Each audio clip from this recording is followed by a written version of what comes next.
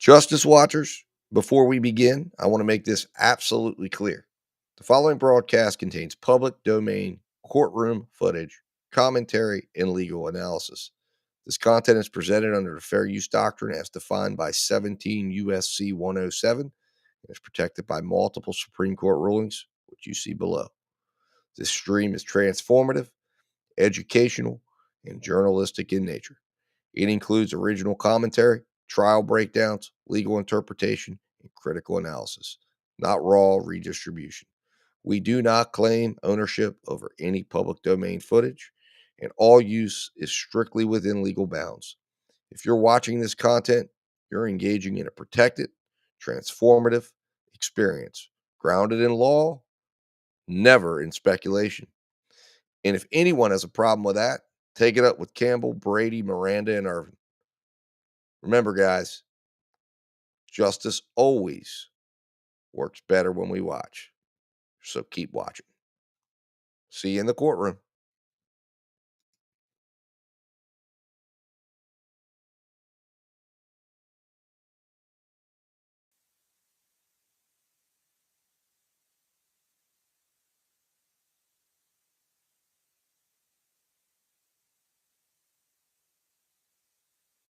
Your Honor, Carrie Seward on behalf of the people. Morning, Your Honor. Robbie Lang appearing on behalf of defendant. We're here today for a continued hearing on regarding Mr. Booker's charges. This is the preliminary examination hearing. I know Mr. Booker has been brought over from the jail. He's not in the courtroom. We obviously had an issue with him last week, and Mr. Lane, I asked that you talked to him this morning, and you've done that, is that correct? I have, Your Honor, and my client does wish to waive his right to be physically present and would like to have the same setup as last week Friday, where he can see and hear the proceedings, and I would ask that kind of be the same thing as we did last week. Thank you. He knows that he has a constitutional right to be present. His behavior warranted him not being in the courtroom last week.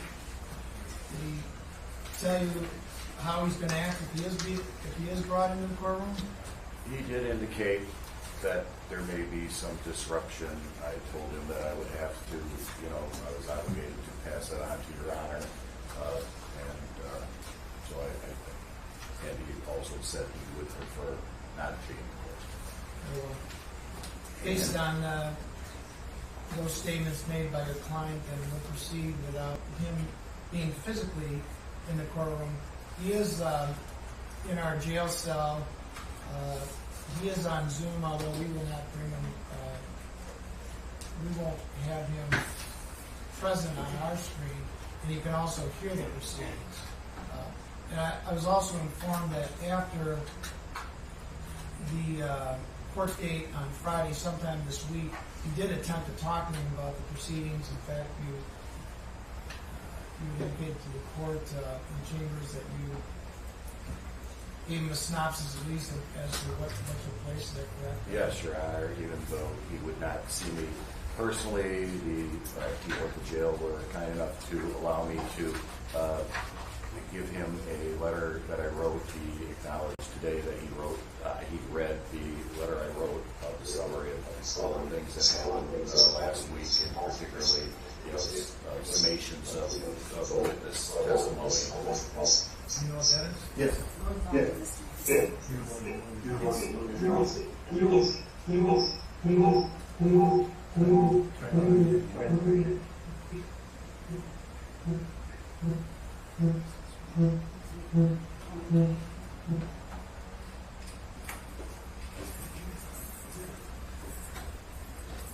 Thank you, Mr. Lane. With that, the parties ready to proceed? Yes, Your Honor. Yes, Your Honor. Yes, Your Honor. Sounds like maybe we get. Any idea what that's happening? Yes, the volume is. My volume is mute. My volume is mute.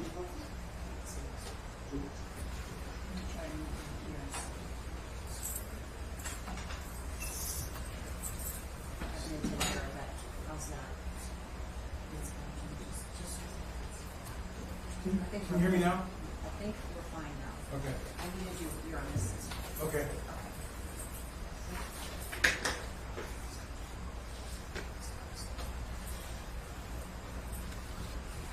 People call pain Barksdale. Am I assuming that will be taken off the screen? Yes, can you take that off the screen? Thank you. Hold on.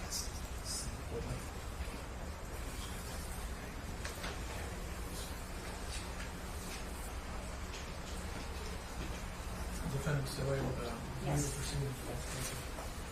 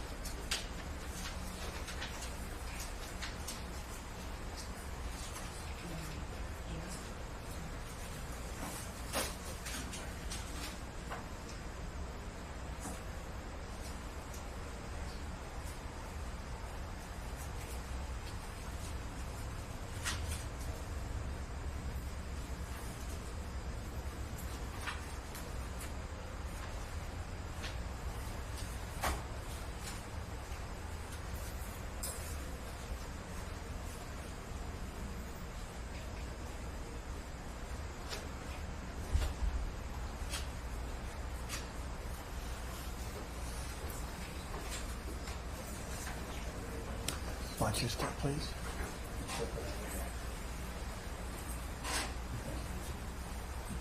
Good morning. You may have a seat. Raise your right hand, please. You solemnly swear or affirm that the testimony you are about to give in this matter will be the truth, so help you God?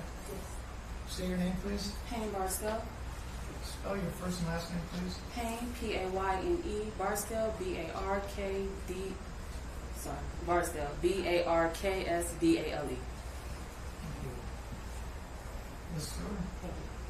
Good morning. I am going to ask you to speak up. Your voice is a little soft and we just all need to be able to hear you, okay? Ms. Payne, do you know someone by the name of DeAndre Booker? Yes. I'm going to put up what is People's Exhibit 95. If you could just take a look at the screen in just a moment.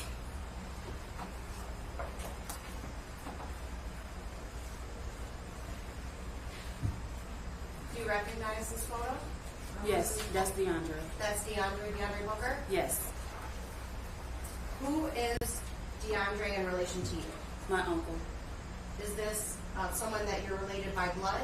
No, that's my adopted uncle. Adopted uncle? Yes, I'm sorry, I didn't catch that. that's my adopted uncle. It's going to be a little harder for us because of these fans, so Okay. you might Talk a have, little loud. yeah, you might have to feel like Okay, you're yelling, but sorry. it's okay. We need to hear you, okay? Okay. So, describe your relationship with DeAndre. He's an emotional support system in my life. Whenever I need anything, I was going through a divorce, so I can call him, and he's there. If I need money, if he needs to come get me, whatever. He never really came to get me for anything, but he always sent me money for food or Ubers for work. You know, whatever I may need him, he always stepped in. Were you close your whole lives?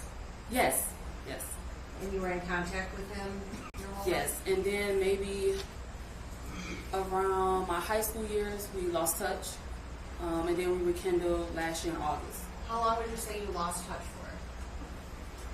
It's been like 10, 11 years since I've been out of high school, so yeah. About that 10 long. years you didn't Yes. talk to the defendant? Yes. And then you said you reconnected last summer. Yes, in August. So, did you talk to the defendant at the beginning of this year, January 2nd, 2025? Yes. Tell me about that. He called me and he said that he needed his friend vehicle to be removed from his apartment complex because he didn't want to get in trouble. Now, his apartment complex, had you ever been there before? No, that was my first time. Do you know the address? No, I do not. Do you know what city it's in? Roseville? So he called you and said he needed help with moving a car, is that what you said? Yes. Yes. It was a coworker. It was a male coworker. He said that he had went to his house. The car wasn't registered, so it didn't have any plates. He had just bought the vehicle. He didn't have a license, and so with me having a license, he wanted me to drive it to his coworker's house. He said the cops was hot in that area, so with me having a license, if I was to get pulled over, I wouldn't be in trouble. Okay. So that was. So at some point on January 2nd of this year, did you go to the defendant's apartment? Yes, he requested Uber. Who requested it? DeAndre requested Uber from me, from my apartment to go to his apartment. Okay, so you took an Uber that was requested by the defendant to his apartment? Yes. What happens when you get to his apartment? I called him and he meets me outside. He asked me for a hug. And then he said, well, let me go back in and get the keys. So at the time, without giving us an exact address, where were you living? Downtown. Downtown what city? Detroit. Detroit. Oh. So you take an Uber from Detroit to his apartment, Yes. and then you said he met you outside? Yes. At that time, did you go inside his apartment? No. So what happens when he meets you outside? He gave me a hug and then he said, let him go back in and get the keys. So what do you do when he goes back in? I wait. Where In the did you walkway. wait? Outside? Yes. At some point, does he come back out? Yes, he come back out with the keys and we take the walkway and then we go to the parking lot. So I'm going to show you.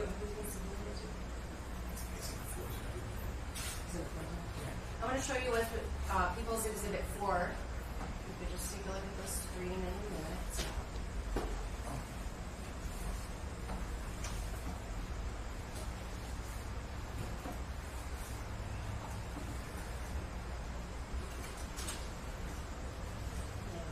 Do you recognize this? Yes. What is this? This is the parking lot from the back of the apartment building. Whose apartment building? DeAndre's. Is this where you met up with him on January 2nd? Not the parking lot, no. The walkway of the front of his apartment. But this area is what I mean. This apartment complex, this parking lot, this area, that's where you met up with the defendant that day? The front of it, not the back of The it. front of it? Okay. Yes. Do you remember, was it morning, afternoon, evening, 12. 12 in the morning or afternoon? Afternoon. Could be almost 1. All right, I'm just going to have you watch this video.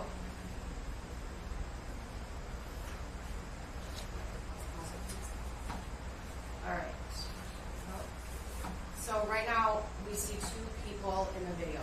Do you recognize either or both of those? That is DeAndre and me. So which one are you? The one with the baby blue jacket, and that's DeAndre with the black jacket.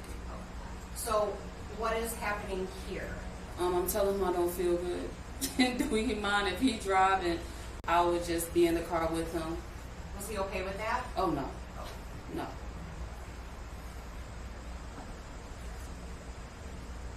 So we see you walking over to the passenger side, is that correct? Yes. That's when you were telling him you didn't feel well? Yes. So what are you doing right now? Getting in the car. Which side? The driver's side. And where does the defendant get in? He get in the passenger side after he go check to see that there isn't any place, and he taps the trunk, and then he gets in the passenger. So when you get in the car with the defendant, what happens? Does he say anything? Yes, he tells me that when I pull out, to make a left. Do you know where you're going at this time? No. So how do you know where to drive? He just tells me. So he gives you the directions? Yes. So we're watching the video. What's happening here? I'm pulling out of the parking lot. And then he's telling me to go left. And this is where I get nervous, where I almost come close to a car and it's about to come up soon. Right before I pull out, another car is going to come. You're going to see it's going to come up in a minute. You see where I'm pulling out and that car is coming? Yeah. All right, so you make a left out of the parking lot, Yes. correct? And then does the defendant tell you where to go from there? Yes, once I get to the light to make another left. So where do you go after that? After I turn at the light, Yes. I make a left and then I keep going straight at the next light and then maybe 2 to 3 minutes after the next light, I turn into an apartment complex. Do you know what apartment complex that is? Is this one a ghost one? I want to say golf. Is this something you remember, or are you guessing? No, Is this I remember. You remember? Okay. Yes. Have you been to that apartment complex before? No. Not to work all day. Not the first time that you've ever I'll been hold the there. file Yes. if you want. Okay. What did you do when you pulled into the apartment complex? I initially parked in residence because he told me that his friend stayed there with his girlfriend, but he said that his friend wasn't on the list, so I had to park in visitors. So, when you said you initially pulled into the residence area, did you park the car then? Yes. And then what happened after you parked the car in the residence area? He told me to pull out and park in visitors. So you had to pull out, park in a different spot? Yes.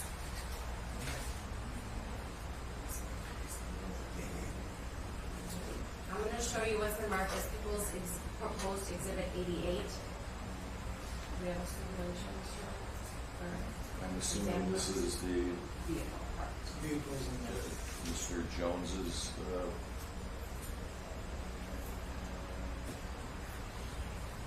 It's a photo. surveillance camera. No, it's a photo. These are just the photos of a car. The car. The photos, yes.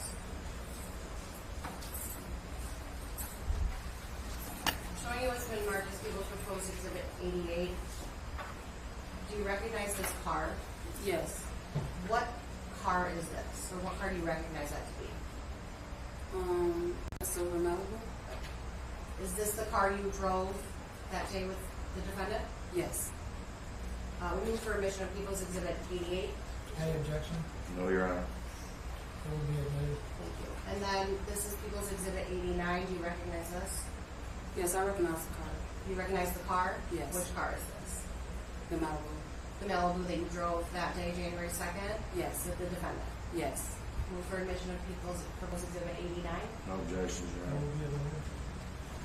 And then we have People's Proposed Exhibit 90. What is this? Do you recognize it? I recognize the car. I didn't park it like that. So, what car do you recognize it to be? I recognize the car as a silver Malibu, but I didn't back in like that. Okay. But this is the car that you drove on January 2nd with the defendant, correct? Yes. Okay. Move for admission of People's Proposed Exhibit 90, Your Honor. No objection. It will be admitted. So after you park the car in the visitors area, what happens next? We wait. I was on the phone with my twin sister at the time. He was texting someone. And then maybe like 5 to 10 minutes later, he asked me to get off the phone with my sister. And then he said, the Uber's here. And then I asked him, is your friend or your friend girlfriend going to come out and thank me for bringing a car? They don't want to know who drove their car. And he said that his friend wasn't there and the girlfriend wasn't coming down. Okay, so were you aware that he was ordering another Uber? Did you know that was going on? No. So what happens next? Once we get out the car, he told me to hand him the keys. Did you give him the keys? Yes. What happens And next? I said, so what are we going to do with the keys? He said that his friend told him to leave it on the seat. Did you ever see those I'm keys sorry, his again? friend said to leave it, right? On the seat? Thank you. Did you ever see the keys again after you handed them over to the defendant? No. So what happened next? The Uber pulled up in this white Tesla. Did you get in the Uber? Right before we got into the Uber, he goes to the dumpster. Who's he? DeAndre. What happens next? He put something in the dumpster. And then what happened? Then we get into the Uber. Who got into the Uber with you? Me and DeAndre, and we went back to his apartment. What happens when you go back to his apartment? Once we go inside, he shows me around. He gave me a tour of the place. What do you remember, if anything, from, let's start with the living room. Is there anything that stood out to you? Yes, the living room rug. Tell me about that. It was like a light pink peach rug. It was kind of scrunched up. It wasn't laying flat on the ground. That's the only thing that really stuck out to me. And there's 2 love seats. One was up against the wall, and one was kind of facing the front door. The love seats, do they have pillows, just general, normal looking couches? Yes, they have pillows. Was the living room neat? Was it dirty, messy? Anything that you remember? It was neat aside from the rug. What happened while you're at the apartment? After he gave me a tour, I told him I need to use the bathroom. He told me to wait, and he goes in and clean up some more. So he told you to wait before you could use the restroom? Yes. Did you think anything of that at the time? Not really. I just know I wasn't feeling good, so I'm like, I don't know if he was just trying to clean it before I walked in. I didn't think nothing of it at the moment. No. Oh. So, do you go to use the restroom? Yes. I'm going to show you what's been admitted as People's Exhibit 22.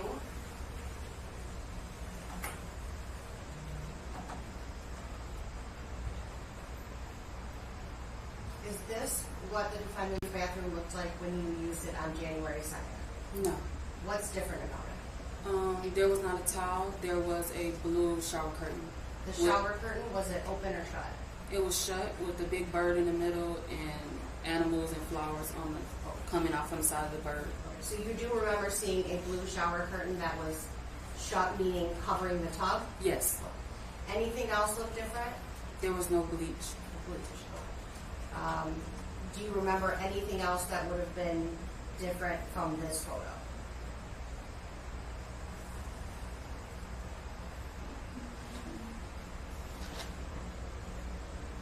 You had mentioned no bleach, so when you were in the bathroom the first time on January 2nd, did you get a look at the countertop, the sink, anything like that? It was facial hair on the counter and sink. So it was dirty when you were in there the first time? Yeah, it was just a sink. Now the toilet was clean, but it was just a sink Okay. that had some hair. Some hair? Yeah. So after you use the restroom, what happens? Or strike that. You had mentioned that you weren't feeling well, correct? And then you had mentioned also that he went in before you was spraying something. Were you able to tell what he was spraying? It's not pine salt. Like pine salt? Like Yes. a cleaning solution? Yes, it was no smell of bleach at all. So what happens after you use the restroom at the defendant's apartment? I go to sit back on the couch, and he asked me to come into the room with him. Which room? His bedroom, and he asked to use my charger, which I did, and then he said that he needs to go to the beauty supply because he needed a do-rag. When you go into his bedroom, did you notice anything? Was it neat? Was it messy? Anything that stand out to you? It was neat. It just looked like he had laid in the bed, but it was still neat. Okay, so there were pillows, blankets, comforters, all that? Yes, and there was a kid's basketball room on DeAndre's closet door. It was a few colognes on the dresser, but there was nothing out of place. Like the shoes, the boxes, and clothes were stacked neatly in the closet. So what happens after that? He ordered us an Uber to go to the beauty supply. Do you remember which beauty supply store you went to with the name of it? Kelly. Kelly Beauty? Oh. Yes. So he ordered another Uber for the two of you? Yes. Okay, so both of you got in that Uber? Yes. Did anybody else go with you to Kelly Beauty? No. It was just us two the entire time. So I'm going to show you what has been marked as People's Proposed Exhibit 5. Do you recognize this? Oh, sorry, it's not on screen yet.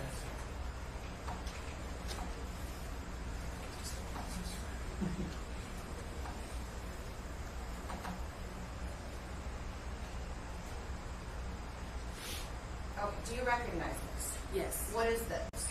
Kelly Beauty Supply. This is the entrance into Kelly Beauty Supply? Yes. And is this where you went with the defendant in the Uber on January 2nd? Yes. Can I stand it for a moment? Yes, please. If that would help you see better.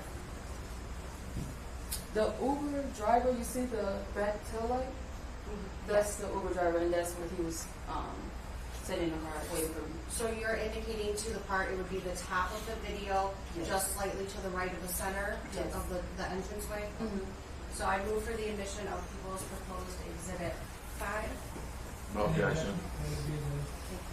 All right, we're going to watch this. And you had mentioned you believe that to be the Uber parked in the top area? Yes, and I initially go into Dollar General. You see me right there. Okay. And then I realize I'm at the wrong door because the Uber driver tells me and tells me that there's a beauty supply Now entrance. you're kind of pointing to someone that would be the very top of the video in the middle, correct? Yes. And is that you Yes. walking in right now? Yes. And do you remember like what time that was?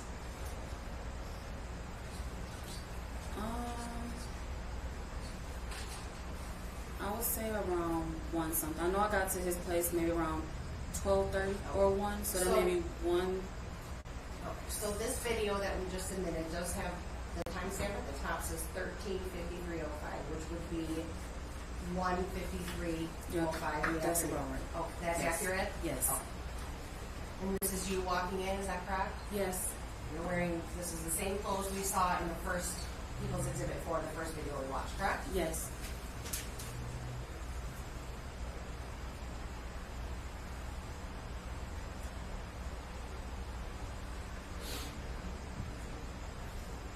All right, now we've jumped forward to 1:57.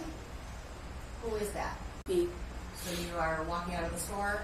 Yes. Where do you go when you walk out? To the Uber. The same Uber that you came in? Yes. So where was the defendant when you were in the store? Sitting inside the car. He stayed in the Uber? Yes. Do you know, did he say anything about lying? Usually when you have an Uber and there's 2 people, it's always best that one stay because you do have a time limit. And if you're not back in the vehicle at a certain time, they are allowed to pull off. Okay, so it was just the 2 of you and the Uber driver in the Uber that entire time, correct? Yes. What happens after you go to Kelly Beauty? We go back to his apartment. What happens when you get back to his apartment? I go back into his room. He asked me was I hungry. I said I wasn't hungry because I wasn't feeling well. He still insisted to feed me because usually he always feed me. He do. And then I had ended up ordering Chipotle. So he put his card on my account and I told what I wanted to order. And then I think maybe like 5 minutes I realized it was ordered back to my place and not his apartment. Okay, so who ordered the food, you or the defendant? I ordered, he paid for it. And you had it sent to your apartment in Detroit? It was supposed to be sent to his place, but instead it was sent to mine. So what happens after you realize the food got sent to your apartment? He said that he will request the Uber, but he needs to see my charger for a minute because he needs to charge his phone. And then he asked me, if you turn the phone off, will anyone still see your location? I said, whatever location the phone was at before the phone was turned off, then yes. And then he asked if him and I could share locations. So when he asked you this was after you were at Kelly Beauty with the defendant, correct? Yes. Did you end up sharing the location of the defendant? Yes. What happens next? I wait for the Uber, and then once it got close enough, I ended up leaving out. Did the defendant go with you? No. So you went in the Uber back to your apartment in Detroit where the food was delivered? Yes. And the defendant did not go with you? No. But I did text him and told him I left my charger and I left some edge control in a black little bag. So at some point after this, you end up talking to Roseville Police, is that correct? Yes. And you end up providing them with the clothing that you were wearing in those videos you saw, correct? Yes. I'm going to show you what has been marked as People's Proposed Exhibit 6. Just give us one moment.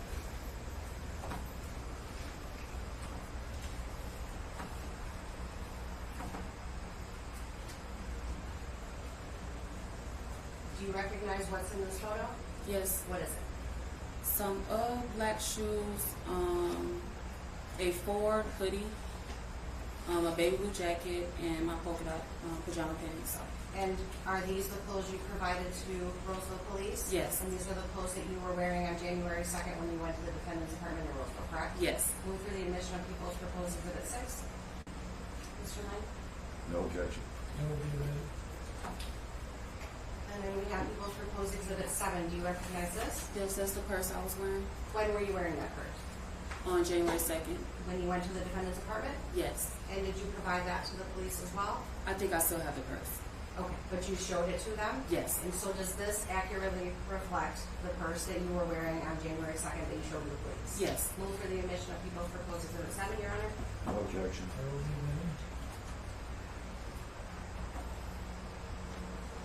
If I could have just a moment.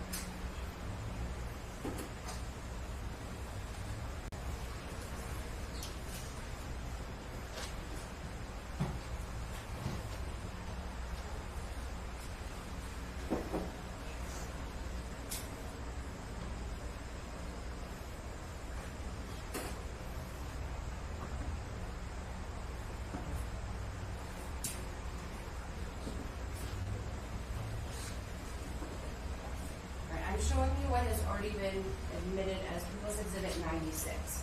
I know it, oh, no, we're not showing you yet, sorry. It's just a moment. Okay, now this is what has already been admitted as People's Exhibit 96. It's an overhead view. Does this look familiar? I know you probably never had this exact view, but are you able to identify what's in this photo? Yes. Okay, tell me what you recognize. The apartment in the parking lot. Whose apartment? DeAndre's apartment. In Roseville? Yes. So, if you can you show us where you were initially dropped off the first time you came on January 2nd?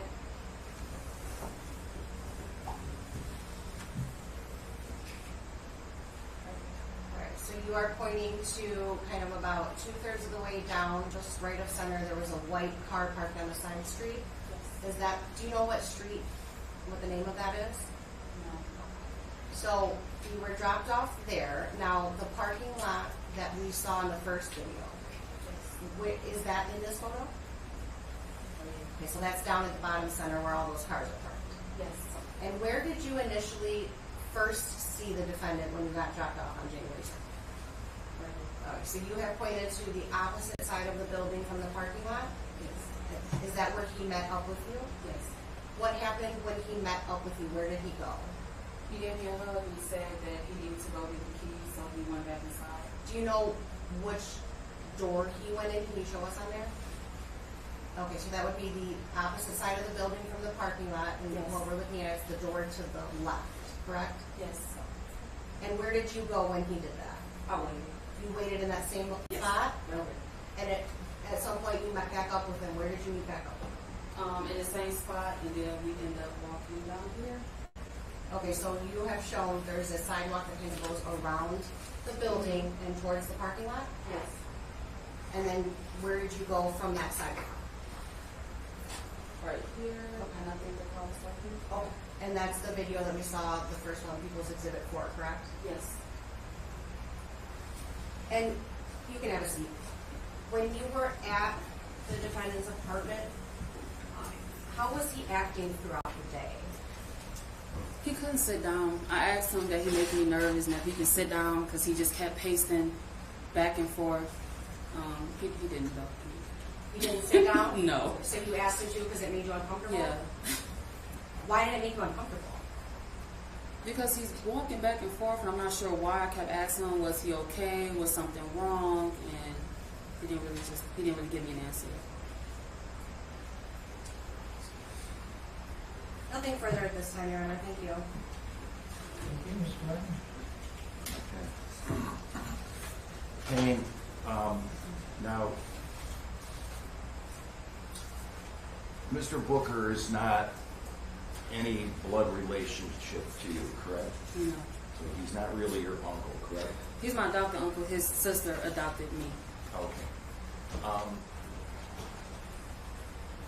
I would be correct in stating that his sister took you and your sister into her home as like a foster child? I'm not sure let's talk about that. I'm sorry? I'm supposed to answer that.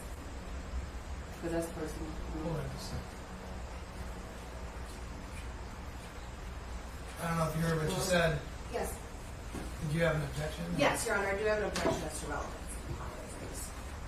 Well, I mean, I'm trying to get at how she knows Mr. Booker so well. And I'm trying to establish how it is they met each other and their history together. I think that's relevant. I don't think there's anything that's secretive or confidential about that. It's not that it's secretive or confidential, but she did already testify that she was adopted. He was her adopted uncle. They grew up together, and there was a period of approximately 10 years where they didn't speak, but that they were very close when they were growing Well, up. I believe I get to ask questions about that. I don't know whether there was some official adoption or not. And You can ask about any official adoption. I'm not really going in that direction anyways.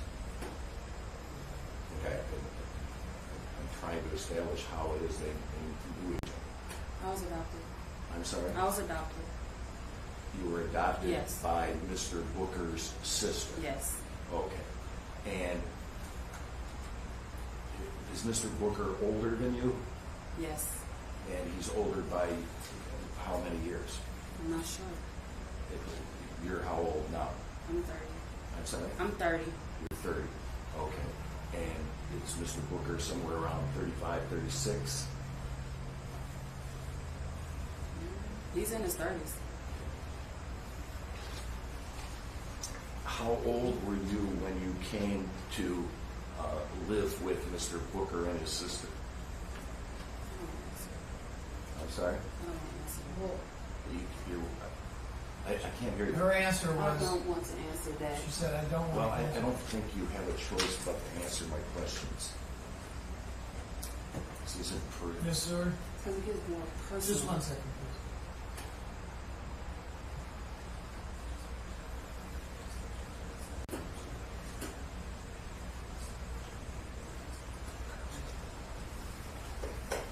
and we do have an objection to relevant, Your Honor. We're going to continue objecting to delving into the intricate details of Ms. Barksdale's childhood. I don't think it's necessarily relevant as to what may or may not have happened on January 2nd, 2025. Well, I think it's relevant as to how well she knows him, how old she was when she met him, how old she was when they separated for 10 years. I believe all of that is certainly relevant to her memory, her ability to recall information. I don't think it has. And it goes to how well she knows him. I don't think it has anything to do with her memory as to what happened on January 2nd. How old she was when she was adopted has absolutely nothing to do with the events that transpired on January 2nd. I don't see any relevance in that. I'll overrule the objection, but your questions should be limited to anything that may be relevant. The reason I'm overruling the objection is because the prosecution did bring it up, the issue of adoption, how long she's known him, during direct examination. So for that reason, I'm overruling the objection. But I'm not going to let you delve too far into their relationship. Go ahead, Mr. Lyons. So I'll repeat my question. How old were you when you came to live with Mr. Booker and his sister? I lived with the sister, not DeAndre. I'm sorry? DeAndre wasn't in the home when I lived with the sister. So you're saying that you never lived in the same home with Mr. Booker? No, we didn't live in the same home. How is it that you knew him then when you say that, you only lost touch with him when you were in high school? I'm going to object again to relevance, Your Honor. We again established the nature of their familial relationship. It doesn't matter who she lived with, who he lived with. She testified they were close, they were family members, they spent time together. Okay, Well, now, hold on just a second, because I'm going to overrule the objection because you did ask questions regarding how she knew him initially, the fact that he is her adopted uncle. Again, in that they were brought up on direct, and I will go ahead. Your testimony, though, was that you never lived with Mr. Booker. Is that correct? Yes. Thank you. Go ahead.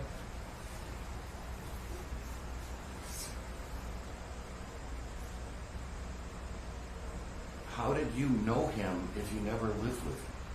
His sister was initially my godmother. She was my teacher at first. She became my godmother, and she adopted us our high school freshman year. By the time she took us in, she had already given up her adoption for him. So once I moved in, he was already placed back in the system. He already what? DeAndre was placed back into the system. So, did you know Mr. Booker before you started living with Yes. his sister? Yes. How did you know him? Because he was staying with her. He was adopted by his sister. So we would go on outings together with his sister. Before you lived? We was raised like I was his niece and he was my uncle. That's how we were raised. Before you actually came to live with Her. Yes, when I lived with her, he was already placed back in the system. She had given up her adoption for him. She had adopted him when he was 2. And she had given up her adoption for whatever reason, and then that's when she moved in. You don't know that for a fact, correct? What I don't know for a fact. That she had given up her adoption? The adoption of Mr. Booker. Yeah, she did give up her adoption. You know that for a fact? Yes, I know that for a fact. But Mr. Booker wasn't around at all when you started living there, correct? No. And you know how old he was when he left the home of his sister? No, I don't know how old he was. I just know he's a teenager.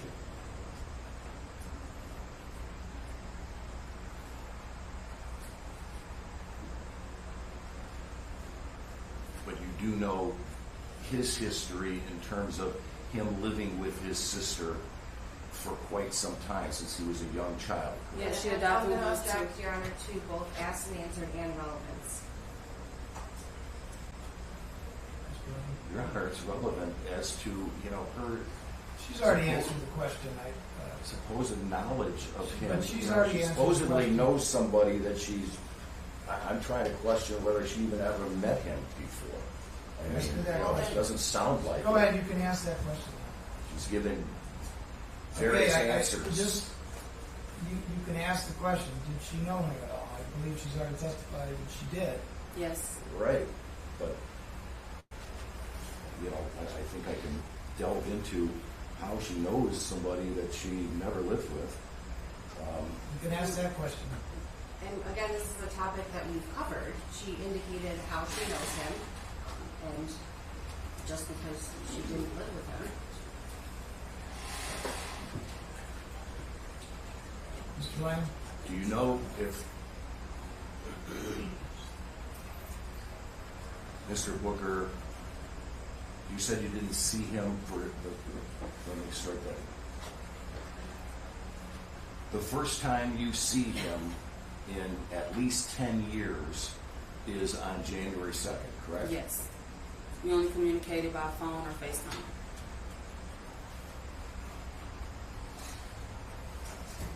And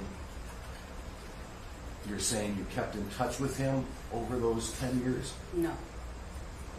You only started communicating with him in August of 2024? Yes. And you said you were in your freshman year of high school when you went to live with his sister? Yes. So that would mean you were 14, 15 years old? Yes. Okay. So from the age of 14 or 15 till August 24th, you did not have any contact with Mr. Booker at all? No. I had no way of getting in contact with him. Okay. And did you know of his whereabouts or what he was doing during that 10 years? No. I just knew he was in the Army. That was it. Okay. And when you reconnected in August of 2024, how did you do that? His sister gave me his Facebook name.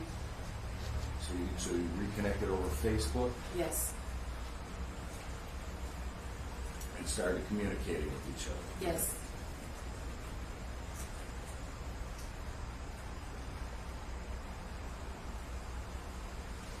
Now,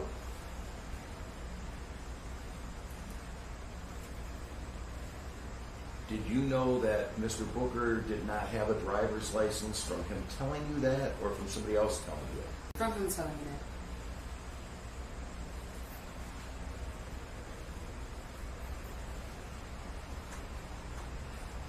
You testified that he was your emotional support system in life. How is that possible if you never lived with him and didn't see him or communicate with him for over 10 years? He was before we lost contact, and once we was back in contact again, it continued.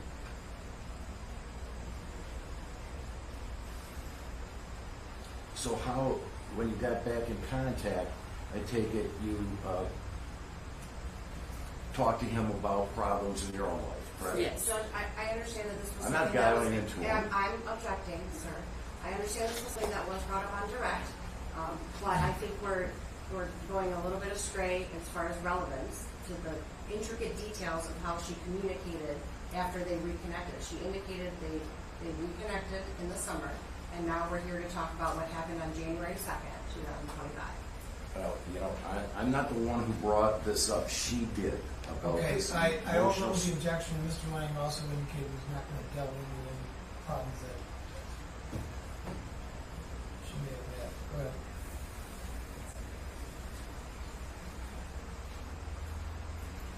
Did you talk to him about problems in your life, Yes.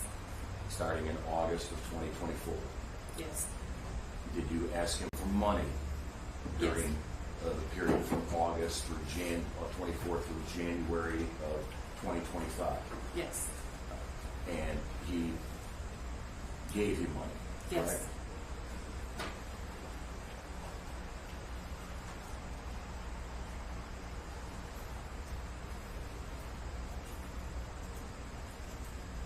And at some point in time, on January 2nd, he calls you and asks you to do him a favor about moving a car because he doesn't have a driver's license, correct?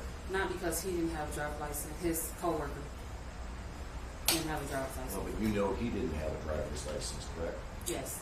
He had told you that. Yes. And again, he asked you to move his friend's car because he didn't have a driver's license, correct? Yes. And would I be correct in stating that when you met him on January 2nd, having not seen him for a while, you were very curious to see him in person, correct? Yes. You were happy about that? Not really. I wasn't feeling good, so I didn't really show emotion of happiness. So this uncle, who was your emotional support system in life, you weren't happy about meeting him in person? You know, at the moment, Why did you do that then? no. I just wasn't feeling good. So wouldn't that be more of an excuse not to go than to go? If I had an excuse to not go, I wouldn't have went. What?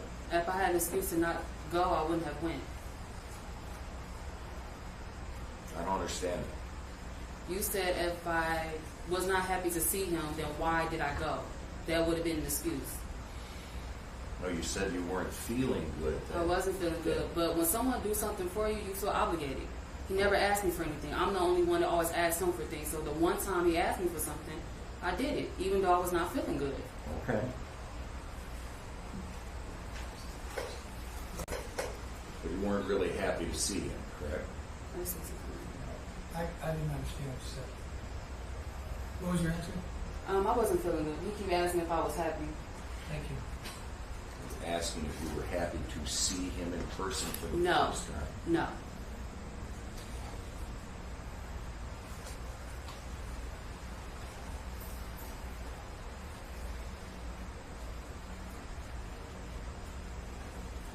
And when you drove this car, at first you thought that the car was baby blue in color, correct? Yes.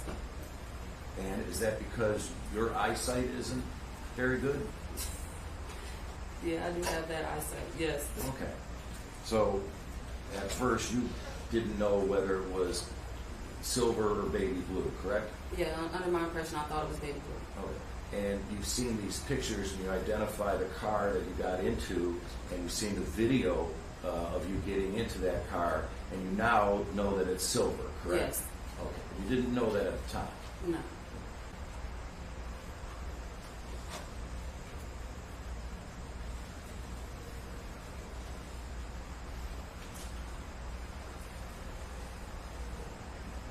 Now when you drove the car to the apartment complex, you just don't know the name of the apartment complex, correct?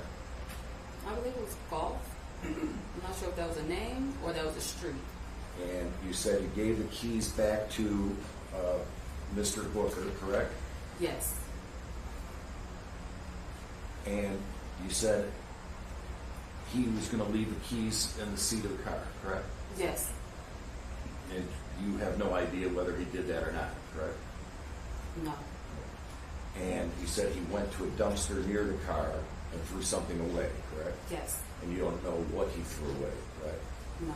In fact, you told the police officer you thought it was something soft because you didn't hear any noise, I did. any banging in the dumpster, correct? No. So you didn't think it was keys that he threw in the dumpster, correct? Correct? Yes. And while you were, just after you parked the car, an Uber came and picked you up and you went. But we sat there for a while. Well, you had to Maybe wait. about 5 or 10 minutes. Had to wait for the Uber, correct? Yes. Okay. And when you got in that Uber, is that the same Uber that took you to Kelly Beauty Supply? No, he requested a whole new one. That was a whole different. Yes. Once we got in the white Tesla to head back to his apartment, we went inside his apartment and then he requested another one to go to Kelly Beauty Supply. Okay. So you went inside the apartment Yes. prior to going to Kelly Beauty Salon, correct? Yes. Okay.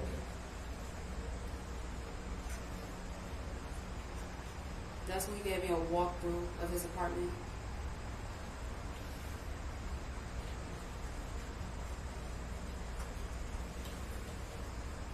And that's when I also used the bathroom.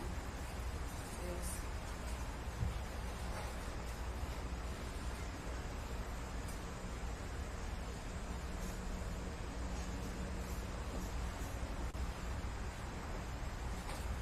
All right.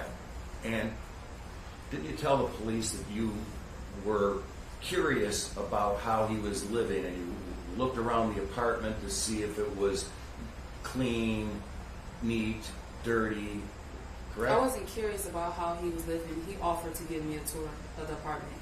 I was Right. never curious.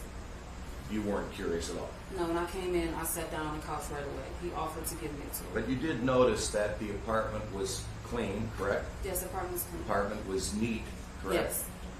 All his clothes were hung up neatly in the closet. Yes. All his shoes were kind of in boxes, all neatly in the closet, correct? Yes. Furniture was, there wasn't much furniture in there, but it was adjusted and neat looking, correct? Yes. Okay. And you said when you went into the bathroom that he said, hold on, let me, clean it a little bit, correct? Yes. And he sprayed some kind of Pine Sol Yes. in there. And didn't you tell the police that the exact type of Pine Sol or thing that he sprayed around in the bathroom was the exact brand that you use in your apartment? Yes. And you even showed the police that, correct? Yes. So that wasn't anything unusual, correct? No. Okay. And then you said the bathroom was, fairly clean and neat except for The counters. you thought there was some hair Facial on hair. the vanity where the sink is, Yes. and you thought that might have been either beard hair, he had a beard, right? Yes. Okay. That might have been beard hair or pubic hair. Yes. Not sure. Yes. That was the only thing out of place in that bathroom, correct? Yes. Okay.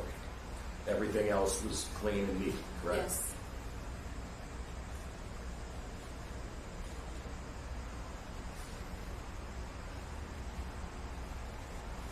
Now, when you used the bathroom, did you said there was a shower curtain there. Did you kind of look, past the shower curtain to see if the bathtub was clean, neat?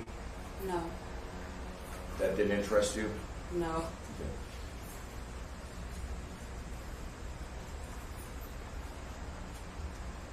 And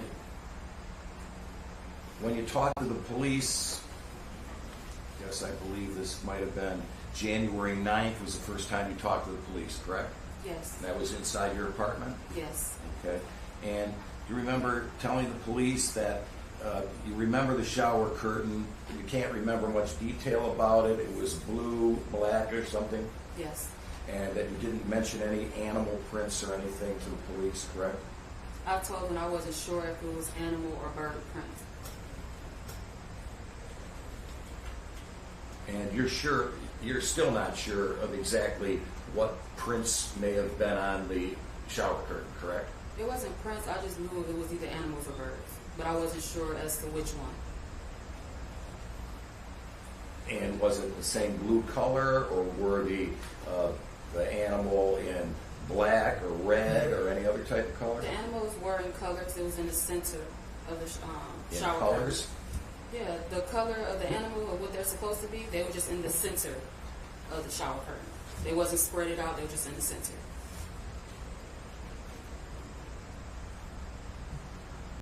But you never gave that kind of detailed description to the police on January 9th, I correct? just said that the shower curtain was blue, and I was not sure if it was birds or animals.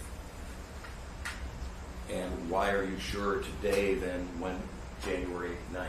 I said the same thing to you today that I said to them on the 9th. Have you seen any pictures of the shower curtain before you testified today? No, I still have not seen any pictures. I'm sorry? No.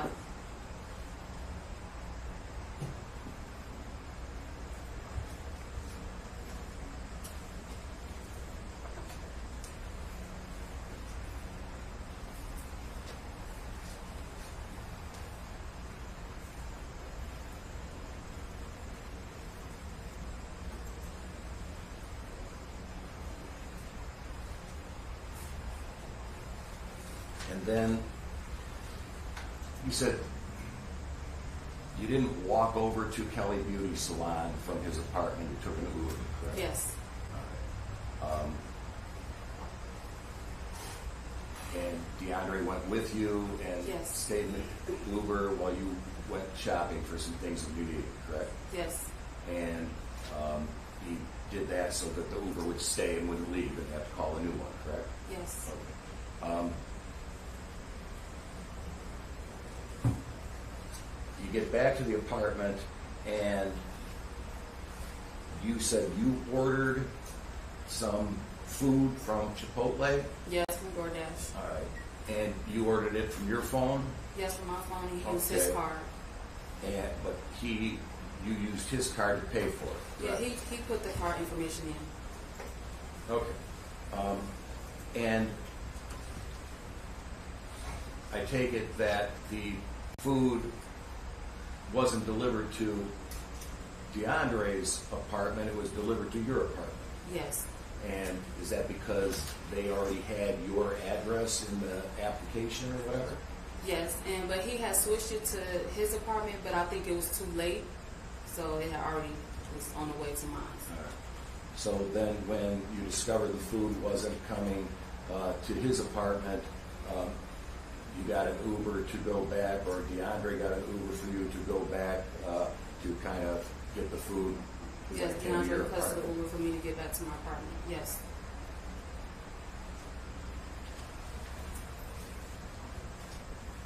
I have no further questions. Thank you. Any questions on you? Yes, thank you. The discussion about the color of the car, you said you thought it was baby blue and you had bad eyesight. Yes, I have bifocals. Did you ever talk to the defendant about what color the car was? Yes, I told. Wait, defendant. You talking DeAndre? I'm sorry? You said defendant. You talking about DeAndre? Yes. Did you Yes. ever talk to him about what color the car that you moved was? Yes. Tell me about that.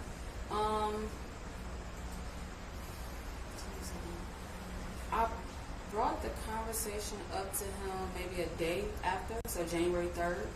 My twin sister had reached out to me and asked me about Ashley. She told me that our mother had reached out to her and said that Well, she was objection, Your Honor, as to her I- testifying about whatever anybody else told her, that's hearsay. That's the only reason how the car agree, color so it's came okay. out. I agree. I can rephrase the question. Back on January 2nd, 2025, when you were with the defendant, Mhm. did you have a discussion about the color of the car? No. So did he never told you, hey, this car is blue, this car is black, this car is silver, anything like that? No. At any point, did you have that conversation No. with the defendant about what color the car was? No, not until the day after. No. I'm sorry? Not until the day after. The day after, okay. Yes. So you had a conversation on January 3rd with the defendant about the color of the car? Yes. And did he tell you what color the car was on January 3rd? Yes. What did he say? Baby blue. So he told you it was baby blue? Yes. Did you ever ask any follow-up questions about, is it really baby blue or is it another color? Yes. And what did he respond to that? He said no, that it was baby blue and that I'm overthinking it. I'm thinking too much into it. So,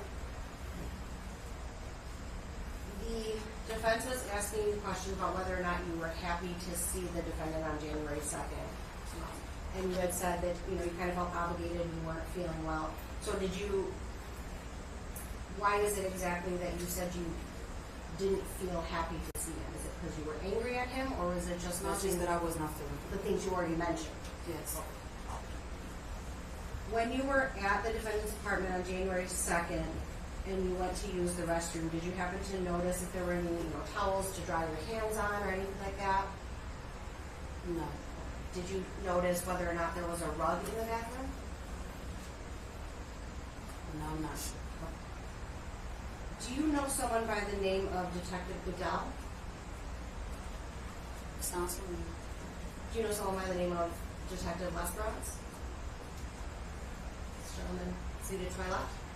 Yes. You've met him before? Yes, I'm sorry. It's so many names. That's so many okay. techniques. Have you ever lived with, now Sergeant Lesbrance? You ever lived with him? Him? Yes, him. No. But you're able to know who he is even though you didn't live with him, correct? Yes. Nothing further, thank you. I don't agree with that. Thank you. You may step down.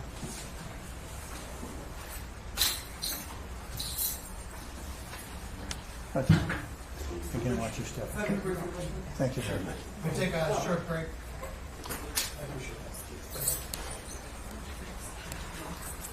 You know we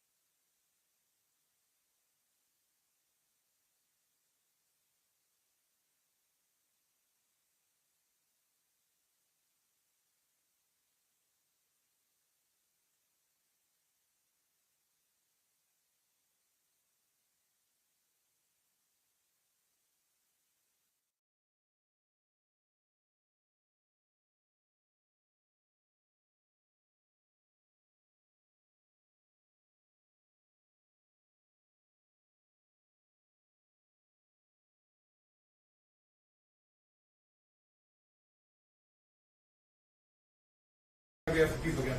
Harry Seward on behalf of the people, Your Honor.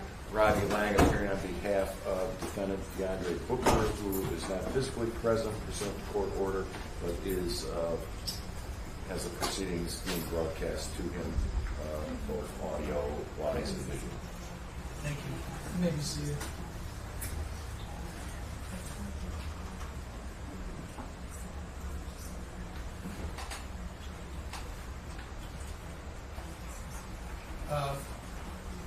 Call your next witness, please. Thank you, Your Honor. This time, the people call Tony Grusser to the stand.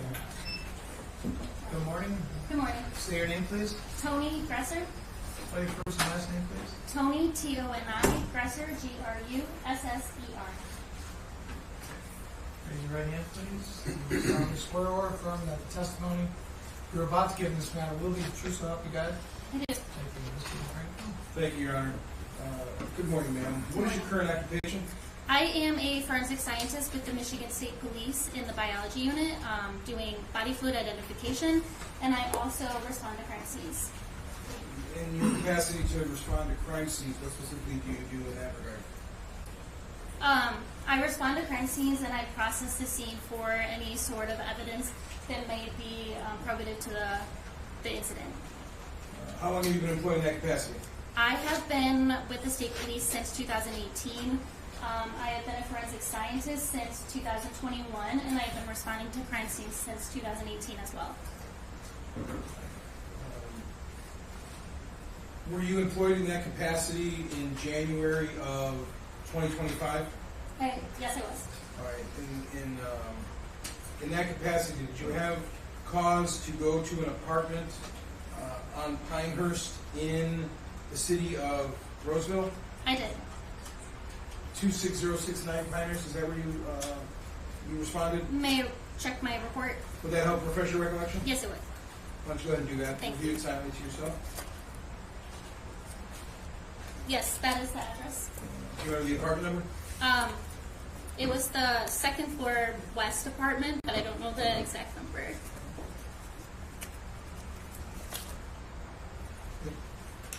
Apartment 202. Thank you. Thank you. Now, what were you called to that location to do?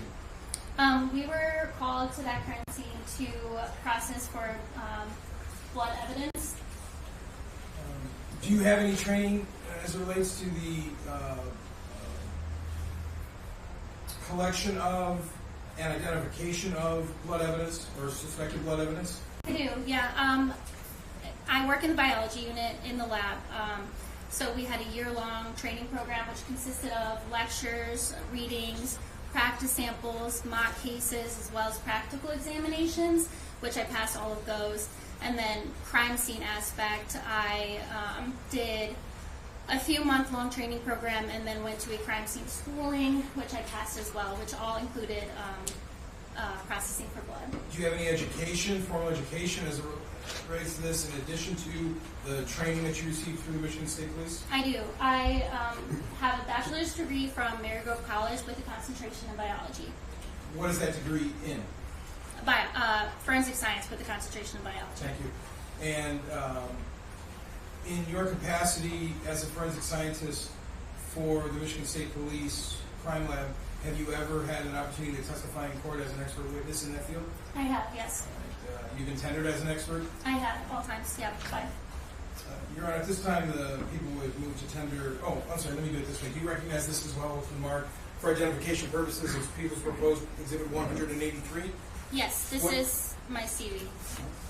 And fairly and accurately depicts all of your education and everything else that you've done as it relates to this field It does. professionally? Thank you.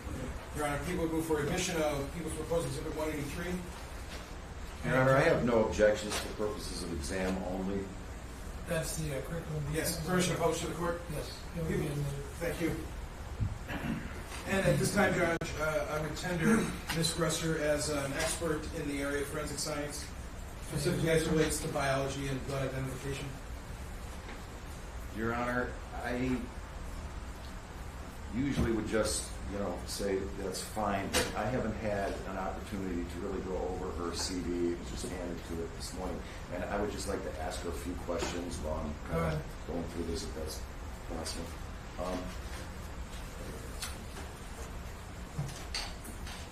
Is your expertise just in identifying whether or not blood is human versus animal? No, our blood tests are presumptive, meaning other things can cause positives. We test for blood and then we send that sample forward for DNA processing, and then they can give a DNA profile. Okay. I guess that was kind of leading to my next question. I take it if you collect evidence that you believe is blood evidence, correct? Correct. Okay. And then you collect it, you process it, but you don't take part in the actual identifying that as to the blood belonging to a person. We do have a test specific to humans. However, we only use that test in cases where there may have been an animal involved in the incident. So in this case, I did not do human blood testing. I collected samples. We sent it to the lab for another biologist to process and send forward for DNA. Okay.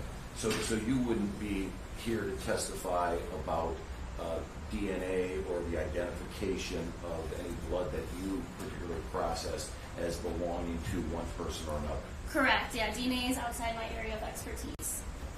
I have no further questions, Your Honor, and for the purposes of examination only, I will stipulate that she's an expert in it.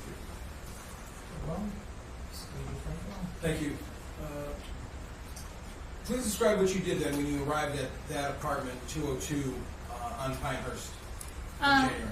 Yes. So once we get to the crime scene, we meet with the officers to discuss case details and what we might need to be processing for. Once we got there, we did our general documentation, including notes and photos.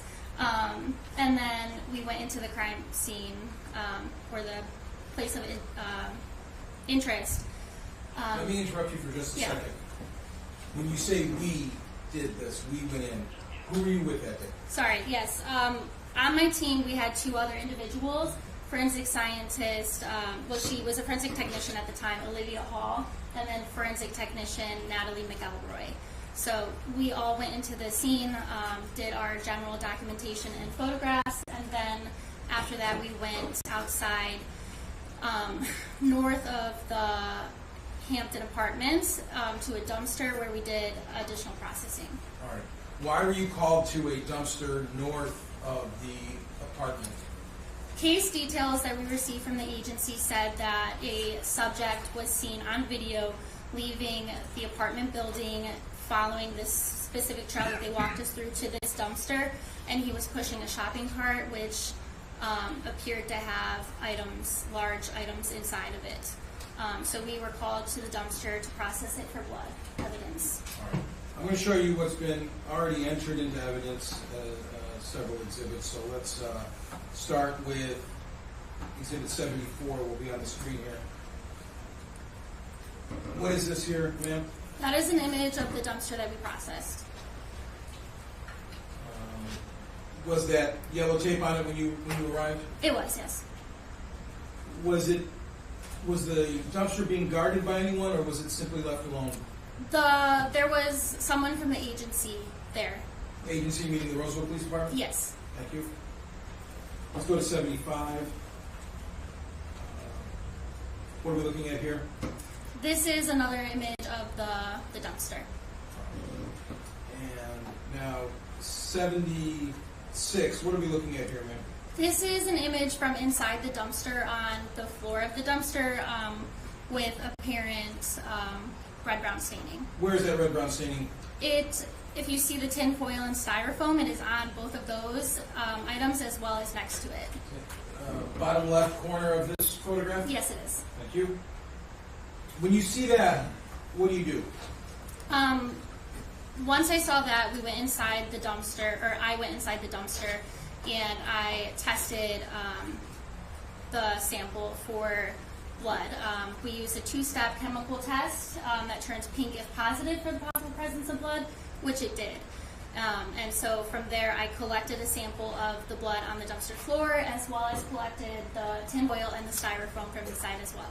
When you say you went inside the dumpster, like you stuck your hand in and reached in? I fully went inside the dumpster from the other side, so that not to contaminate anything. So you were standing in the dumpster? I was, yes. You said you collected a sample. How do you go about collecting a sample? I use a sterile swab, and I swab it up onto the swab, and then I package it securely. How do you make sure that it's not contaminated in any way? I put it directly into the product raptor that I removed it from, and then immediately package it right away. Between the time that it was put there and me responding, I can't say whether it was contaminated or not. But I understand. I guess my question is, how do you make sure that your sample itself is not contaminated? We wear protective equipment both for ourselves and for the evidence, including gloves, booties, and masks sometimes as well. You've been trained on all the proper protocols on how to collect evidence such as this? Yes, I have. And did you follow all of those protocols in this particular case? I did. 77 is just another view of this, but we see these placards. Did you place these placards here, ma'am? I did, yes. All right. What do those placards indicate? Those indicate items of evidence that I was collecting. So, placard 1, I took a swab from the apparent blood on the floor of the dumpster, and then placard 2 is the tinfoil and styrofoam, which I packaged together. All right, I'll zoom in on that. Is this a little bit better on 78? Yes, Show a little bit better? yes, it's a closer image. How big of an area was this approximately? It was approximately a 10-inch squared area of RBS on the red brown staining on the floor of the dumpster, and then there was some staining on the items, the styrofoam and the tin foil. I did not measure that because I assumed if it was being processed in the lab that they would measure it, and then once I removed the tin foil and the styrofoam, there was blood underneath it as well. Now, you indicated that you initially did a test to determine if this red-brown staining was blood. What type of test is done? It is a blood test. Do you want the name of it? If you know it. Yes, it's phenolphthalein. It's a two-step test. You put a drop of phenolphthalein on it, followed by a drop of hydrogen peroxide, and if it is positive for the possible presence of blood, it turns pink, which in this case it did. Do you retain that test in any way, shape, or form after you conduct it? I didn't in this case. We can. I didn't because there was plenty of sample for me to swab the same exact area and get another swab of it. Once you swab this area and you collect it, what's done ultimately with that swab? I packaged it, sealed it, put it on the truck in a secure location, and then once it gets back to the lab, we put it in a secure location as well. You also label it, I'm guessing? Yes, of course. Once you completed your duties inside that dumpster, what do you do next? Next, we went back to the Hampton Court apartment complex, and we went to the second floor apartment building, or apartment, and processed it for a blood search as well. So that's apartment 202 again? Yes, it is. When you say you went there to process it for a blood search, how do you do that? What are you looking for specifically? We look for red-brown staining. So first we do it with the naked eye using bright oblique lighting. In that case, I did observe some areas of RBS that we tested and collected as well. And again, RBS is red-brown staining? Yes, it is. All right. There's a stipulation, Your Honor, to exhibits 128 through 182, I believe, for purposes of exam. Those are the photographs. Yes. 128 through 182. no objection for purposes of examination. Thank you. At this point, so we have exhibit 128 on the screen right now, ma'am. What are we looking at here?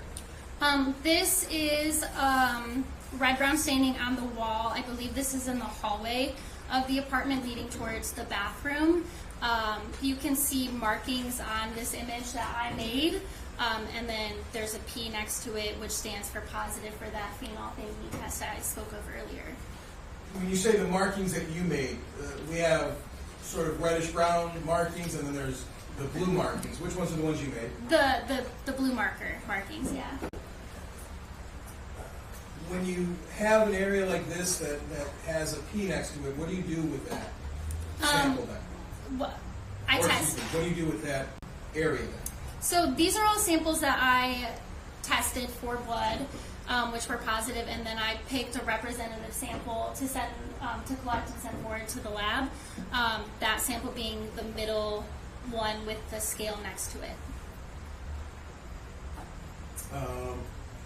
And how, again, you collect that in the same manner that you collected the one you've already discussed? Yes. Now, in 129, what do we have here? This is an image of another area of red-brown staining on the closet in the hallway. This one was also positive for apparent blood, and I collected this sample as well. When you collect this again, same manner? Same manner. Did you have to do anything different as it relates to, or are there different methods, let me ask it that way, to collecting samples like this? It's pretty standard for us to just swab it. If it's an item that can be removed from the apartment, we might just collect it rather than swabbing it, but in this instance, we did swabbing. I did swabbing. Good, thank you. All right, now, Exhibit 130, what do we have here? This is another area of red-brown staining. Do you remember where this was? It's close up, so I can't entirely remember. I believe this is in the wall near the bathroom. We see the writing on there, weak P, and then another P on the bottom right.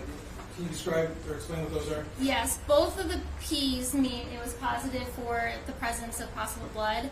The weak P just means that it was a fainter reaction, meaning instead of like a bright pink, it was more of a faint pink color. I want to be clear about a couple things here. We're looking at a screen. Are you able to really differentiate some of the red-brown staining on this screen? On this screen, I can't entirely see it, but I think closer-up images might have been taken. And so it would have been visible to your eye when you were there? Yeah, the naked eye, yes. All right, so close-up now with 131. Yes. Are we able to see that area that was in 130 a little bit better? Yes. Did you take that sample? I did. Now 132, what is this, man? This is the cabinet or the counter for the sink in the bathroom of the apartment. Vanity? Yes. And again, what are we looking at? 2 areas of red-brown staining. 133? Yes, this is a closer-up image of one of the areas of red-brown staining. It has multiple circular stains, which I also collected for the lab. Thank you. Now, 134, what are we looking at here? This is in the bathroom as well. That's the bathroom door, the exterior side of the bathroom door, and the floor both had areas of red-brown staining on them, which were positive as well. Did you collect samples from them? I did. Thank you. 135, just a close-up of that area? Yes. Now, 136. This is the toilet. There was some red-brown staining on the toilet. There's a scale next to the stain, which I collected as well. And then we'll zoom in on that on 137. Yep, it's visible, and the P stands for positive for blood. Thank you. 138. This is another image of the bathroom, just with the door closed now. You're seeing the interior side of the door, which you can see in the bottom corner of the door. There's a scale where there was an area of red-brown staining, which I tested. It was positive, and then I further collected. So the naked eye there, were you able to notice any sort of blood or anything on the vanity itself on top? Yeah, on top there was some faint red-brown staining on it. We didn't test it right then and there. We wanted to do another chemical test later on, so we waited for that. But there was some visible dilute staining. Thank you. And then you were talking about the corner of the door when you closed it. Is this just a close-up of it in 139? Yes, it is. Thank you. And even further close-up in 140? Yes. And 141? Yep, just closer up. Thank you. And again, 142? Yes. At 143, what are we looking at here? So this is an image of the bathroom, specifically the tub shower area, after we did a test called LCV, or leucocrystal violet. That is just a blood detection reagent that we use to find latent blood that you cannot see with the naked eye. How would latent blood show up with this LCV? It causes a chemical reaction in the blood to turn a purple color. So How do you get this chemical? How is it sent to the Michigan State Police? we order the chemicals in powder form, and then we measure them out, store them on a truck properly, and then once we get to the scene, we make it into a liquid form. Application is just spraying it with a fine mist. How can you be sure that the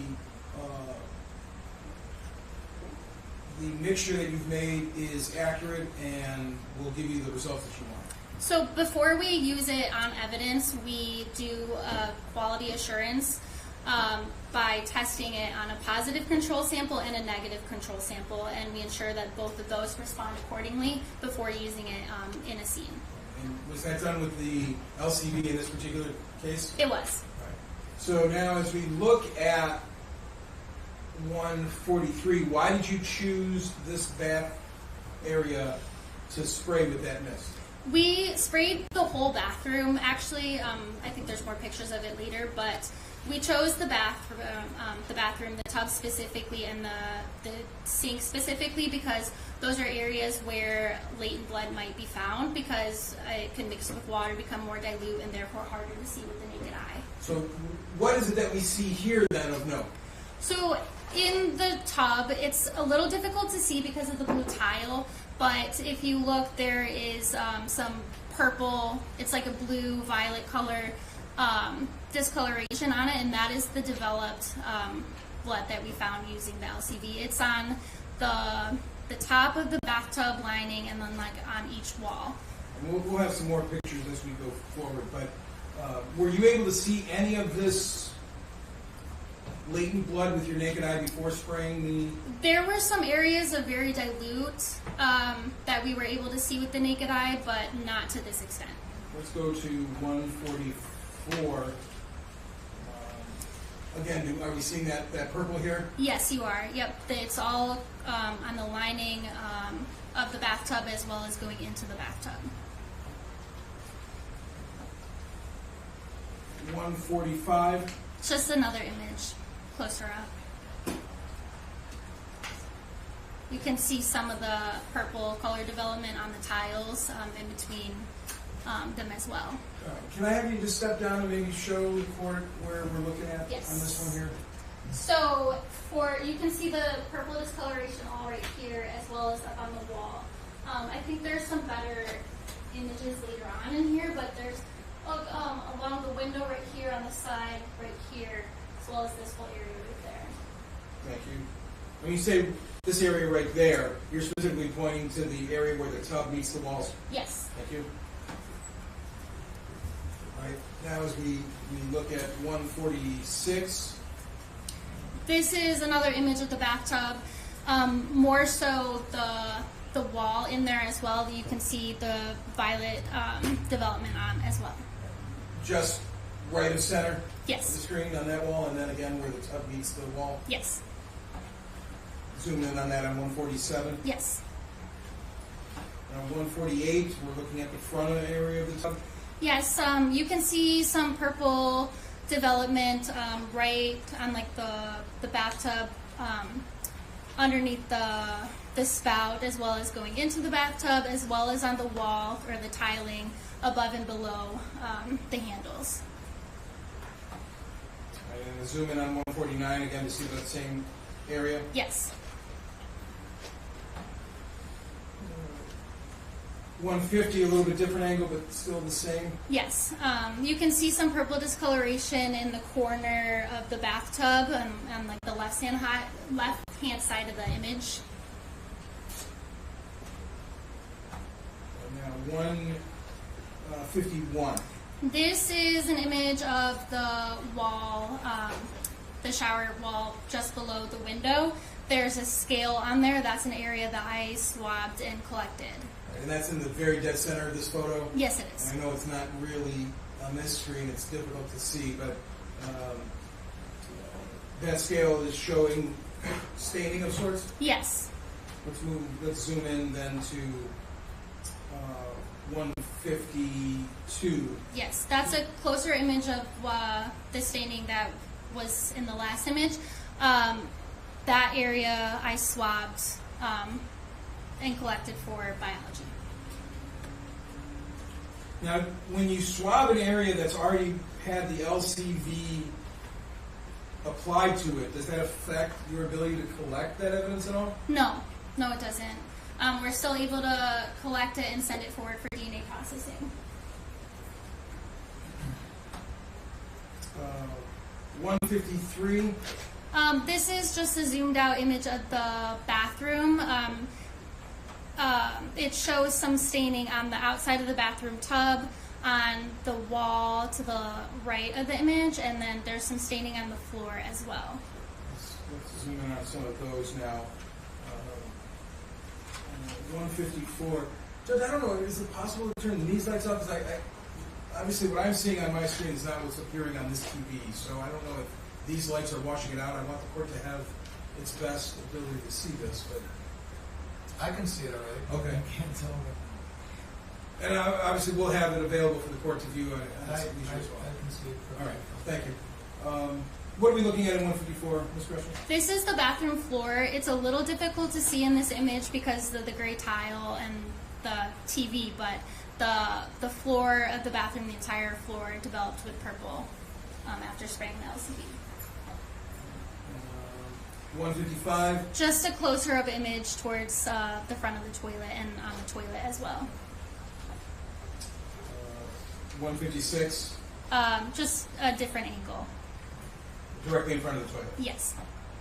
And then a zoom in on that on 157. Yes. Again, even closer on 158. Yes. Now 159. Yes. This is an image of the bathroom floor and then the shower walls. And then if you look in the bottom right corner of this image, you can see some purple development on that wall as well. Officer, can you turn the lights off? Just, it may be more apparent, but it seems to me that it's very apparent.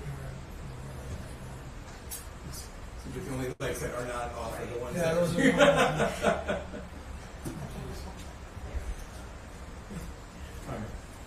And on that, you were saying on the bottom right corner by this grate, what were you saying about that? That has purple development from the LCV application. Sorry, which exhibit is this, This is 159? 159, Judge. All right, and then 160. This is an image of the toilet. You can see some development right beside the toilet, right next to the tile. It's kind of in the center of the image. And then on top of the toilet as well. Maybe you can't see that there. It's hard for me to see, but I do recall there being some there. 161, and zoom in on the top of the toilet. Yes. Yep. Right, we can see it there. Yes. 162. What do we have here? That is right beside the toilet on the wall. There's purple colored development.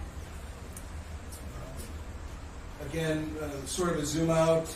Yeah, it's difficult to see in this image, but it kind of goes up the wall a little bit more as well. And that's in 163. Yeah, can you, is there, Do you you want- can't really tell, but do you know about how high this goes in the photo, or do you In remember? this photo, I can't recall. I believe. If you could set, if it helped you, you could set that. About to here-ish. So about 3/4 of the way up? Yes. Center of the screen where the tile meets the wall? Yes. Are you testifying you can see that? Because I cannot. I can see it. I recall it, and I can see it in this image. It may be because of the lighting. Yeah. And Judge, you'll have 163 to view at your leisure. Thank you. It'll be a little bit better than this. 164 is a close-up now of where 163 was, Yes. where you were pointing about 3/4 of the way up. Yes. Can you sort of see it there now on the screen? Yeah, I can see it. It's right in the center. 165, what do we have here? This is the opposite wall from the toilet.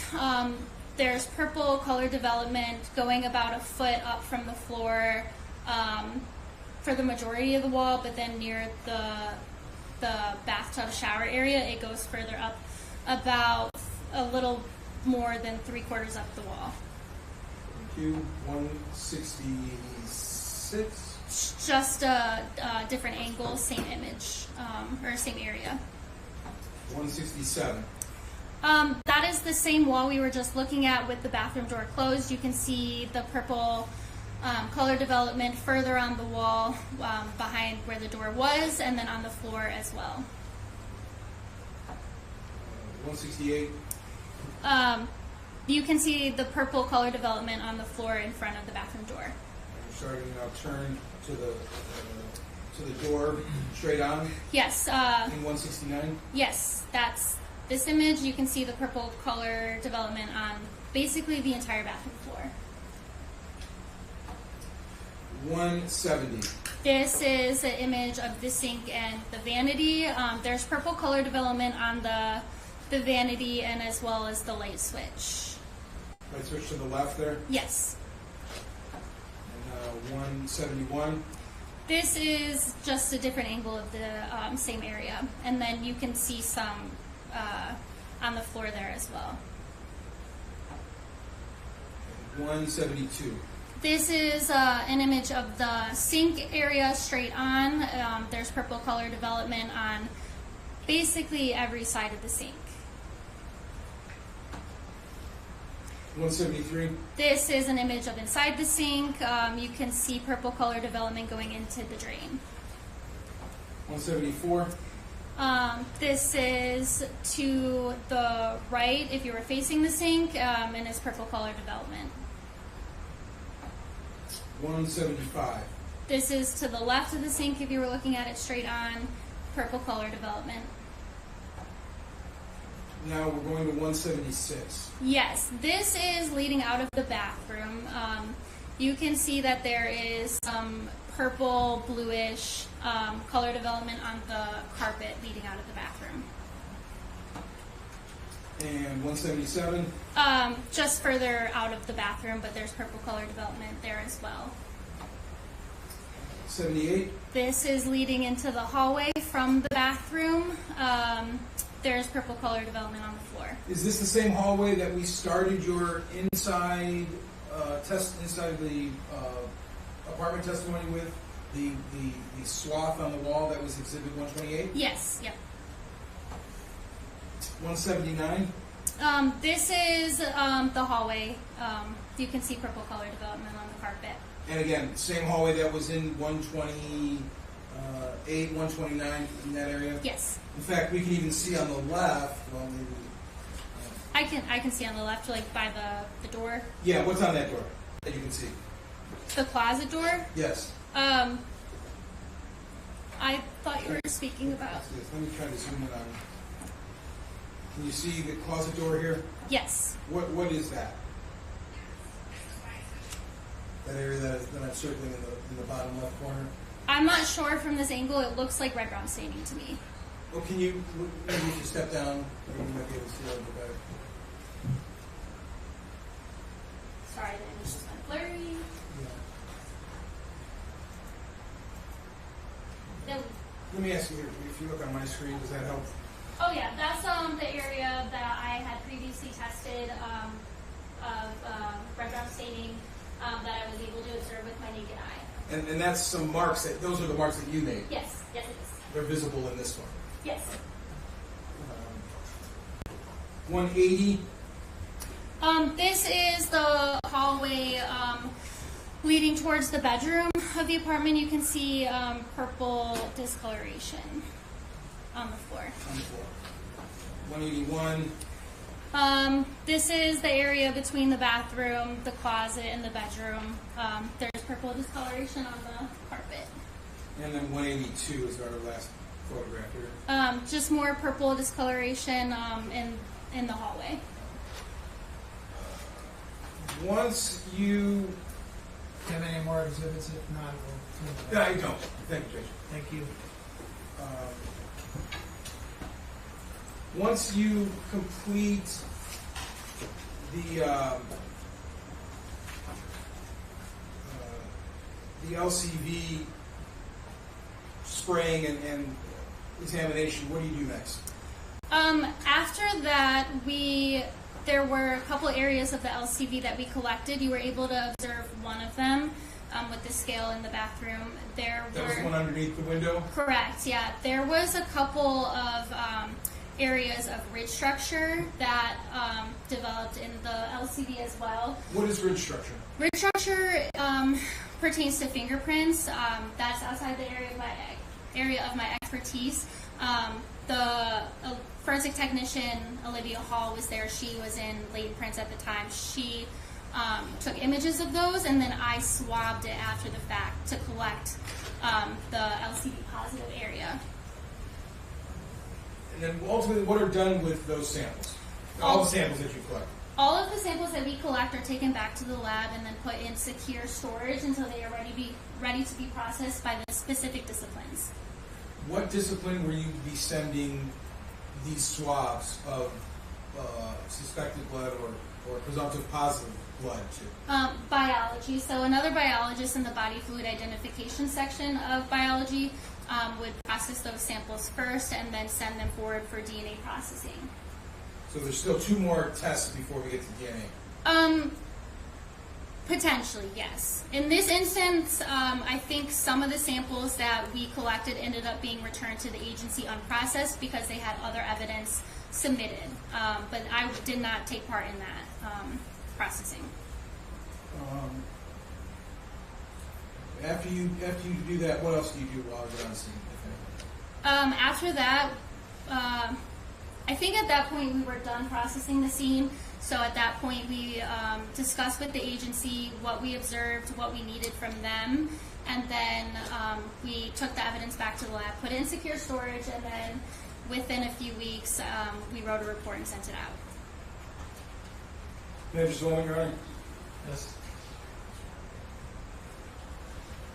Thank you, Judge. No further questions from this witness. Mr. Lyman?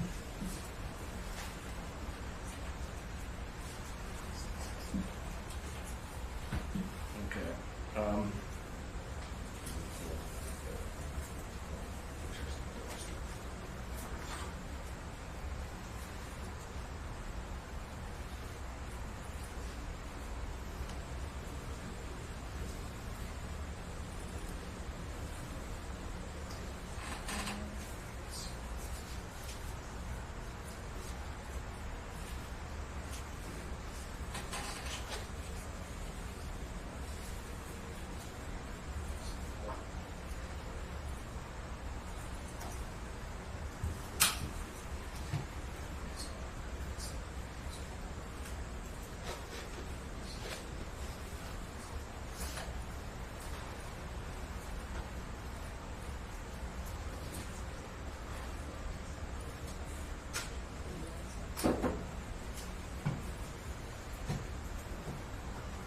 Can I help you with something? Or?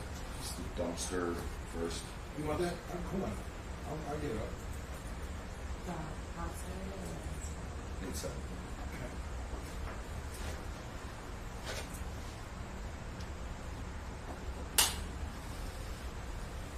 You want outside or inside? All right, Rob, I'm going to put up 77.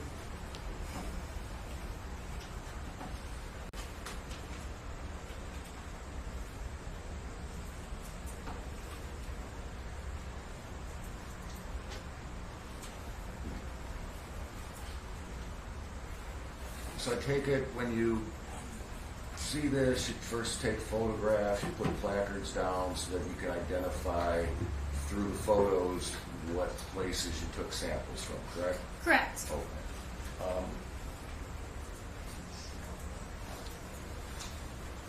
Now, did you have to, you said you test these at first to see if they are blood, correct?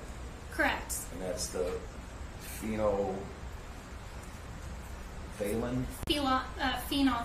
Phenol. For the Yeah. record, can you spell that, please? Yeah, it's PHENOL. PHTHELEIN. So that's the test you say kind of confirms that it's human blood, correct? That test is not specific to human blood. That is just for blood.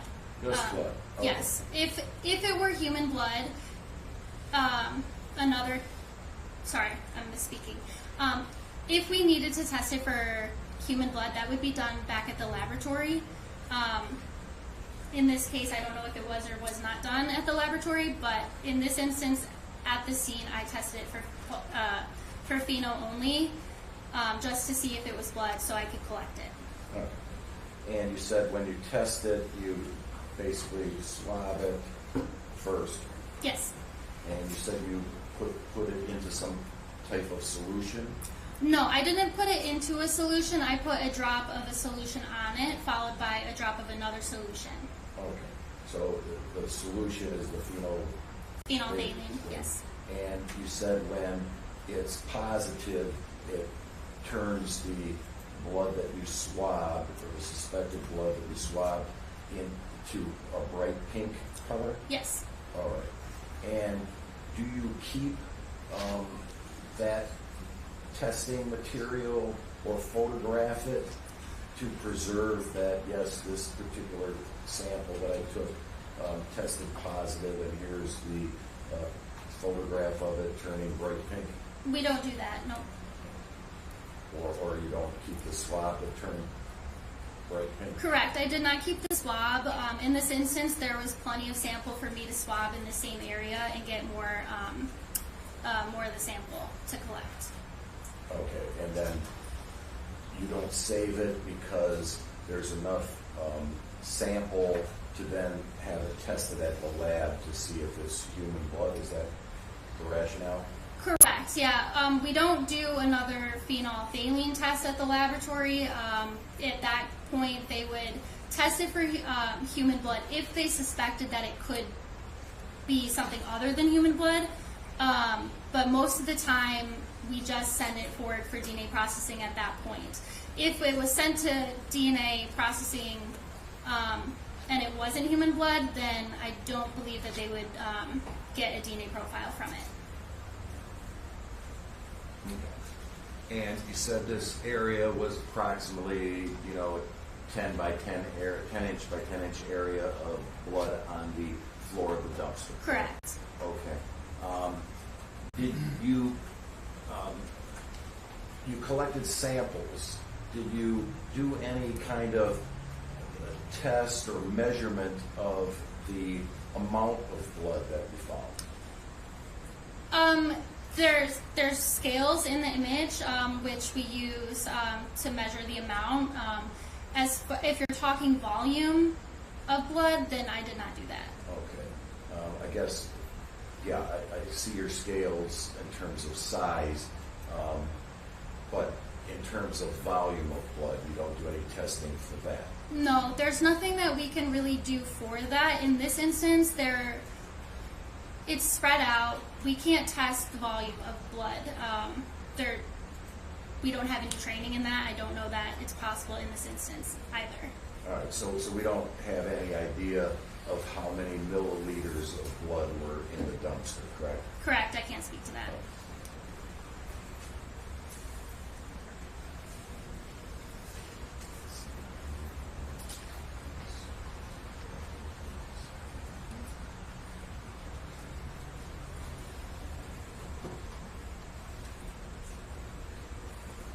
Which one do you want? Which easier for me to do?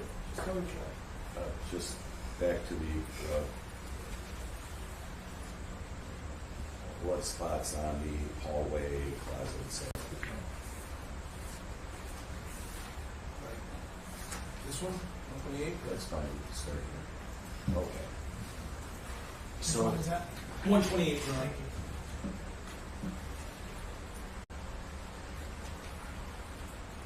So now you have marked that you collected samples of what you believe was blood on the hallway wall, correct? Correct.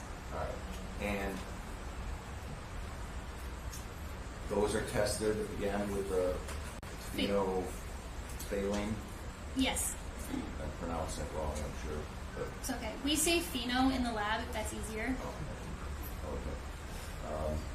And so, again, I would take it that everything you have marked, whether it's in the hallway or the bathroom, with a P and a scale, Yes. is something that you tested with the pheno, correct?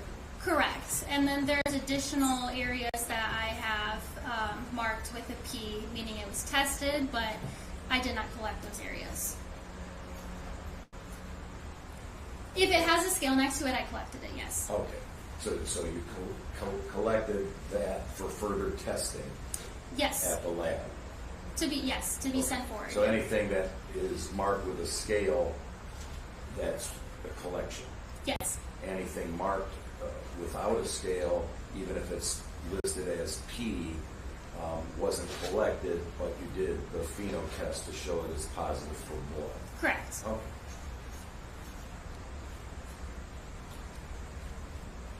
Now, would I be correct in stating that all these samples of blood that you saw with your naked eye and tested in the bathroom or in the hallway or on the closet doors or bathroom door were tiny in nature, minuscule blood drops? I guess it depends on what your definition of minuscule is. I was able to see with my naked eye. We have the measurements of them.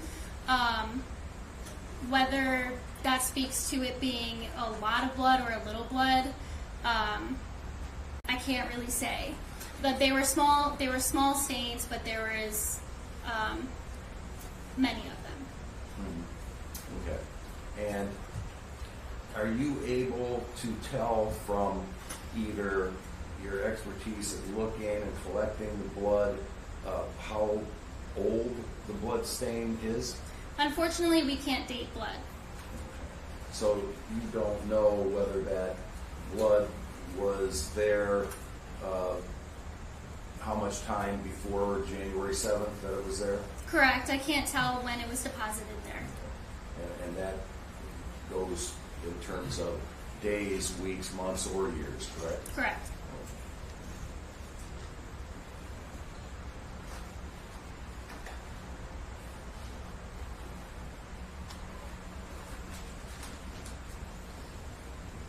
Now, when we talk about and let me back up, with regard to these drops of blood, you're not an expert in terms of determining how those stains of blood got to those locations, be they on the floor, the tub, or the wall, correct? Correct. I can only speak to it as if they test positive or not for blood. Now, when we talk about the LCV, the spraying of, you say here it's leucocrystal vial. That's the full name, yes. Okay. But we also call it LCV. Okay. And am I correct or not correct? Is luminol kind of like a brand name or a similar name to that? Luminol is similar in that it tests for latent blood. It's different in the application and how it's processed. So for LCV, you can do that in this room right now as is. Luminol, it needs to be in a dark room because it fluoresces or chemiluminesces, and it's not a fixative, so it kind of like will spray the luminol and it can kind of flow down the wall, whereas LCV fixes to where the staining is only. So now when we go through some pictures of the luminol, Oh, LCV. I'm sorry, the LCD, Yeah. with the bathrooms. You want to start there, or do you want? You can start there. So when you first apply this LCV, are you saying that you sprayed every square inch of the entire bathroom, the walls, the tile, all of the fixtures? We did not spray the ceiling, but we sprayed mostly everything else, yes. And when you spray that on, does the wall stay clear? If there's no blood whatsoever on a wall and we spray this LCV on it, it would just soak into the drywall and stay white or gray or whatever color the wall is? Correct. There would be no color change. Okay. Now, from my view of the photographs,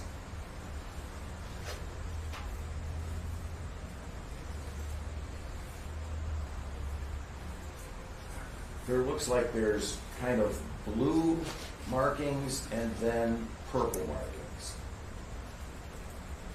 LCV turns a blue-purple color. The intensity of the color might vary based off of like how dilute or non-dilute the latent blood may be. In this case also, I think the TV might be distorting the color a little bit as well.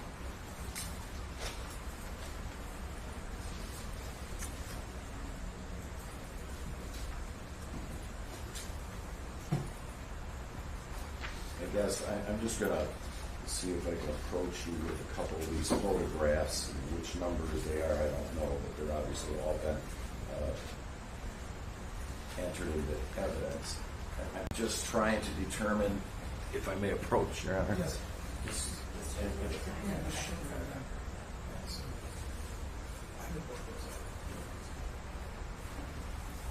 Thank you. How much is it? Give me a second, Judge. I'll tell you.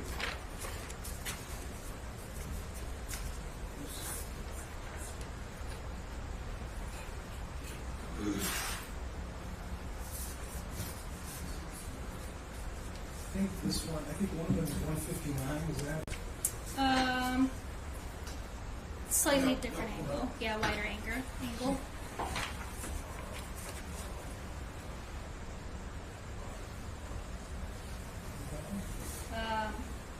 No, not that one.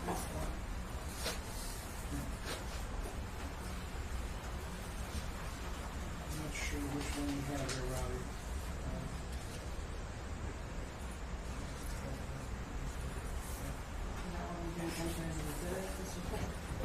From what you're using. I know, I didn't use all of it. Either way, I mean, it's not that crucial in terms of numbering. I'm just asking, what I'm seeing in my photos is Okay. that some of this is blue, some of it does look purple.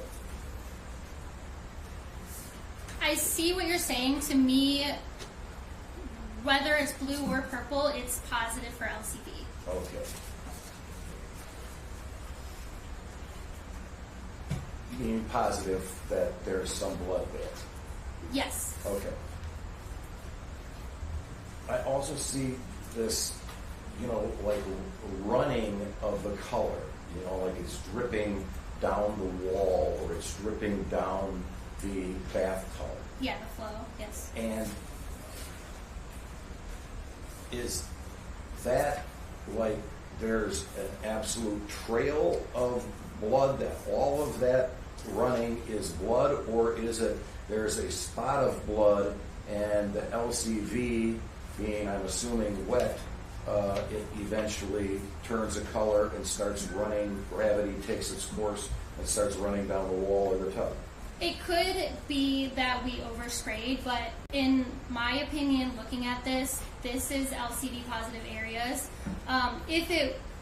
If there was an abundance of LCD sprayed, to where it kind of like pooled and then flowed down, the purple color change would have happened because it came in contact with the latent blood.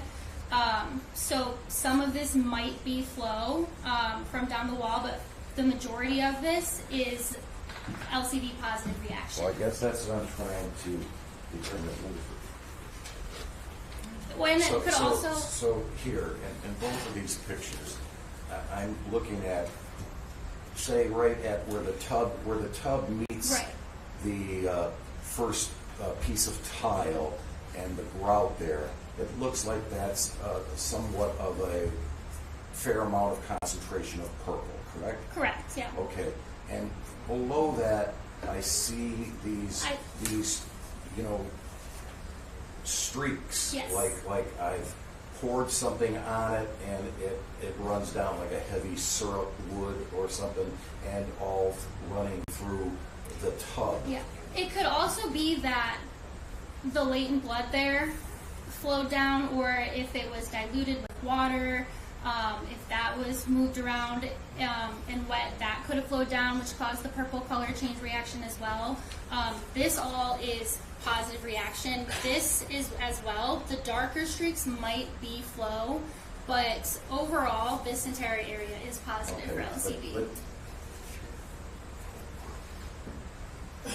you're saying that some of this is maybe from the overspraying and it flows down, gravity does its work and it flows down. It doesn't mean that there was some blood that ran down the wall or down the tub. It could mean either.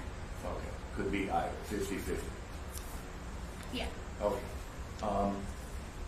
I noticed that on the wall, in the dry wall, there doesn't seem to be as much of the runoff. Is that because the drywall soaks it in? Yeah, it's better It's more than the absorbent. tile. Yeah.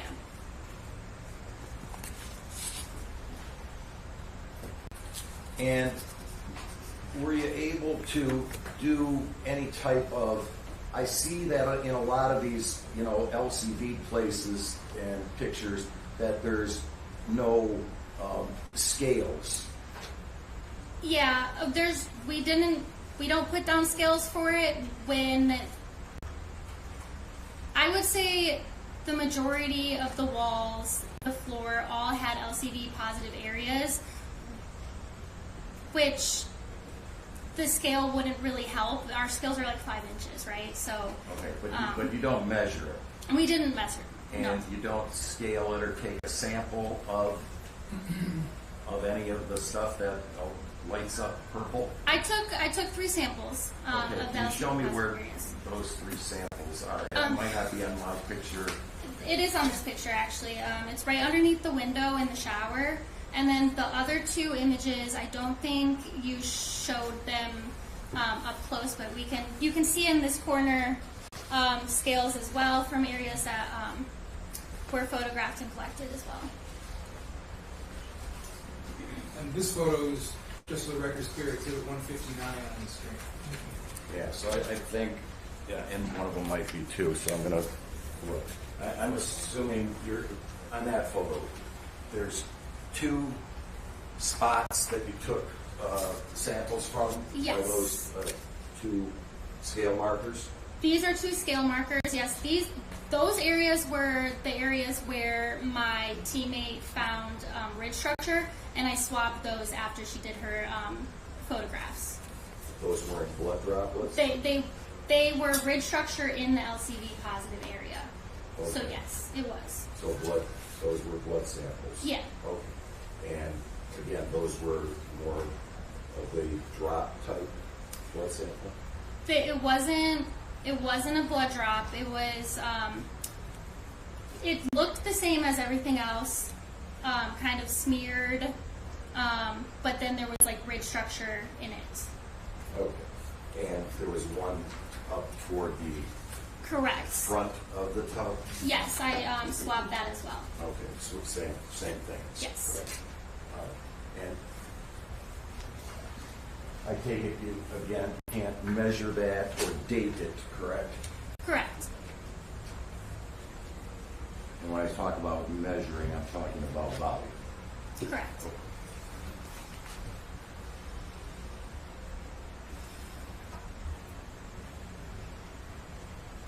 Now, when you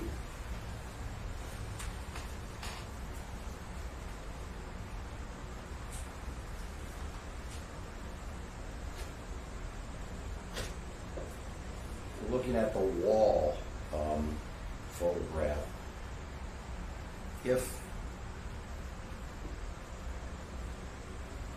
I cut myself in my bathroom and, whether it's shaving or whatever, and some blood drops on my sink or on the floor, if I just leave it there and you come into my apartment or house, a week later, and being a single guy, I'm not the most clean freak,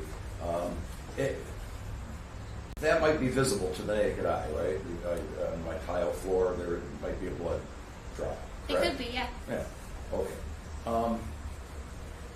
If I then try to clean it and I wipe it off and think I got the whole thing, but you put the LCV on my floor, might it very well show some purple spots? Yes, it could show some purple spots. I wouldn't think like a shaving cut would cause that much blood in this image, but it would turn purple. Yeah. And all of the red blood stains or red brown stains that you saw, Mm-hmm. all of those with the naked eye that you saw were tiny blood drops, correct? They were smaller, yes.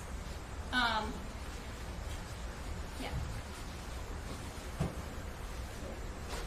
I'm looking at, for instance,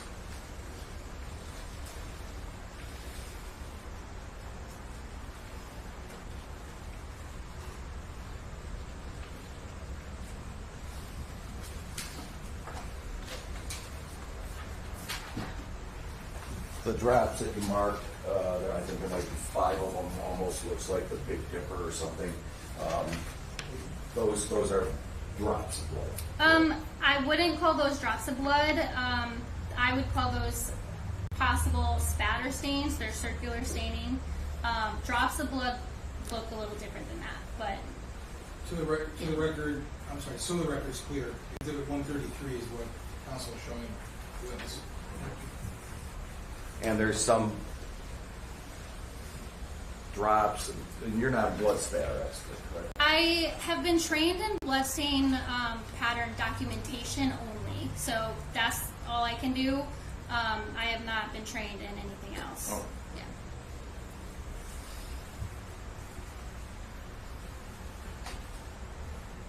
If I have that on my, that's the vanity, right? Correct.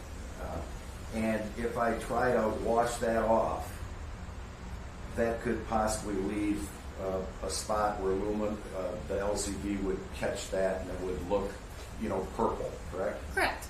But it wouldn't look purple on just, it wouldn't be the same pattern of purple, correct? If I tried to take those stains off my vanity and didn't do a great job of cleaning it, it wouldn't be 5 spots that look like the Big Dipper on a wall after it's sprayed with LCV. Wouldn't it show as like a smear? Yeah. Correct. And if I had a blood drop or a couple blood drops from a cut or whatever on my tile floor, and I didn't clean it up or didn't do it right away and walked over those blood drops with my shoes, wouldn't that also lead later? Or, being lazy, I take my shoe, I rub it, and okay, the blood's not there anymore. But wouldn't it show up maybe on LCV from me walking out of the bathroom or onto my carpet?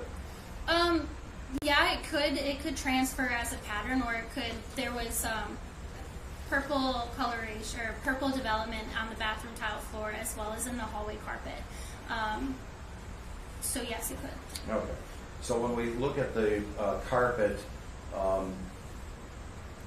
LCV, purple, would you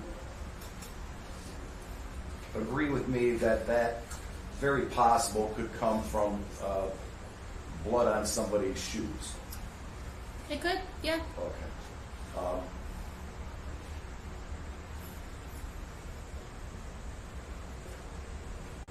And again, that can't be dated or measured in any way, correct? Correct.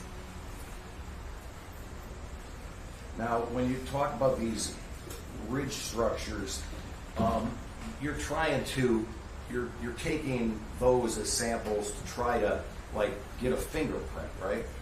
Yes, my teammate did that. Yes. Okay. And do you know, even though you're not involved in the, analyzation of the ridge structures or comparing it to known fingerprints, correct? Correct. I've been trained in fingerprint processing for crime scenes only, but as far as the analysis, comparison, any of that, that's outside the area of my expertise, yes. Do you know if those ridge structures were good enough to be compared to known fingerprints? That's outside of my area of expertise. You don't know that. I'd have to ask that of somebody else, correct? Correct. And that would be the same that I think we established before about the blood, whether it was drops, whether it was from LCV. You don't have anything to do in the comparison or analyzation of those pieces of blood in terms of matching it to individuals. Correct. So I have been trained in bloodstain pattern documentation, meaning I can say this blood stain looks to me like a spatter stain or a drip stain.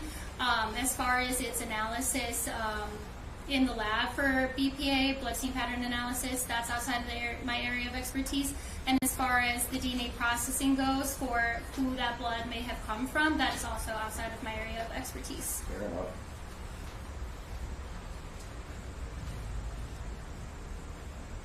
And I would be correct in stating, I mean, you, in your report, you list all of the items that you actually tested or collected with, you know, kind of item L1, L2 through L21, correct? Correct. All of those items are items that I collected. Additional stains that I tested were not listed in that because I didn't collect them. Okay. And I would be correct in stating that this list basically includes things you took from the dumpster, correct? Correct. And the stuff from the bathroom. Correct. And the hallway and doors nearest the bathroom, such as the door, actually the bathroom door, and the little hallway door on the same side of the wall as the bathroom door, right? Correct. Yep. There's no blood samples taken from the carpet, correct? Correct. No blood samples taken from anywhere else in the home, correct?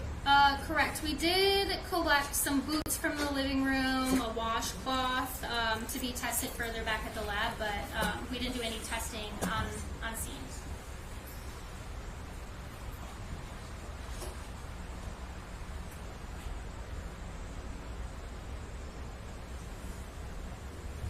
Is there any type, would this LCV pick up any amount of blood that was ever spilled onto a floor, a bathtub, tile, or even a wall or door, no matter how much you cleaned it off? It depends on how well you cleaned it. If you cleaned all of the blood, then it would not turn positive. If you didn't clean all of it, then it would turn positive.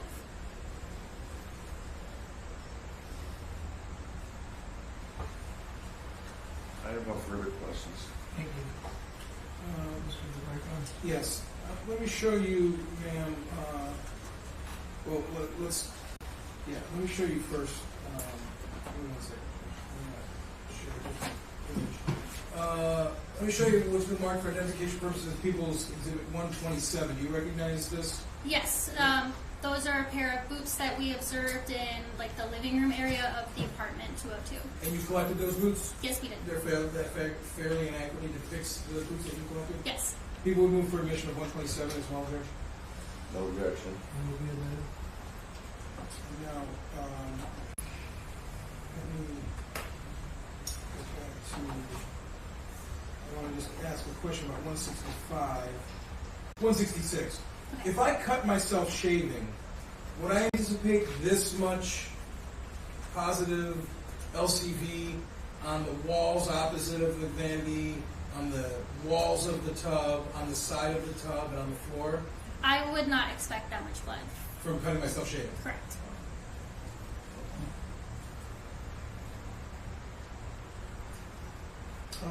You said earlier that the overspray. Let's go. I'm gonna go back to 150. 153. Yeah, let's go to 153. I'll zoom in just a little bit on it. Mr. Lang was asking you questions about the drips into the tub here on 153. Yes. Do you see those? I see them. He asked you if it was 50-50, whether or not that was hitting on actual blood that went that path, or whether or not it was just cast off or runoff. Do you remember that? I recall that. All right. Do you think it is legitimately a coin flip, or is that? I don't know that you can put a percentage on it. If there was blood pooling at the top, which it looks like there might have been because you can see the dark line, when trying to be wiped off or cleaned off, then it could have flowed down the bathtub, therefore causing latent blood to be there, which turned positive. If we sprayed a lot, and let's say the pooling was just on the top, and we oversprayed because the tile and the bathtub is not absorbent, it could have flowed down and turned purple because it came in contact with blood. So there's no way either way. There's no way that I can tell which it is for that. All of this purple, though, that's on the front of the tub, that's positive. That's not a cast off or runoff. Correct. All of it that's on the side of the wall or on the floor, anything like that, Yeah. that's not runoff. That appears to be staining. The only one that might be is this small area that's on the side of the tub. In my opinion, yes. You've been trained on how much to spray? Yeah, we spray. I mean, we just need like a light layer of mist is all it takes to get a positive result. So yeah, I've been trained. And you sprayed according to your training? Yes. No further questions, Judge. No further questions. Thank you, Ms. Presser. You missed it. Thank you. You're welcome. Please watch your step. Thank you.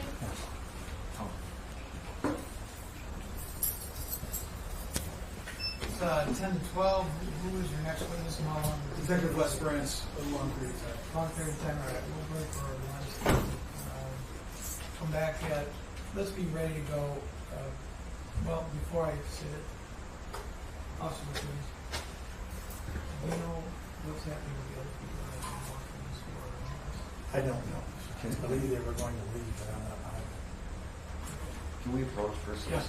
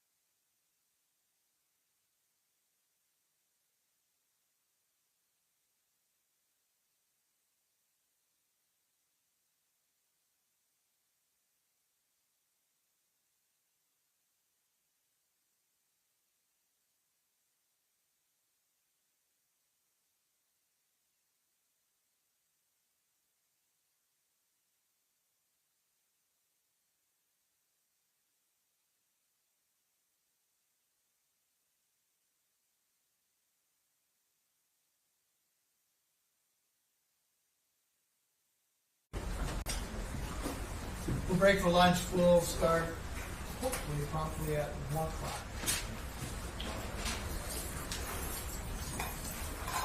Do you want to leave when it's ready now, or do you want to wait until after? If they're ready, let's take it right. I don't know.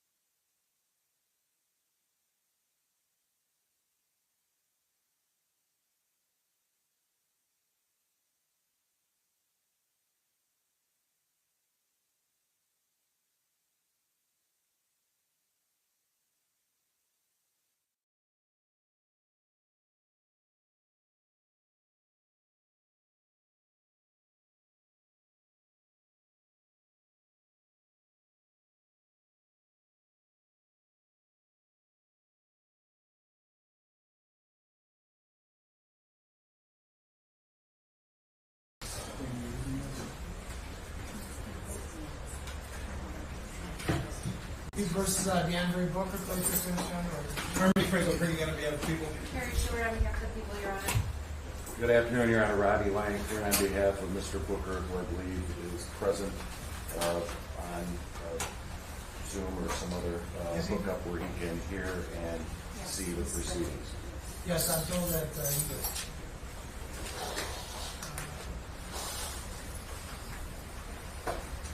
You may call your next witness. We'll call Sergeant Lesbrance.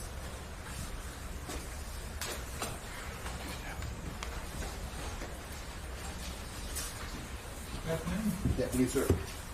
Your right hand is raised. Do solemnly swear or affirm that the testimony about to give this matter will be the truth and help you God? Yes, sir. You may have seats. State your name and address, please. Matthew Lesbrance, M-A-T-T-H-E-W. Last name is L-E-S, P as in Paul, E-R-A-N-C-E. Thank you. Yes, sir. Good afternoon. Good afternoon, ma'am. How are you employed? Through the City of Roseville Police Department. What is your position in the City of Roseville Police Department? Currently, I'm a sergeant on road patrol. How long have you been with Roseville? Just over 9 years. Do you have any prior law enforcement experience? I was a cadet at New Baltimore Police Department about 15 years ago. Other than that, no. Were you working as a sergeant for Roseville back on the beginning of January or on January 3rd or 4th, 2025? No, ma'am. I was a detective in that capacity. And what were your duties as a detective at that time? I investigate incidents of all kind that come across my desk from our command. It could be simple as theft and all the way up to homicide. At some point, did an investigation at the 26069 Pinehurst come across your desk? Yes, ma'am. How did that come to be? I was serving as an on-call detective. I was notified by Detective Lieutenant Beamer that a search warrant needed to be done based on some suspicious circumstances that were found at the address in question. So, once that information was relayed to you, do you then become the officer in charge of the case? Yes, ma'am. So, what are your duties as officer in charge of the case? I take the case over entirely. I make sure that everything is done chronologically and to the best of the ability of the department. I start at square one, basically, ma'am. When it was relayed to you that a search warrant needed to be executed, was there already an open investigation to your knowledge that Roseville was conducting? Roseville was not. Warren Police Department was, though. So the investigation in Roseville essentially began when you took it over, is that correct? Yes, ma'am. And prior to that, there was an issue that was being investigated by Warren, correct? Correct. So why did you have to draft a search warrant? Actually, strike that. Do you recall the day that you had to do that search warrant? It was a Saturday. I believe it was January 4th, ma'am. 2025? Yes, ma'am. And why did you have to do that search warrant?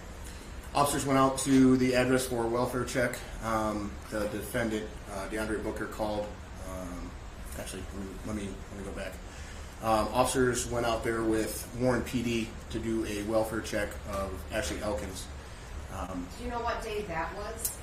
January 2nd, I believe.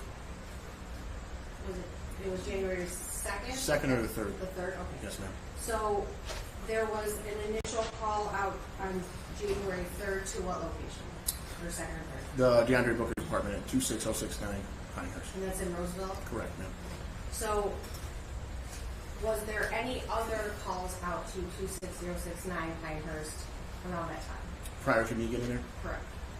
I believe they went out that next day, too, before I got there as well. That would be January 4th? Correct, ma'am.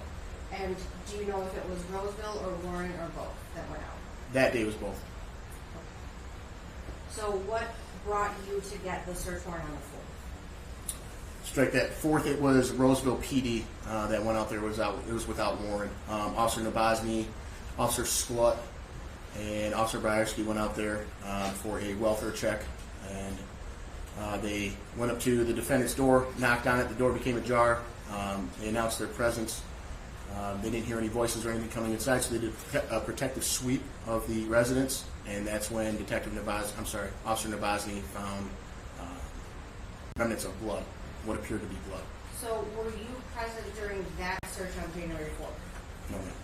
But as officer in charge, all of the information that is part of the case is relayed through you, correct? Yes, ma'am. So when they went on the 4th, that is when Officer DeBosny found what he believed to be suspected blood. The officers exited, they contacted you for a search warrant, correct? Yes, ma'am. So were you ever given any indication about whether anything was found on January 3rd when the officers went in? No, ma'am. To my knowledge, there was nothing observed or found on January 3rd. So in the January 3rd search, it was both Roseville and Warren. What was relayed to you as officer in charge was that officers went in, took a look around, and found nothing and left, correct? Correct, ma'am. So going back to January 4th, did you in fact type a search warrant? Yes, ma'am. And that was signed by a judge? Yes, ma'am. Okay, then what happened? We executed the search warrant, Detective Lieutenant Beamer and I, along with Officer Byerski, Officer Nabozny, and Officer Kimber. So you were there when the search warrant was executed? Yes, ma'am. What happened when you went in the apartment after the search warrant? Officer Nabozny pointed out where he observed the suspected blood, and we began our initial search of the apartment for any signs of foul play or suspicious circumstances. So we obviously went through the whole list of everything that Officer Nabozny found, collected during the search. I want to draw your attention to what's marked as People's Proposed Exhibit 86.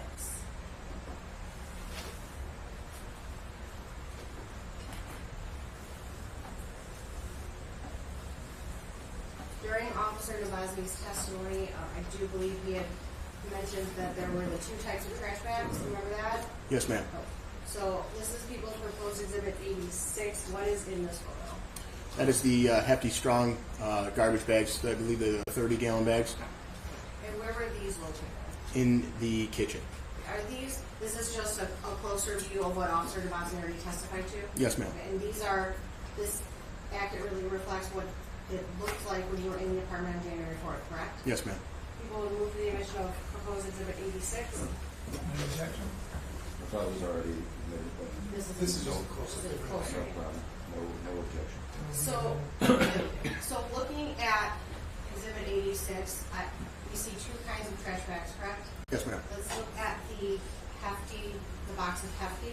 Yes, Can you, ma'am. I know it's kind of hard to see. Can you tell us, like, describe it, please? How many are there? Like, what's the count? What's the size? So it's the superior strength black garbage bags, super strong. They're rip tear resistant, and I believe the count was 28, if I'm not mistaken. And what is the size? 30 gallon, 33 gallon. Is it I 30 can't or really 33? see. It looks like 30 to me, ma'am. 30. Okay. All right. And these were found in the kitchen area, correct? Yes, ma'am. We also heard testimony about a weapon being found, correct? Yes, ma'am. What kind of gun was that again? It was a black 9mm Taurus handgun. And where was it found, if you can recall? It was found under one of the love seats in the living room. So there's been quite a bit of testimony about blood swabs of possible blood taken, both Yes. by, I believe, it was Officer Nabozny as well as Ms. Dresser. So what happens when someone collects a swab like that? What's the process that you do? So it's handled by an evidence technician who collects a sample, processes it, and places it in evidence. It's placed in a secure location where only one person in the department can get it. And then once I deem it reasonable enough, and at that time, I would submit it over to the Michigan State Police Crime Lab for further analysis. Is that something that you did ultimately do in this case? Yes, ma'am. So before we get to that, when you're in the apartment on January 4th, you do the search warrant, you collect all the evidence that we found. What do you do after that? Where is your investigation taking you? So once the search warrant is complete, we document everything that we take from the apartment, and then we bring it back to Roseville Police Department where it is properly secured and packaged and then placed on evidence. And then I begin my initial investigation. I begin to speak with Warren detectives and making a determination as to what exactly is going on. Because at this point in time, we weren't sure if there was an exact crime that happened or if it was just speculation that the blood was from some minor accident or we didn't know who it belonged to at this time. So if you're trying to figure out what exactly is going on, what would you look for? I would look Or what did you look for in this instance? Let's keep it about this instance. So, at the apartment. yes. So I look for signs of foul play and signs of any sort of struggle within the apartment. And then I would base my determination off of that. Okay, so after the search warrant is done on the 4th, what is your next step? I would contact parties involved or attempt to make contact with parties involved. So did you ever look for any sort of video, surveillance video, anything like that? Correct. Tell me about that. I'd have to look on my report to see what date it was. Myself and Detective Taylor went to the Hampton Court Apartments after making contact with Miss Sims, who was the apartment manager, in reference to surveillance footage. And we began to comb through surveillance footage starting on January 1st of 2025, all the way up until we knew the time that Ashley arrived at Mr. Booker's residence. And how did you know what time Ashley arrived at the defendant's residence? We spoke with detectives from Warren PD who had previously spoken with Miss Elkins' family, and we based our timeline off of that. So what did you find when you were looking through that footage? Anything important? Yes, ma'am. We found that Ashley arrived, as previously said in further earlier testimony, on January 2nd, around 07:58, I believe it was, in her silver Malibu. And that you found the video of that? Yes, ma'am. When you were looking through all the video footage, did you ever find anything that saw Ashley leaving that apartment? No, ma'am. Ashley's never left that apartment. So what do you do after you find the footage of what you believe to be Ashley coming in just before 8 o'clock? We make a determination of seeing if she ever left. Did she come out of another entrance or another exit? And then once we made that determination, we began to look at further video over a certain time period, which would reflect, okay, any reasonable person would leave after such a long period of time. Knowing at this point in time, I knew she had 2 young children, so I knew she wanted to be away from them for a long period of time. So what would be the length of time that you would say that you and your team looked at footage of the Hampton Court apartments? We looked at video footage all the way up until I believe it was the 4th, just past the 4th, maybe the early hours of January 5th. Anything else of note in the footage other than Ashley arriving shortly before 8 a.m.? Yes, ma'am. You can see DeAndre Booker and another female leaving and going to and from Ashley Elkins' silver Malibu. What was your first impression when you saw that? Based on the general description I had of Mr. Booker, I believe that the male figure in the video footage was him. In my initial investigation, I thought that the female he was seen leaving with might have been Ashley, based on it's a little bit grainy, and I think she may have changed clothes or had a different attire on at that time. Were you ever able to strike that? Did you attempt to find out who those 2 people were that you saw getting into Ashley's car? Yes, ma'am. What did you do to do? I contacted DeAndre Booker. Okay. Tell me about that. I called him just after we completed the search warrant on that Saturday. That was the 5th. And on the telephone that he called 911 from. So let's back up. When you called him, was that on your end, a department line, a cell phone, or? Yes, ma'am. It was on my department desk phone. Is that recorded? Yes, ma'am. And you had mentioned something about obtaining a call or a phone number for the defendant. Tell me about that. He called 911, which was received by Macomb County Dispatch, stating that his apartment was being broken into by members of the Elkins family that he observed on Facebook, and he wanted a welfare check done to see if his apartment was in fact broken into. So that's how you got the defendant's number initially? Yes, ma'am. So what happened when you called him? I identified myself as Detective Lesperance with the Roseville Police Department. I asked to speak with Mr. Booker, who he identified as him. Okay. And what did you initially tell him you were calling about? I initially told him that we received a call that he called 911 stating that someone had broken into his apartment. So that would be a criminal investigation, correct? Yes, ma'am. Someone breaking into somebody's apartment? Yes, ma'am. Can I interrupt for a second? When was that call made? That would be on Saturday, January 5th. It might have rolled over in the early hours of Sunday morning.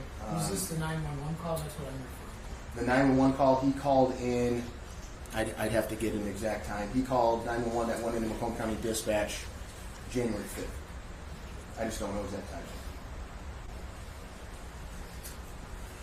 So when you talked to the defendant, you believe to be early morning hours of January 5th.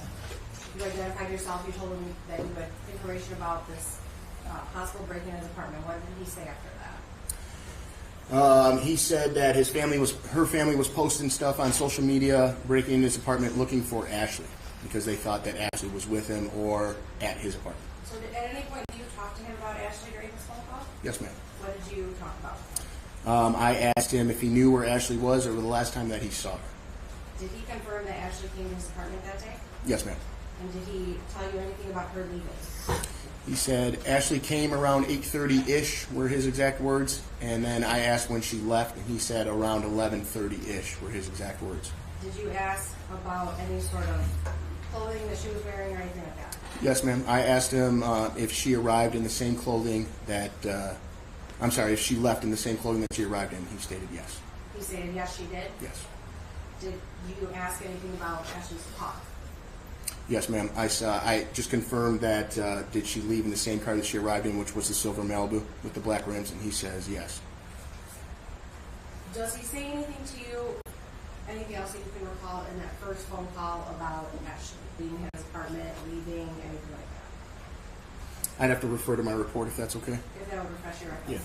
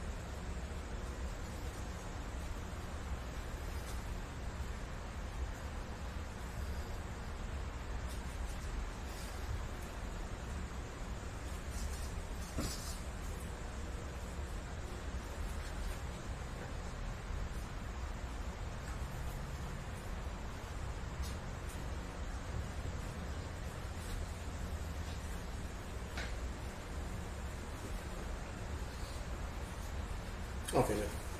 Anything else you can recall from that phone call? I asked him what was the purpose of him and Ashley meeting up, and he said that they were just they would meet up from time to time and talk. I then asked him, as I reiterated before, does Ashley still drive that silver car? And he states yes too. From what he knows, yes. And that he made comments that he believed Ashley's family is accusing him of stealing her car and her phone. At any point during that first phone call, do you ever tell him that you are investigating her disappearance yourself, or are you still saying it's Warren? I believe at that time I'm still saying, I informed him that Warren Police Department was actively looking for her as a missing person. Okay. So, after you talk to the defendant, at some point, obviously we've seen some other footage, the ring camera footage. How does that come to be discovered? Once Detective Lieutenant Beamer and I left the residence after completing the search warrant, we were canvassing the area, the surrounding area, for any sort of CCTV footage, which we found the cameras affixed to the apartment building in question that DeAndre Booker lived at, and then we came across the Ring doorbell on the porch pillar that was previously introduced for earlier testimony. So at some point, as part of your investigation, Ring camera footage for the surrounding area is checked, correct? Yes, ma'am. And then you can find the video of the shopping cart. Yes, ma'am. Any other Ring camera footage of note that you can recall other than what's already been introduced and played? To my knowledge, no, ma'am. Do you ever talk to the defendant again as part of your investigation? I do. Tell me about that. If you're okay, if I can, I know there's a lot of phone calls between him and I. I'm sorry, there's just a lot of information that exchanged between I. If I can reflect. Let's say this. How many phone calls total were there between you and the defendant? 3. I'm sorry, 3. Okay. So, yes, do you recall when the second phone call was? On the 6th. Okay. And do you recall the contents of that conversation, or do you need to look at your? I would have to refer to my report, ma'am. Please do so. Okay.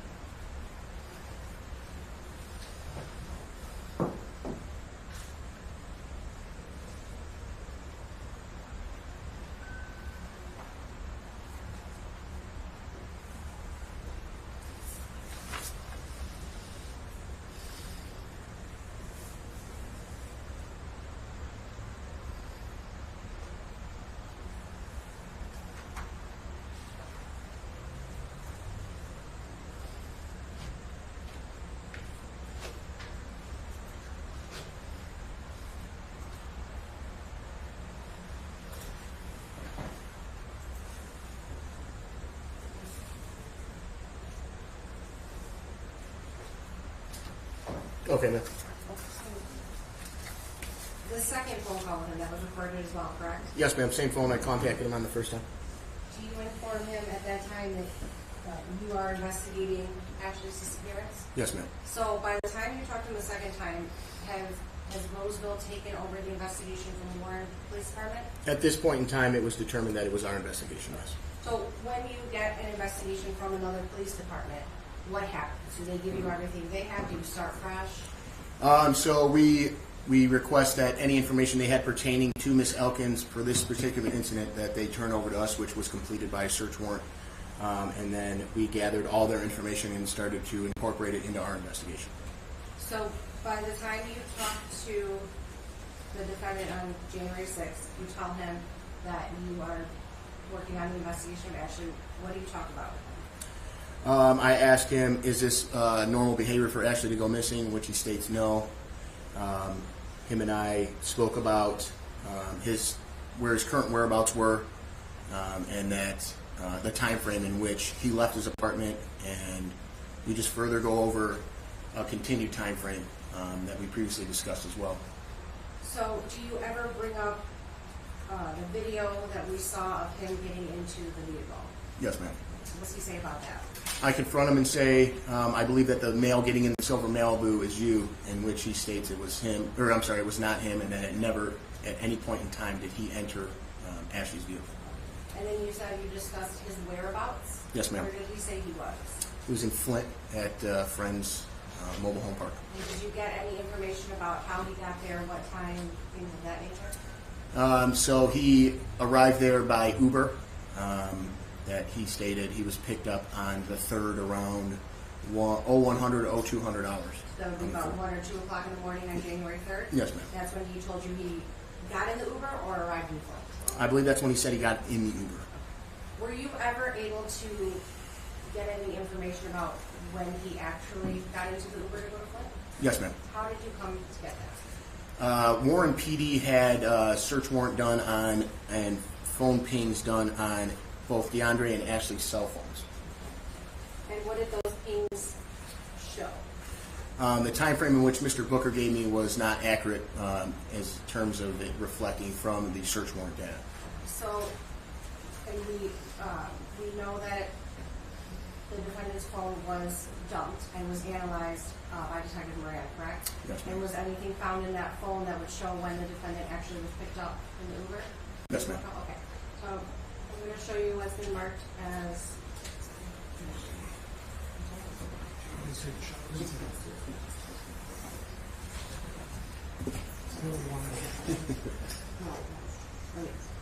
So I'm sorry, this was already admitted. I believe it was People's Exhibit 84 through Detective Moran. This was a screenshot that was found in the defendant's cell phone, correct? Yes, ma'am, it was. So what information is in this screenshot?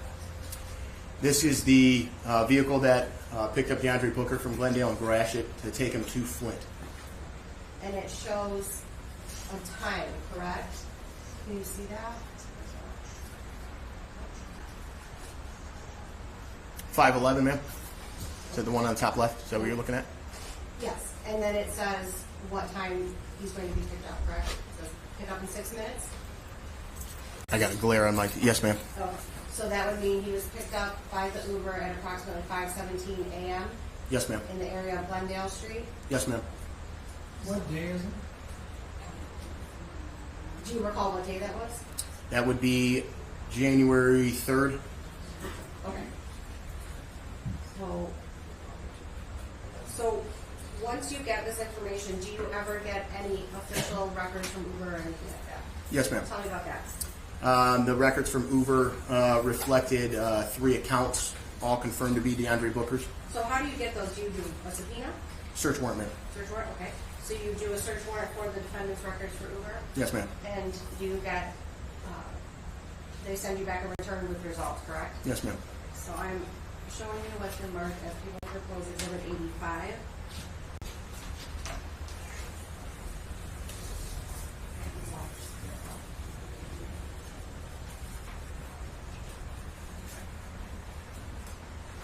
Do you recognize what's in this photo? Yes, ma'am. What is in this photo? That is the Uber data from the search warrant that we sent over to Uber itself. And this accurately reflects what Uber sent you in response to your search warrant regarding the defendant DeAndre Booker's Uber account and his rides over the last few days. That's correct? Yes, ma'am. You move for the admission of People's Proposed Exhibit 85. No objection, Your Honor. It'll be admitted. Was 84 admitted? That was admitted through Detective Moran. So, looking at Exhibit 85, the Uber record, we're going to draw your attention to the screen at the top. What do we have here? Are you able to see that? Yes, ma'am. Okay. So, what do we have here at the top as far as the records? You have the service in which it was used, which is UberX, the country, United States, the customer's name, which is Devin Banks, which we already verified was an account used by DeAndre Booker based on his cell phone records. The ride share, which was completed as the status, and then the pickup and drop-off times. There's also, it looks Yep. like, what else? The pickup and drop-off locations is referred to in longitude and latitude. Perfect. So, looking at the pickup time for the box one at the bottom, Yes, what ma'am. do we see here? January 3rd at 5:17 a.m. And what's the name attached? Devin Banks, which is, as we discussed earlier, is an affiliate of, or an alias of DeAndre Booker, as previously found in his cell phone records. Found in your cell phone, great. Where can you see the pickup location? Are you able to see what it says? Are you talking in terms of the latitude, longitude, ma'am? Correct. 42.49186, ma'am. In the longitude, the next one. Longitude is 82.9381. Negative, correct? Negative, there's a negative? Negative, yes. Okay. Yes. So, sorry, now we're gonna go to People's Exhibit 127. Right? Yep. Nope, not 127. Yes. This is People's Proposed Exhibit 126.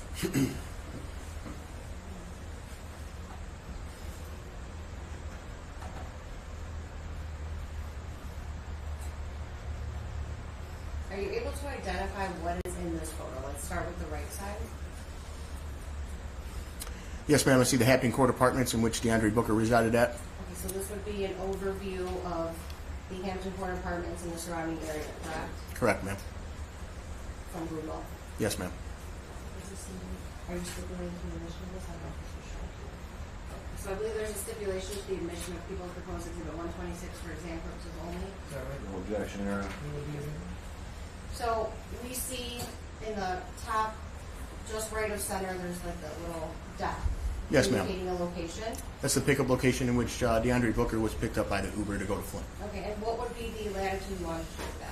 Latitude and longitude is on the left side here, underneath, which accurately depicts the information that we received from Uber search warrant. So this location lines up with what we found in the search warrant. Now, where on this map would that be in relation to the defendant's apartment?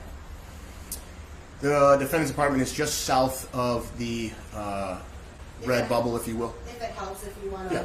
come down and maybe show us around. Yeah, So, so this is where are Hampton Court Apartments? Hampton Court Apartments are right here, where the silver bubble is. This is Pinehurst Street, as pointed out by Payne Barksdale, where she was dropped off the first time when she originally arrived. Pinehurst Street right here. DeAndre Booker's apartment is right here. And then Glendale Street right here, where this red bubble is where he was picked up to travel to Flint, where we found him. So we previously seen videos, we had testimony about dumpsters that the defendant visited in the evening hours of January 2nd, early morning hours of January 3rd. Do you see those on that map? The dumpsters themselves, no, but the area, yes. The area? Okay, Yes, show us where they are. So there's Hampton Court right here, and then the area in which the dumpster would be is over here. And then there was also testimony about Motor City Pawn in Yes, some ma'am. video. Where is the Motor City Pawn? Motor City Pawn is right here, this building that runs along Gratiot Avenue, northbound. And Marquette, right here, this is Motor City Pawn, in which we observed DeAndre Booker running alongside of in earlier surveillance footage. And that would be the early morning hours, the approximately 5:17 a.m. is when we watched him go past Motor City Pond. Yes, Or ma'am. around that time. That's correct. And that would be, his route would essentially be heading towards the Yep. building location, correct? So he comes along Marquette Avenue, goes northbound on Gratiot, and then goes eastward on Glendale Street where he's picked up by Uber. He's picked up by Uber. And where does he go once he's picked up by Uber? He goes to the Flint address where we originally found him.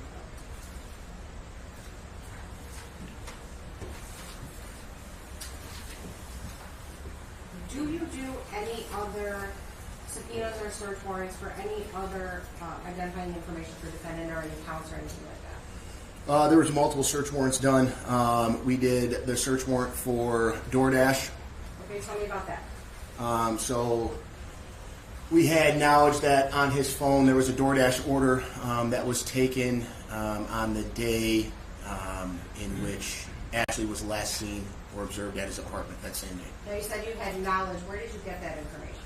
Warren Police Department advised that the family found a cell phone while at DeAndre Booker's apartment that contained that information. And do you remember when the family would have found that? Was that before or after you took over the investigation? That was before. Okay.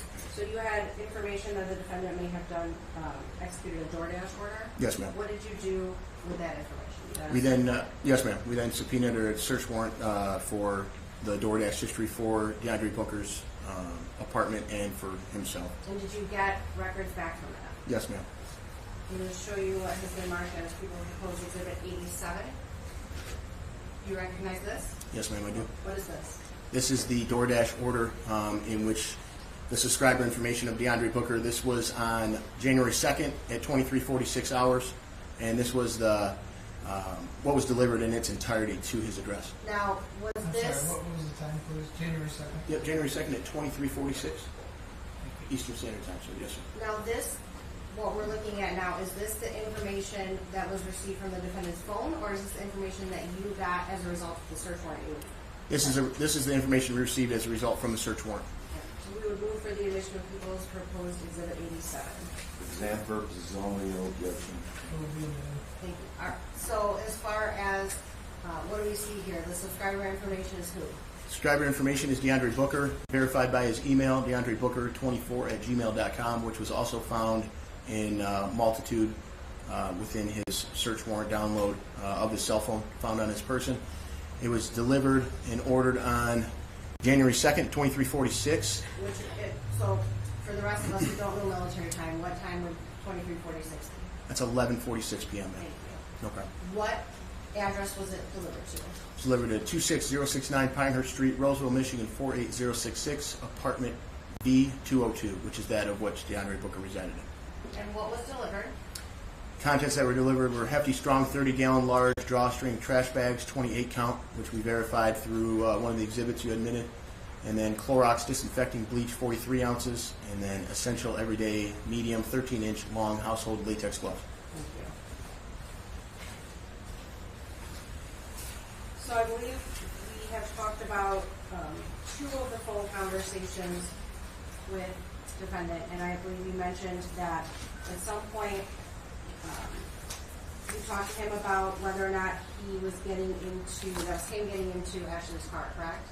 Yes, ma'am. And did you mention anything to him about any videos you had watched or anything of that nature? Yes, ma'am. Well, tell us about that. I indicated to him that I believe that I observed him getting into the passenger seat of Ashley's vehicle. I displayed to him that I observed him going initially to the driver's side and then walking over to the passenger side, checking the back bumper area for something, and then him and this unidentified female who I at the time believed to be Ashley get into this vehicle and leave the property. What was his response to that? He said, "That's not me. I never got into Ashley's vehicle." So you said at the time you believed it to be Ashley. Yes. At some point, did you find out that was not Ashley in that video? Yes, ma'am. How were you able to get that information? He said he uttered the words niece to me, and then based on the data from his cell phone search warrant, we were able to determine that his niece, Payne Barksdale, was the female that got in the vehicle with him. And did you talk to him about that information? I'd have to reflect on my report, ma'am. If that would refresh your recollection. Yes, ma'am.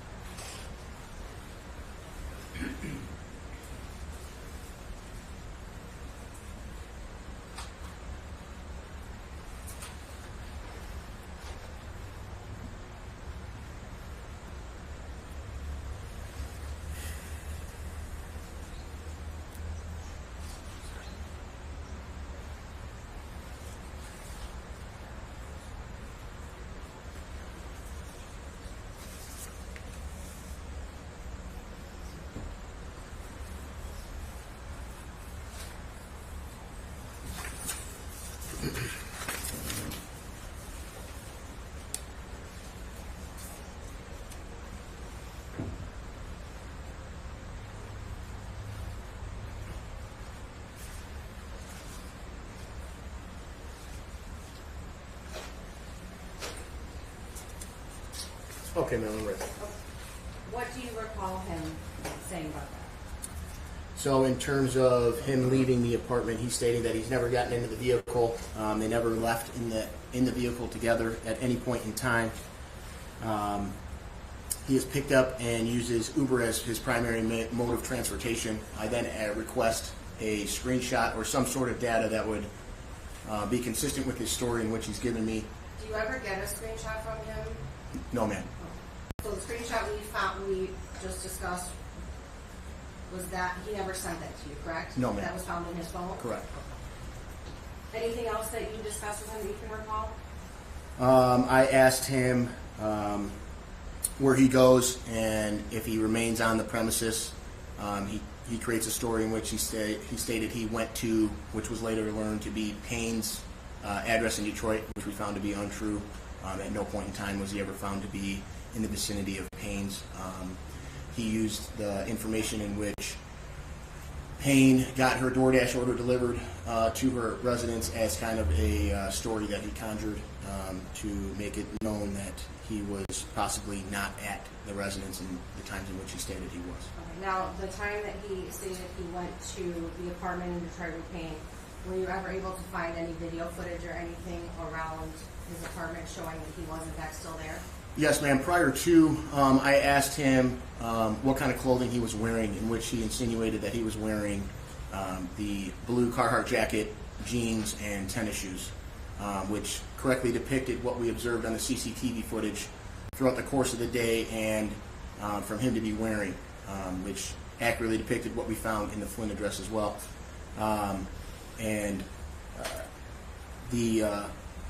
Which would corroborate, or I'm sorry, not corroborate his story. He was found to be on CCTV footage at the property almost the entire day. Now, you had mentioned something about, I believe it was Warren Police Department pinging the defendant and Ashley's phone. Yes, ma'am. Tell me a little more about that. So we had confirmation between us and Warren PD that Ashley's phone was currently pinging all the way up until the Sally Beauty Supply, and then the phone was either turned off or destroyed in some manner. And the phone. So I'm just going to jump in. You Yep. mentioned the beauty supply. You said Sally. Sally Beauty Supply, yes, ma'am. Kelly? Cali Or is Beauty, that yes, something- sorry. something different? Cali Beauty, yes, ma'am. So, and is this the video and the discussion that we've already had with Payne? That's what you're referring to, correct? Correct, ma'am. The trip to Kelly Beauty Supply that Payne testified she took with the defendant? Yes, ma'am. That is the last time that Ashley's phone accurately had a ping to it, and the location was able to be found. Okay, and so Ashley's phone was pinging to Kelly Beauty Supply? Yes, ma'am. Were you able to get the defendant's phone location pinging at the same time? Yes, ma'am. And where was that at the same time that Ashley's was at Kelly Beauty Supply? At that place, too, at Kelly Beauty Supply. Do you recall what time it was that those two phones were pinging together at Kelly Beauty Supply? I do not. I don't know if it's depicted in my report or if that's another officer that handled the exact time frames. If it is, I can look if it's okay. Sure.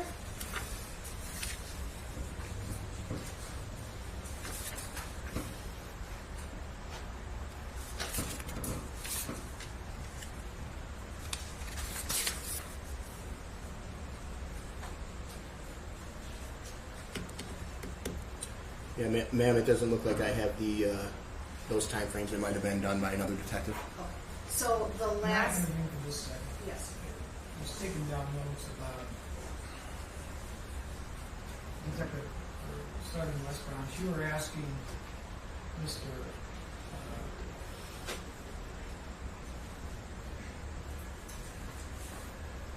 Hooker about statements that he made about what he was wearing.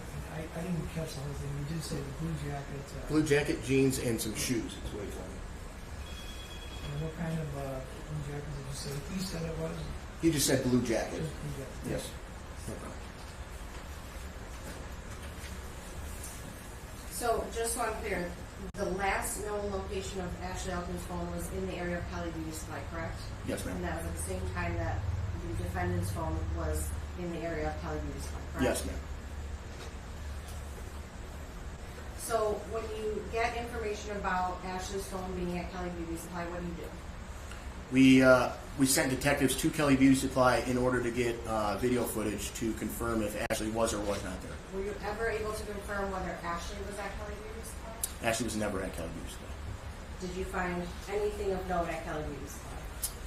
Yep, it was later learned that the tan Chevy Equinox that DeAndre and Payne Barksdale arrived in were seen on CCTV footage at the Kelly Beauty Supply, in which Payne exits the vehicle and heads into the store. And that's the video we watched earlier today, correct? Yes, ma'am. So, at some point, we've talked about how you found out that the defendant left the Glendale location and went up to Flint, correct? Yes, ma'am. What did you do with that information? So Warren's Special Ops Unit had an eye on the apartment, in which they were keeping an eye just to see if DeAndre left or if he was in fact there, and they had confirmation that he was still there based on cell phone ping data. Do you mean there up in Flint? Up in Flint, yes, Do you ma'am. recall the address or the street? I can get it for you in just 1 second now.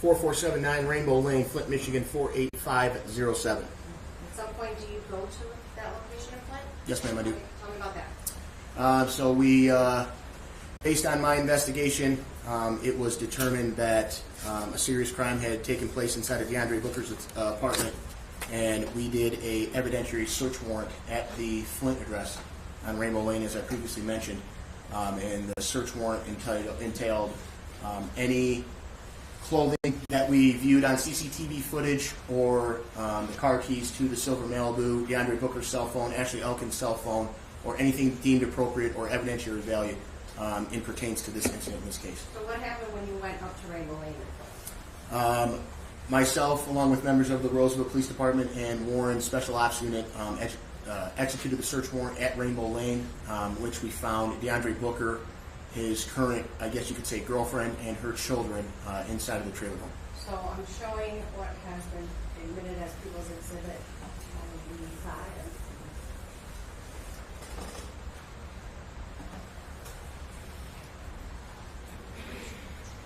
Who's this? That's DeAndre Booker, ma'am. Where was that taken? That is taken on inside one of the bedrooms inside of the Rainbow Lane address in Flint. Okay, so this was when the defendant was at Flint and you saw him in this state, correct? Yes, ma'am. So what happened when you got to Rainbow Lane and executed the search warrant? What did you find? We secured all persons inside of the residence, and then we began to scour the environment for signs of DeAndre Booker's clothing, shoes he was wearing, the jacket in particular, the jeans, and the black Carhartt knitted hat that he was wearing. Did you find any of that? Yes, ma'am, we found it all. All of it? Yes, ma'am.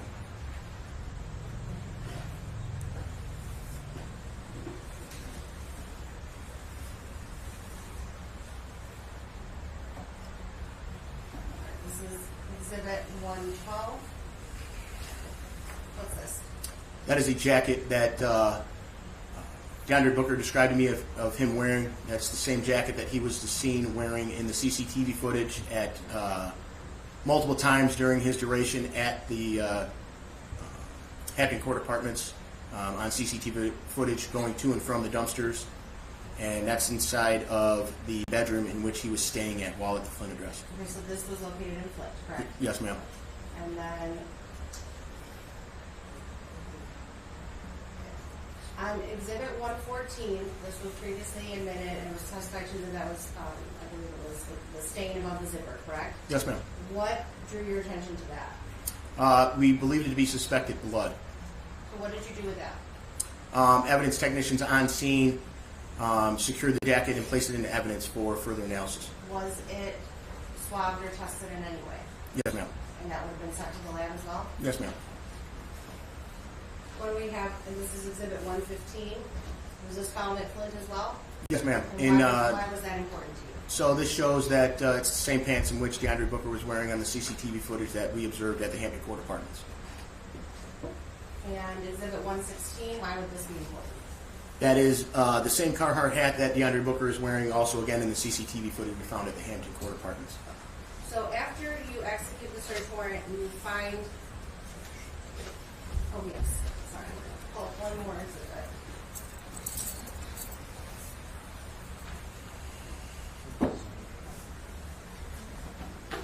And then this was Exhibit 118. Yes, ma'am. What is this?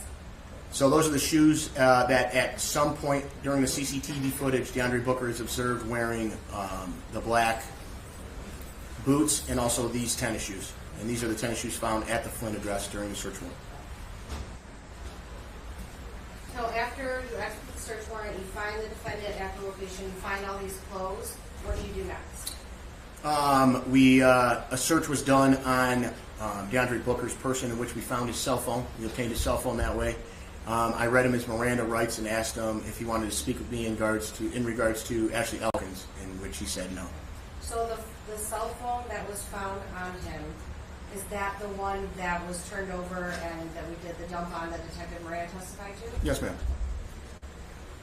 Was the defendant arrested at that time?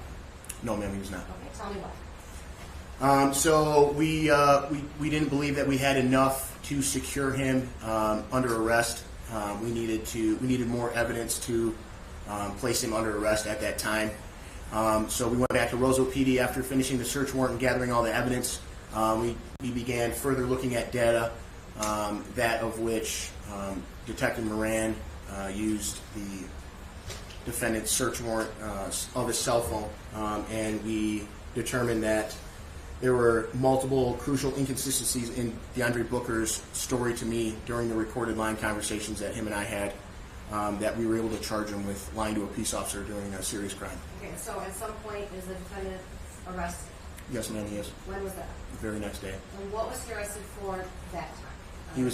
The initial time we arrested him was for the lying to a peace officer during the serious crime investigation. And was that based on statements that he made during his recorded phone calls with you, correct? Correct, ma'am. So at some point, I know that there was a search for Ashley's car, correct? Yes, ma'am. Was it ever located? So we searched at length for Ashley's vehicle. We know it was going eastbound on Frazo from DeAndre Booker's apartment.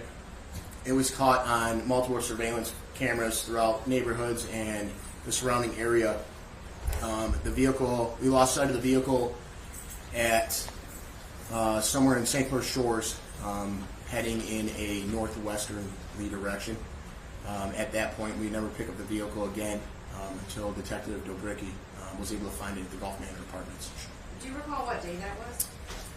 No, ma'am, I don't. I'm showing you People's Exhibit 88. What's this? That is Ashley Elkins' vehicle on the day that Detective Dobricki finds it in the Gulf Manor Apartments.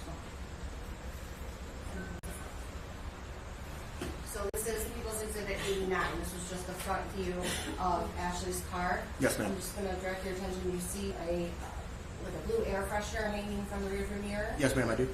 And that was there when you found the car, correct? Yes, ma'am, it was. So while we're pulling up another exhibit, were you ever able to verify whether that car that we were just looking at was Ashley's car? Yes, ma'am. How did you do that? So we ran the VIN and correlated it, traced it back to Ashley. We verified that through family. We showed the family pictures of the vehicle, and they verified that it was in fact Ashley's vehicle. Was the car registered to Ashley at the time? If you can recall? To be honest with you, ma'am, I don't recall. I want to say yes, but I'm not definitively That's sure. okay. I would rather you not guess. So, I'm just going to pull up one more exhibit. Exhibit 4.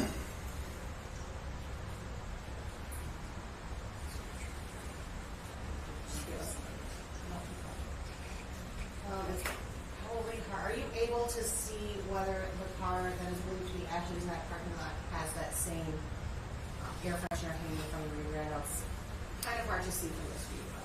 I see something hanging from the rear view, ma'am. It's hard on this angle and the pixelation of the TV. That's But I do remember her car having that blue air freshener, yes, ma'am. okay. So we had talked about the fact that there was suspected blood found in various locations that was swabbed and sent to the lab. Did you ever receive any sort of results back from that? Yes, ma'am. And as the officer in charge, all lab results would come back to you, correct? Correct, ma'am. So they're funneled through our, we get a notification through the Michigan State Police Crime Lab, in which our Detective Bureau Secretary also gets a notification. She takes the documentation from the Michigan State Police Crime Lab that is sent over to us and attaches them to the report, and then notifies me as well. So we have people's exhibits 91 through 94. There are 4 separate lab reports. We're going to move the admission of them under MCL 766.11B for purposes of preliminary exam. Probably have no objection. Can I just make sure that they're the same ones? Exhibit stickers on the back.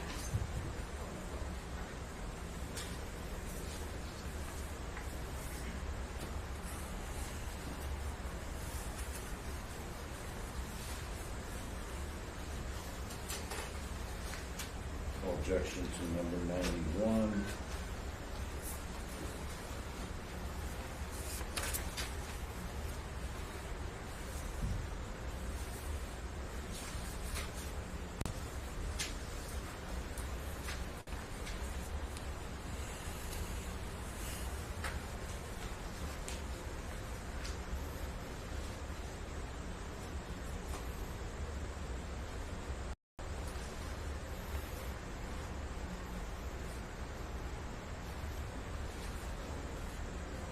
Objection to 92.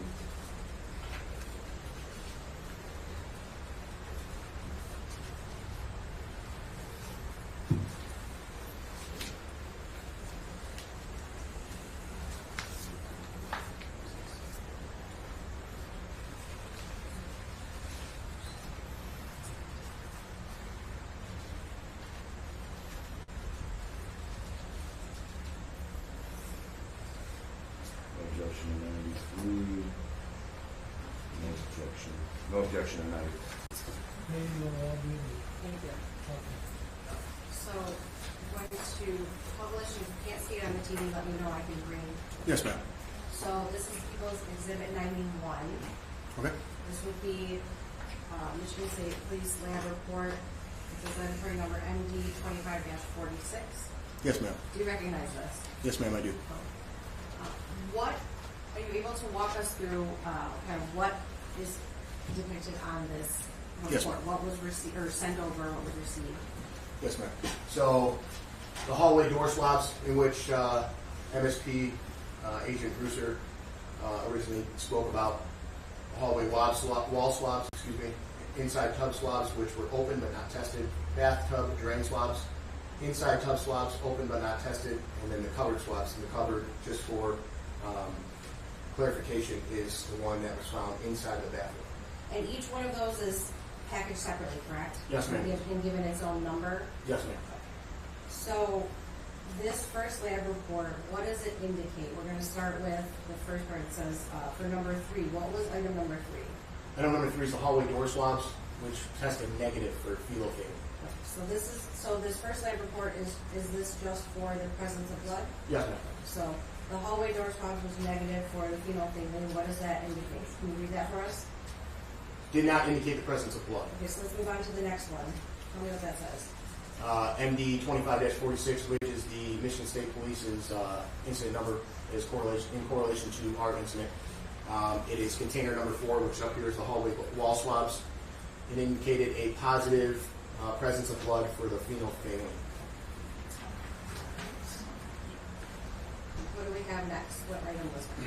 It's just a Item second. number 6, which is the bathtub drain swabs. It was a positive indication for the presence of blood, which was a positive indication for female family. And what was next? That was item number 8, what was the covered swab, as I originally indicated, were the from the vanity inside of the bathroom. Were positive for indicated the presence of human blood, which is different than what Ms. Grusser already testified. This one indicated that it was human blood, which, as she originally stated, female family just indicated a presence of blood. This one indicated a positive presence of actual human blood. So when you see a report like this, what's the next step? So I document it, attach it to the report, verify that it's attached properly by our Detective Bureau Secretary, and then I kind of put it in layman's terms so it's easy to understand once it's being read inside of an actual police report. Okay, so do you ever, well, let's just move over to Exhibit 92. So this is the Michigan State Police Lab report, same number, MD 25-46, record number 2. Yes, ma'am. What is documented in this report? So this one contains multiple things. This was container number 10, which is a blue jacket, same one we found at the Flynn address that DeAndre Booker was confirmed to be wearing on CCTV footage and during his statements to me over recorded line. The dumpster floor stain swabs, which Agent Brewster spoke of, that would be the dumpster where the spread of blood was found. The impressions A and B, the bathtub stain swabs that were originally found by Officer Nabozny. A buccal swab of DeAndre Booker. A buccal swab is a DNA swab. A buccal swab of Monica Elkins. A buccal swab from Alexis Elkins, which is the sister of Ashley. And then a buccal swab of both of Miss Ashley Elkins' children as well. And the toothbrush of Miss Elkins as well. Now, you mentioned that the buccal swab is a DNA swab. Can you tell us how it's obtained? Yep, so there's a certain tool that we were given in which you swab the individual's cheeks on both sides. So one swab for the left side and one swab for the right side. And those were all submitted in that order to the Michigan State Police Lab? Yes, ma'am. Okay. Did you do the swabs or did somebody else do them? Detective Sergeant Karasi completed the buccal swabs. All right, so we're going to go to the next page of this report and walk us through as we get to it. All right, so starting at the top under interpretations, what do we have? So this is item number Sergeant, one moment. This is page 2 Page of. 2 of report number 2. You got it?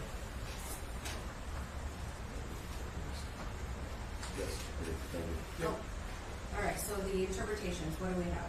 Yes, ma'am. So this is item number 10, the blue jacket. It's a hair screening. Apparent hairs and fibers observed but not collected or examined, positive for phenolphthalein.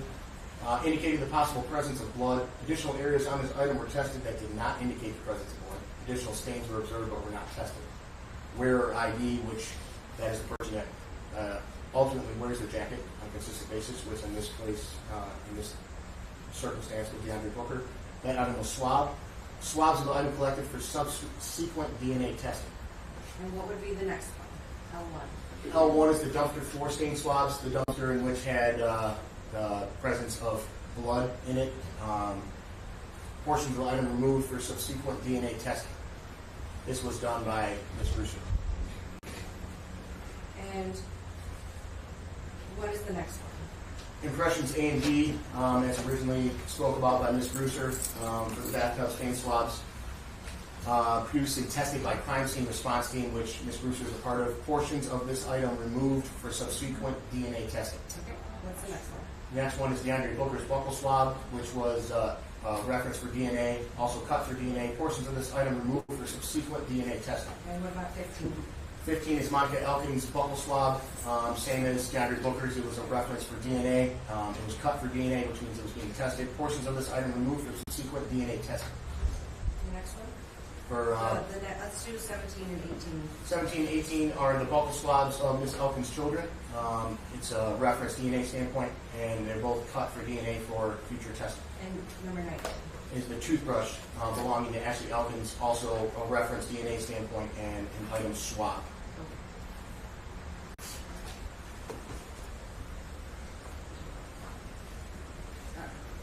Yeah. Okay, so moving on to exhibit number 93. What do we have here? 93, record 3. I'm sorry, 3, yeah. Yes, ma'am. So this is the results of the examination of the evidence depicted above here: the hallway stain swabs, bathtub drain stain swabs, covered stain swabs, all the ones I mentioned before now. Okay, so what does the result of the examination say? A DNA profile was obtained from item MD 25-4614B, which was the buccal swab of DeAndre Booker, and it was determined that it is sufficient for comparison purposes, meaning that they had enough DNA on that to compare to other things. On to the next page. Okay, number 2. Number 2 says a DNA profile was obtained from item MD 25-4619D, which is the toothbrush swab with Ashley Elkins, and it was determined that it's sufficient for comparison purposes. So what's number 3? Number 3 is the interpretation of the hallway stain swab performed assuming that the DNA profile originated from 2 individuals, at least one of which genetically types as male. So let's just skip down to where it says results. Yes, ma'am.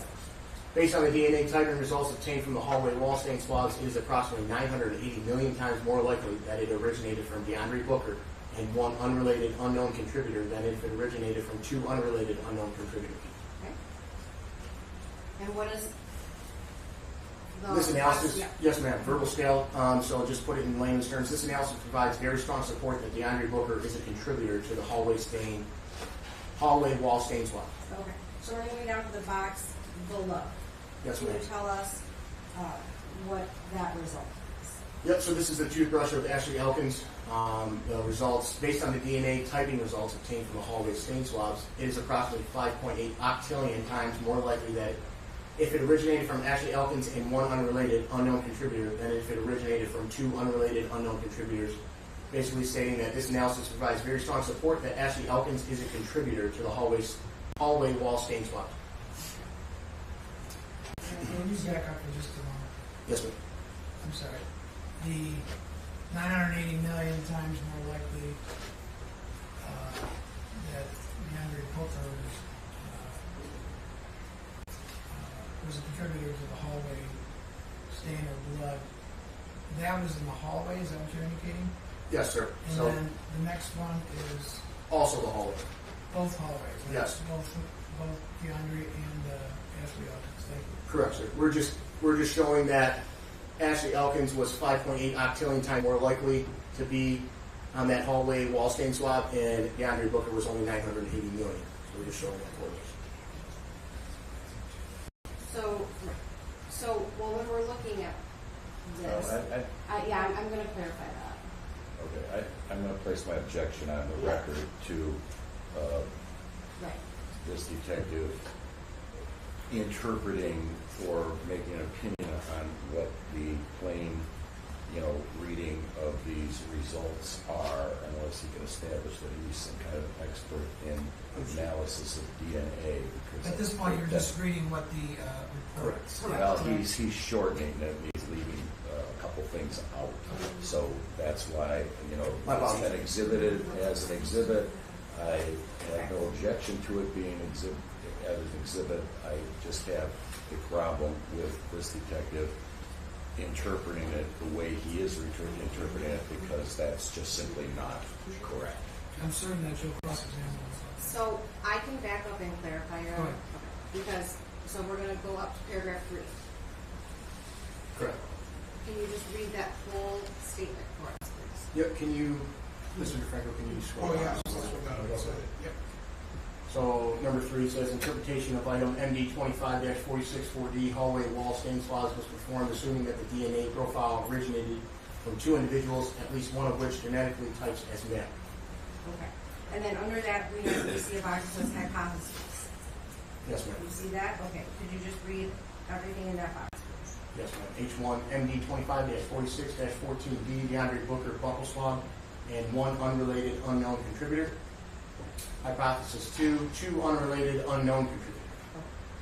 And then the results from that is what you previously read, that it was 980 million times more likely if it originated from DeAndre Booker and 1 unrelated unknown contributor than if it originated from 2 unrelated unknown contributors, correct? Yes, ma'am. And then we move down to the box below and the hypothesis. Could you read us that test, please? Hypothesis 1, MD 25-46-19D, toothbrush swab with Ashley Elkins, alternate known, and 1 unrelated unknown contributor. Hypothesis 2 is 2 unrelated unknown contributors. And then what is the results of that? The results read, based on the DNA typing results obtained from the hallway wall stain swabs, it is approximately 5.8 octillion times more likely that if it originated from Ashley Elkins and 1 unrelated unknown contributor than if it originated from 2 unrelated unknown contributors. Thank you. Yes, ma'am. So let's move down to number 4. Please read us number 4. Number 4, interpretation of item MD 25-46-6D bathtub drain stain swab was performed assuming that the DNA profile originated from 1 individual that genetically types as female. So just to clarify, this is the bathtub drain swab, correct? Yes, ma'am. Okay. What is the hypothesis that they compared for that? Hypothesis 1, MD 25-46-19D toothbrush swab with Ashley Elkins, alternate known. Hypothesis 2 is an unrelated unknown contributor. What are the results for that? The results, based on the DNA typing results obtained from the bathtub drain stain swab, it is approximately 15 octillion times more likely that if it originated from Ashley Elkins than if it originated from an unrelated unknown contributor. And what does the verbal scale say? This analysis provides very strong support that Ashley Elkins is the contributor to the bathtub drain stain swab. And what does it say under the verbal scale? Exclusions. DeAndre Booker is excluded as a contributor to the bathtub drain stain swab. Yes, ma'am. Moving along to paragraph 5. Interpretation of item MD 25-46-8D covered stain swab was performed assuming that the DNA profile originated from 2 individuals, at least one of which genetically types as male. What's the hypothesis? Hypothesis 1, MD 25-46-14D, DeAndre Booker, buccal, and 1 unrelated unknown contributor. Hypothesis 2, 2 unrelated unknown contributors. And what are the results of the testing for the covered stain swab? Based on the DNA typing results obtained from the covered stain swab, it is approximately 1.1 thousand times more likely that if it originated from DeAndre Booker and 1 unrelated unknown contributor than if it originated from 2 unrelated unknown contributors. And what is the verbal scale indicate? This analysis provides moderate support that DeAndre Booker is a contributor to the covered stain swab. All right, we're moving down to the next box, the hypothesis. Hypothesis 1, MD 25-46-19D, toothbrush swab, Ashley Elkins, alternate known. And 1 unrelated unknown contributor. Hypothesis 2, 2 unrelated unknown contributors. And what were the results of that, for the covered stain? Based on the DNA typing results obtained from the covered stain swab, is approximately 7.6 octillion times more likely that if it originated from Ashley Elkins and 1 unrelated unknown contributor than if it originated from 2 unrelated unknown contributors. And the verbal scale for that? Verbal scale reads, this analysis provides very strong support that Ashley Elkins is a contributor to the covered stain swab. Moving down to number 6. Interpretation of item MD 25-46-10AD, the blue jacket stain swab, was performed assuming that the DNA profile originated from 1 individual that genetically types as female. Now this blue jacket that is indicated, is that the jacket that was found in Flint at the pursuit to the search warrant? Yes, ma'am. Tell us about the hypothesis. Hypothesis 1, MD 25-46-19D, toothbrush swab with Ashley Elkins, alternate known. Hypothesis 2, an unrelated unknown contributor. What were the results? The results read, based on the DNA typing results obtained from the blue jacket stain swab, it is approximately 11 octillion times more likely If it originated from Ashley Elkins, and if it originated from an unrelated, unknown contributor. And what would be the verbal scale? Verbal scale reads, this analysis provides very strong support that Ashley Elkins is the contributor to the Blue Jacket stain swab. And what does it say under exclusions? Exclusions read, DeAndre Booker is excluded as a contributor to the Blue Jacket stain swab.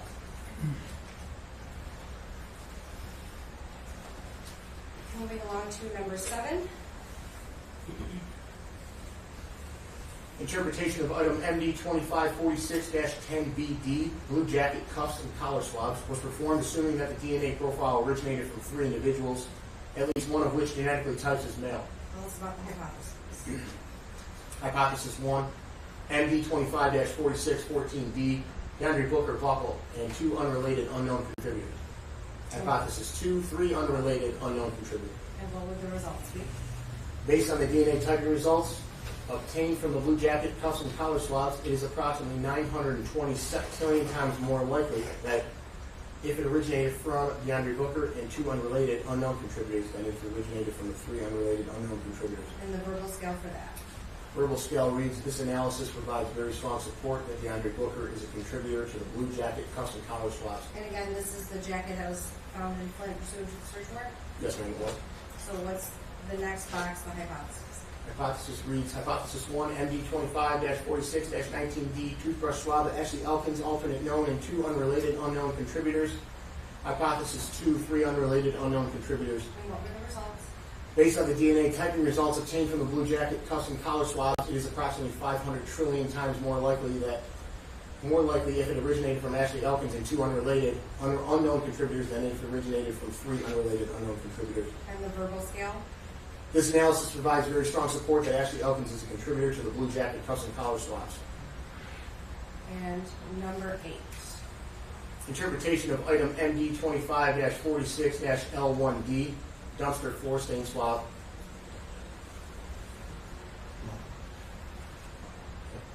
Was performed assuming that the DNA profile originated from 1 individual that genetically types as female. All right.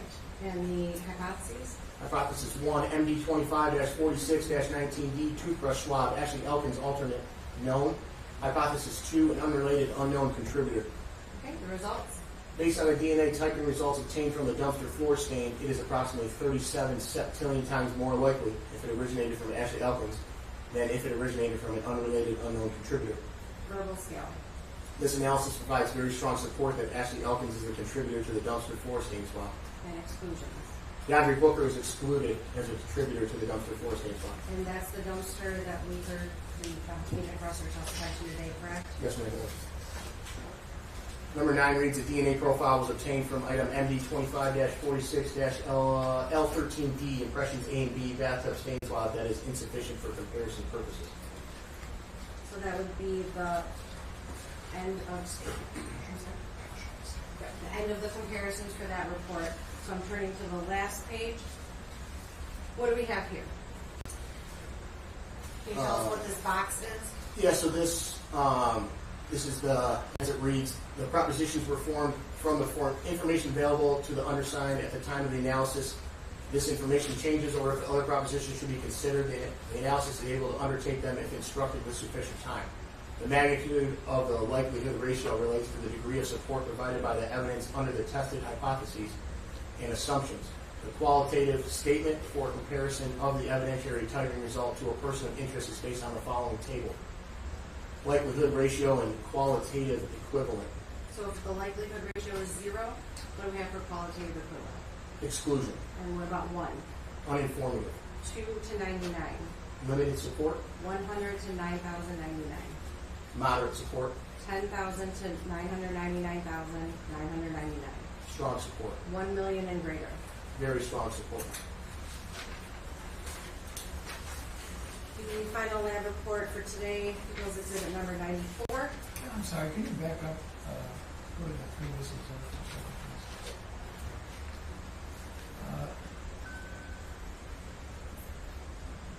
One of the tests was on the jacket, correct? There's 2 tests on the jacket. Right. One on the blood stain swab and then one on the cuffs and collars. Okay, so the second one where it says blue jacket, was that just on the cuffs and collar?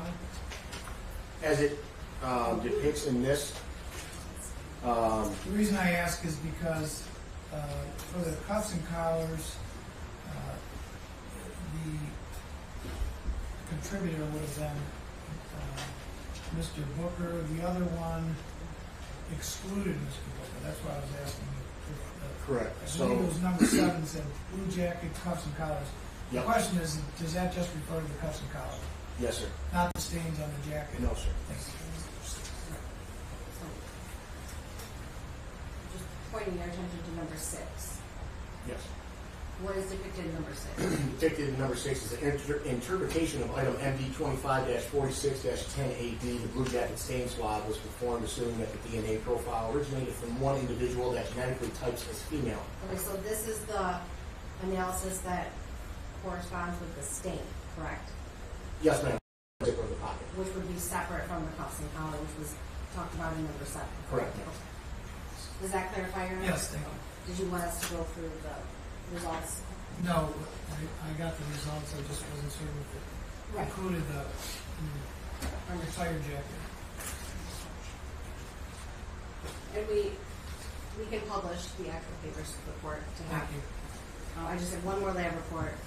Oh, you're fine. Yep. Number 94. This is record number 7, Michigan State Police lab report. What do we have here?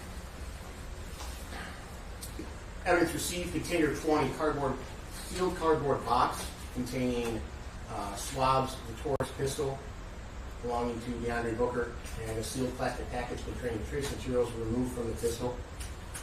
Item 20 is a 9mm Luger caliber Taurus model G3X semi-automatic pistol, serial number ADG 538604. And is this the gun that was found in the defendant's apartment? Yes, ma'am, it was. So that was submitted to the lab? Yes, ma'am. Okay, what is in container 22? Container 22 is a sealed envelope containing swabs of the fired bullet found in the drain. Item 22 is one of the fired bullet. And it says evidence generated during examination. Container TF-20, heat sealed plastic bag containing test shot envelope containing test shots from item number 20. One fired cartridge, case and fired bullet, and then another fired cartridge, case and fired bullet. And what were the results of the physical and microscopic examination? Item 22, fired bullet and test shots from item 20 were physically examined and microscopically compared using light comparison microscopy. Item 22, fired bullet, is inconclusive as having been fired from item 20, the pistol. These items share agreement of class characteristics but lack consistent and reproducible individual characteristics. Item 22, again, fired bullet is consistent with being a 38 or 9mm caliber class fired frangible bullet displaying conventional rifling specifications of 6 lands and grooves with a right twist. Item 20, the pistol functioned in the condition it was received. Test shots from item 20 will be returned to the submitting agency. So the item 22 fired bullet result does say it's consistent with being a 38 or 9mm caliber. Is that the same as the caliber of the gun that was found? Yes, ma'am, it was. But it's, and it has the same class characteristics, that's what you just read, correct? Yes, ma'am. But they could not conclusively, it was inconclusive as to whether or not that one was actually fired from that specific weapon. Yes, ma'am, that's correct.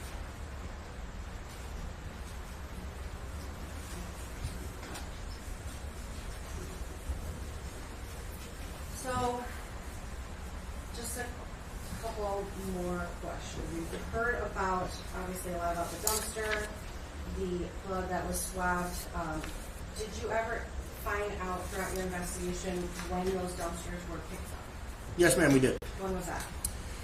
That was done by some of our command officers.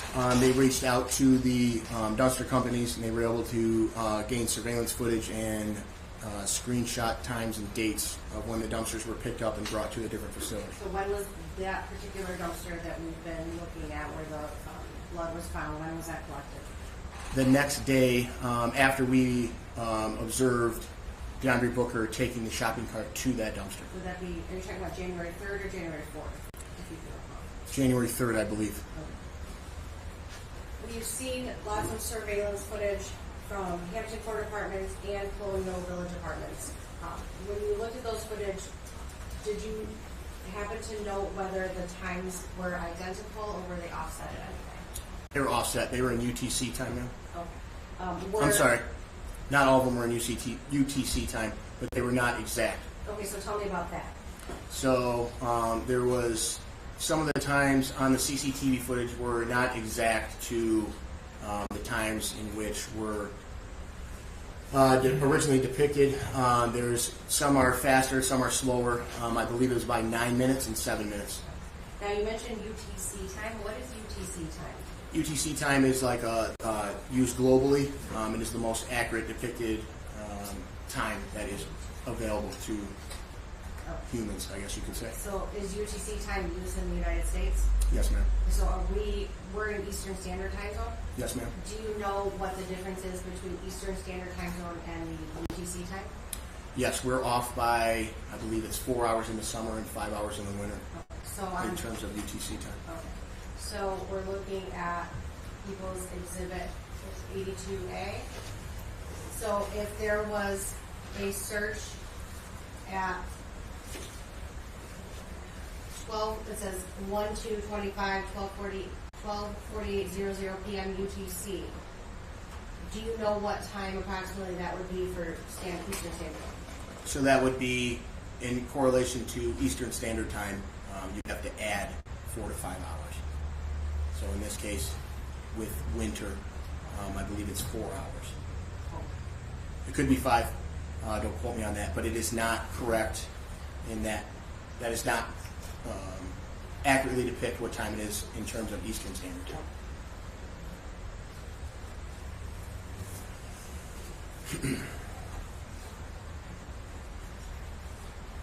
I got this one.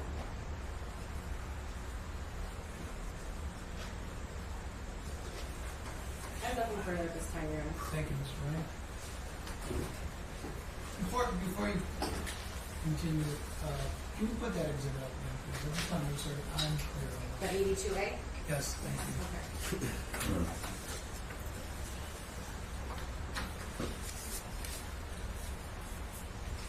This was a Google search, is that correct, of his phone?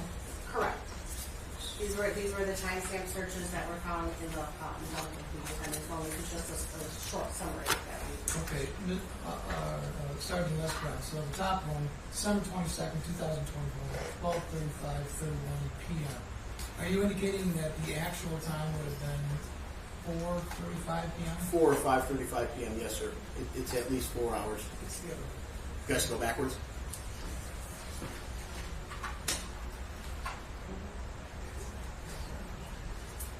It's 4 or 5 hours in one direction or the other, Your Honor. It's not accurate to Eastern Standard Time as from this one. I thought you had questioned just previous to that about the dumpsters, though, not about the Google search of his phone. No, I asked what date the dumpsters were picked up, and then the next when he. I insinuated that. I misspoke on that, Your Honor.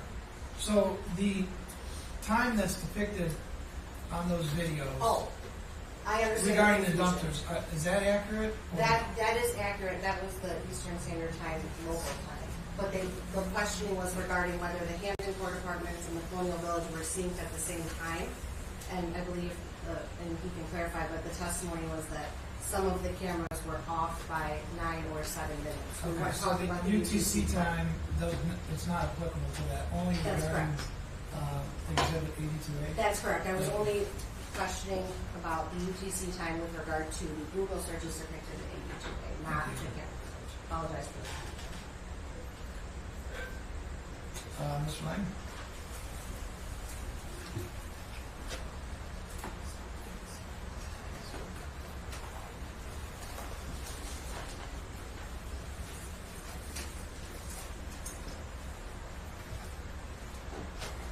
Detective Lufsbrows, I want to try to go in as much of a chronological order with my question as I possibly can. I have a report from you. It's really lengthy, so I'm kind of going off a lot on that. I have an entry on your report dated January 2nd, 2025. Okay. It might be maybe the first page or so of your report.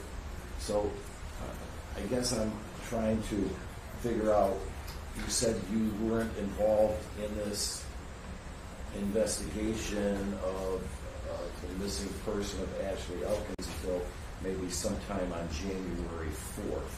And I just was wondering why there's information contained in your report about January 2nd. So that's to reflect why Warren Police Department, we're in the city of Roseville, kind of tying everything together as to why we got involved with DeAndre Booker's apartment.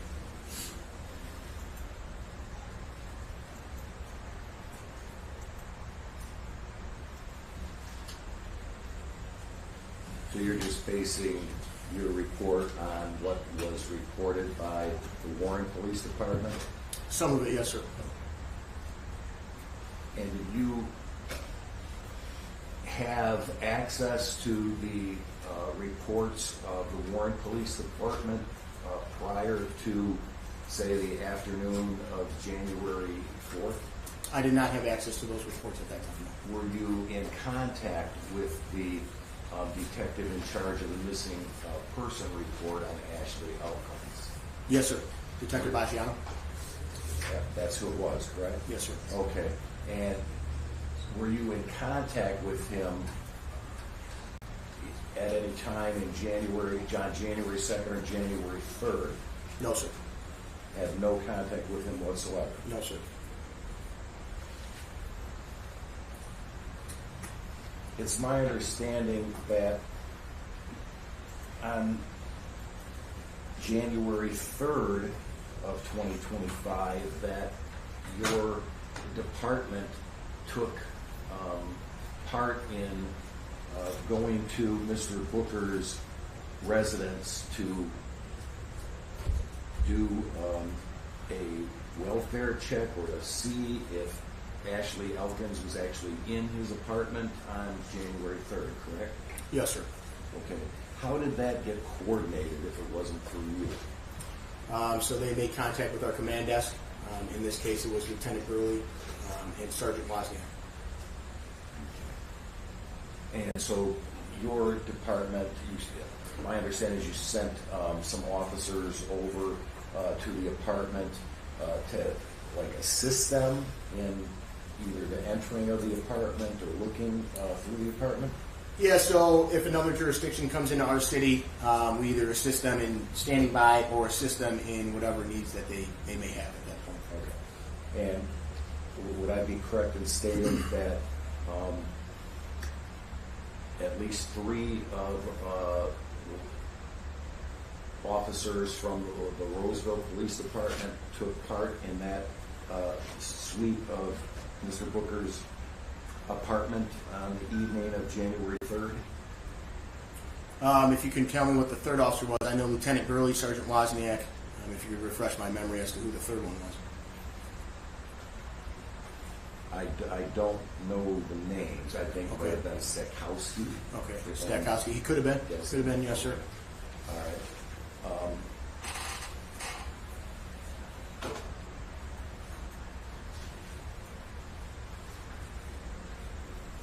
Now, had you been aware prior to the Roseville police officers assisting Warren in that search of the apartment that Warren had received information that from a cell phone that they had given to Warren that belonged to DeAndre Booker? Are you asking that if I knew I had knowledge of that prior to? Yeah. Yes, sir. Okay. And as far as you know from the Warren detectives, that this phone was given to them by a friend of the family, LaShawn Ross, correct?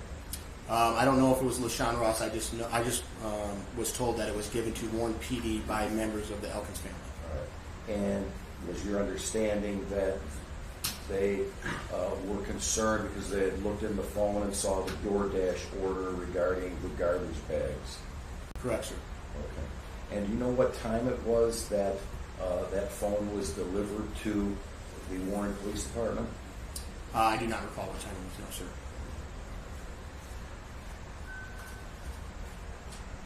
And I'm assuming that Detective Baggiano would know that? Yes, sir. Okay.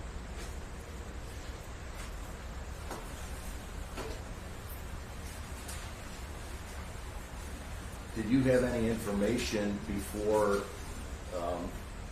officers from Roseville went to the apartment on the evening of January 3rd, that members of the Elkins family had already been into the apartment? No, sir. I had no knowledge of any events that transpired between us and Warren prior to me coming in on that Saturday the 4th. Okay. And again, that would be something for me to ask Detective Baggiano. He would probably have the Correct. Okay, fair enough. Did you, because your officers assisted in that protective sweep of the home to try to find if Ms. Elkins was present, correct? Yes, sir. Because at that time, this was simply a missing persons investigation, correct? That is correct. And since somebody felt that she may have been at his apartment earlier or the day before, that she might still be there. Correct, sir. Okay. Now, did your officers who took part in that sweep, did they report back to you as to what they saw or found?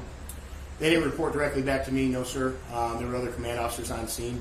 I wasn't a command officer, or I didn't hold that capacity or that level that they needed to report back to me at that moment in time.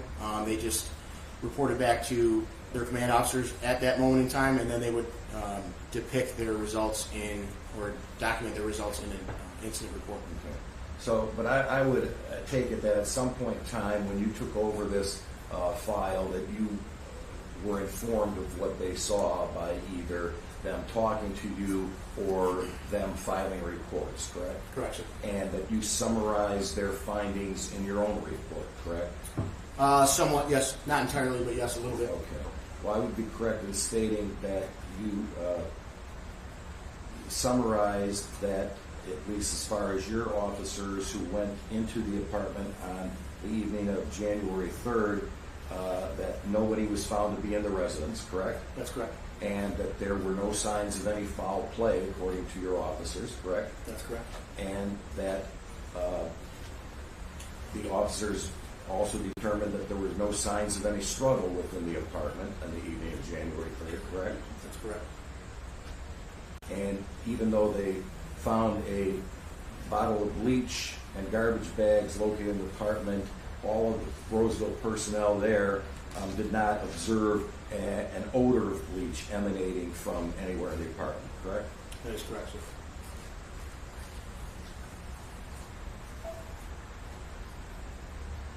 And as far as you knew, the door to Mr. Booker's apartment was open when they did this protective sweep, correct? Correct, sir. It was unsecured.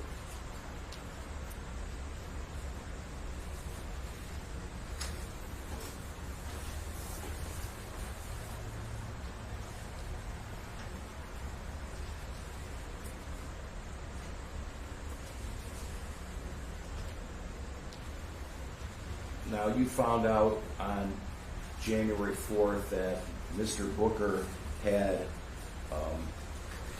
called the Macomb County Sheriff's Department about a complaint regarding people going in and out of his apartment, correct? Yes, sir.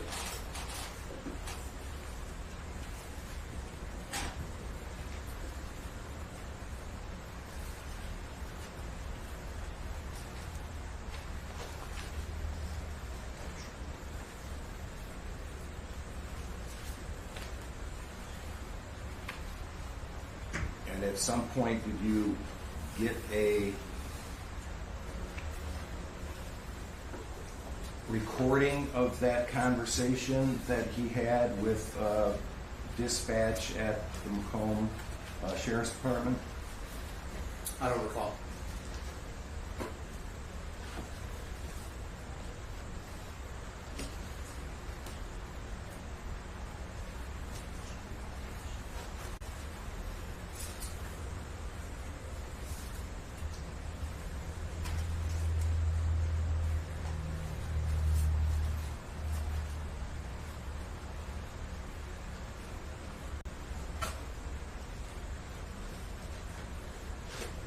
Do you know when he called the Sheriff's Department? Was it January 4th or January 5th?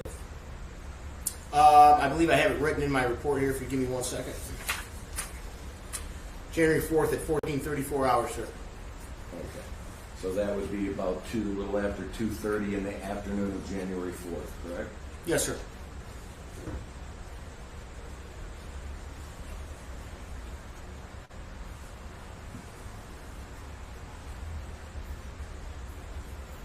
And in your conversations with Mr. Booker, did he also tell you that he had called a maintenance person at the apartment complex to go check and lock his door Yes, because sir. of these people coming in and out? Correct. And he had told you that he had saw this posted on Facebook, people coming in and out of his apartment on January 3rd or January 4th. Yes, sir.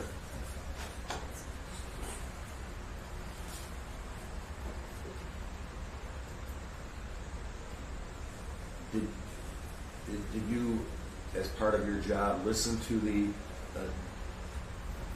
call from Mr. Booker to the Macomb Sheriff's Department? If I did, I don't recall, but to my knowledge, I did not.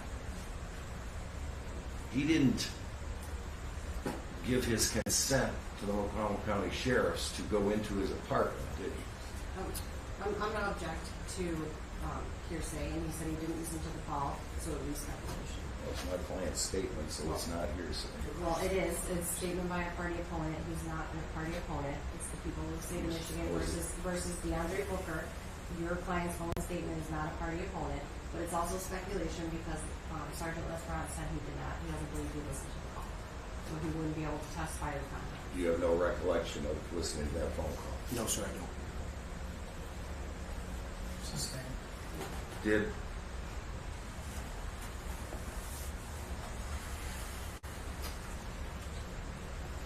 When did you exactly become involved in this investigation? After Officer Nabozny, Officer Bayarsky, and a few other officers went in the second time when they knocked and announced their presence, the door became ajar. They performed it would now be the second protective sweep of the residence. That's when Officer Nabozny located the blood stains and spatter and drops. They notified Sergeant Chuella, who was the OIC at the time, of what they had and what their findings were, and then Sergeant Chuella advised them to back out of the apartment, in which then I was notified and contacted by Sergeant Chuella and Detective Lieutenant Beamer. Who was it that gave the order to the officers from Roseville to go into his apartment to do a protective sweep on the afternoon of January 4th? I don't know that anybody gave them permission per se, but it's just standard protocol that we do a secondary search for people that may be unable to seek for help or call for help, or someone that may be in dire need of police assistance. Okay, but your officers had been in there the night before, Correct. And they found nobody in the place, and they also found no signs of any struggle or any foul play, correct? That's correct, sir. Okay, so why would they go into the apartment again the next afternoon? They had a police-run dispatch call for service there. Who made that run for service? This was based on Mr. Booker's call to the sheriff's department? Correct, sir.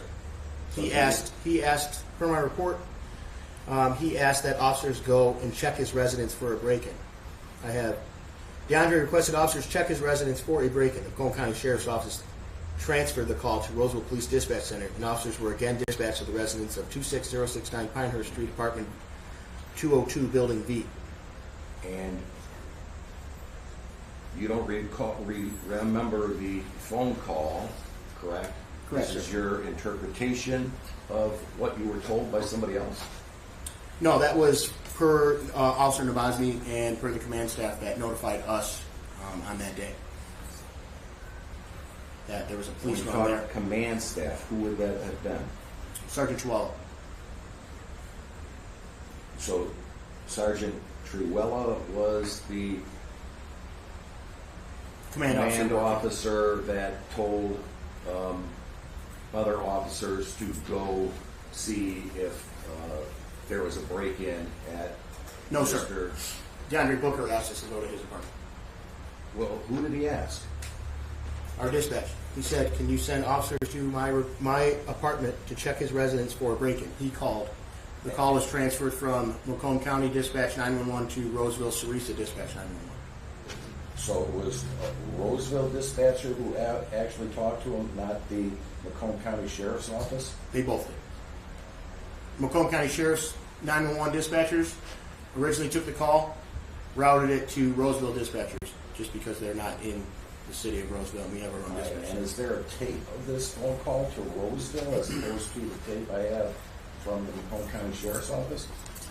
I'm sure there is. I don't know if it's still available or not, or not. I don't recall ever having it.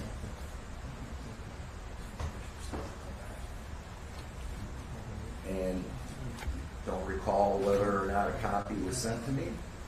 To my, I don't know. It may have been. I'm not sure. I've sent you hundreds of pieces of evidence, so that could have been in there.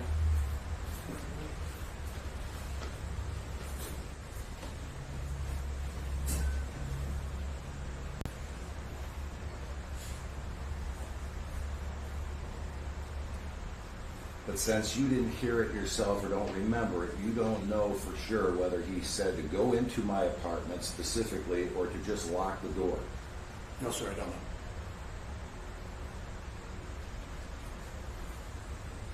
And when your officers were there, didn't a maintenance man from the apartment complex come there while your officers was there and said he got a call to basically lock the door? Correct, sir. Objection, And hearsay.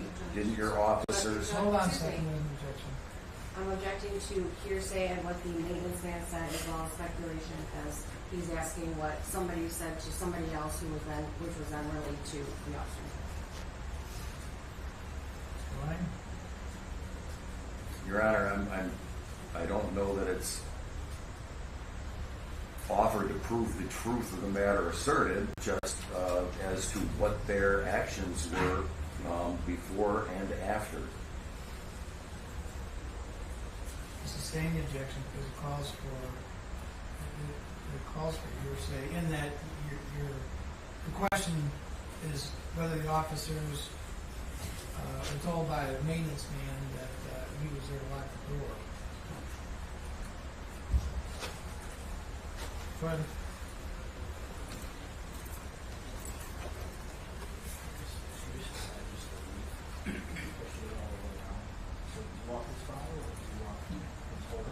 So on both the night of January 3rd and the afternoon of January 4th, officers from Roseville and from Warren, at least on January 3rd, went into Mr.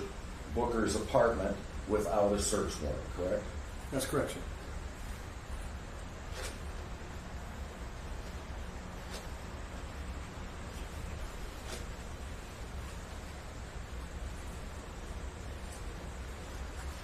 And then after Officer Nabozny informed you of what he found in the apartment on January 4th, that's when you got involved and started to get together a search warrant, correct? That's correct, sir.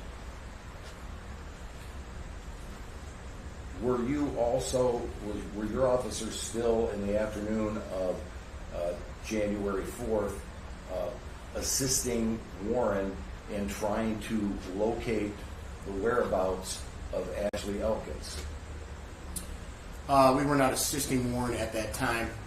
We only did on the January 3rd when Warren PD came into our city looking for Ashley at DeAndre Booker's residence. So on January 4th, to answer your question, sir, no, we were not assisting them. We were doing things that mattered to Roseville PD. Okay. Well, did you know that Warren had gotten a call, some kind of a tip from somebody contacting Monica Elkins in the afternoon of January 4th, saying that Ashley was being held at a residence on Eileen Street in Detroit? I was made aware of that after January 4th, to my knowledge, sir. Do you know if any of the, do you know whether or not the City of Detroit Police Department went out to that address to check to see if Ashley Elkins was there? Yes, they did. All right. And were you aware that they weren't allowed to enter the home by whoever was That's correct, sir. residing? Do you know whether or not any of those police officers from the City of Detroit contacted officers from your department about whether or not they wanted to issue a search warrant for that location in Detroit to find Ms. Elkins? I believe we were contacted. We just didn't feel that there was enough evidence to support a search warrant or obtain a search warrant to go into the residence of Eileen Street just by someone's word of mouth saying she was there. Did you make that decision, or did somebody else at your department make that decision? I did not make that decision, sir. You know if it was Sergeant Truella? No, sir. I couldn't tell you who made that decision. I would be the one that would draft the search warrant if we were to go in that house on Eileen Street, and I was never told to do so. Okay. Do you know if somebody at your department contacted the officers in Detroit that afternoon and told them specifically, no, we're not coming out? I don't recall if they did.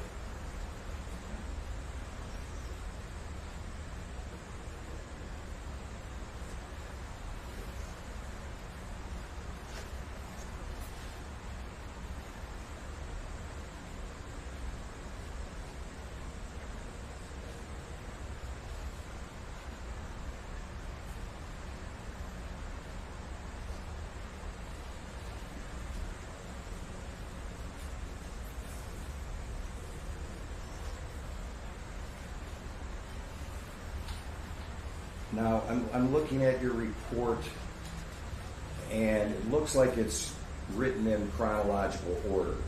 Correct, sir. So, am I correct in that? Yes, sir. As much as you could Yes, sir. do it that way? And I see that after you, would I be correct in stating that the Roseville police officers on January 4th went into Mr. Booker's apartment sometime in the afternoon, about 2:30, 2:40 in the afternoon? Yes, sir. That's correct. Okay. And that you went in with a search warrant on January 4th sometime around 8 o'clock that evening, correct? I couldn't tell you the exact time. I just know it was the evening of January 4th. That's it. All right. And after you had, you were present when the officers were executing the search warrant, correct? Yes, sir. All right. And after you got done collecting any evidence or looking around, you did also look for some video ring camera, correct? Yes, sir. That took some time. Yes, sir. Okay.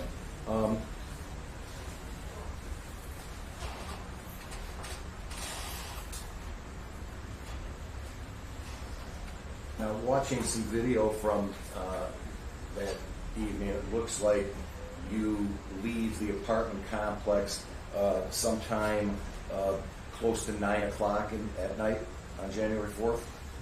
To be honest with you, sir, I don't remember the time. It could be 9 o'clock. I'm not entirely sure. Okay. And then you went back to the Roseville Police Department, correct? Yes, sir. After the search warrant was completed and we got done speaking with the neighbor who held the ring footage, myself and Detective Lieutenant Beamer went back to the Roseville Police Department. That is correct. All right. And when you, is that when you first called DeAndre Booker? Is that your first call to him? Correct. So it was sometime later in the evening, after 9 p.m.? Yes, sir. Okay. And that call was recorded, correct? Yes, sir. It's recorded.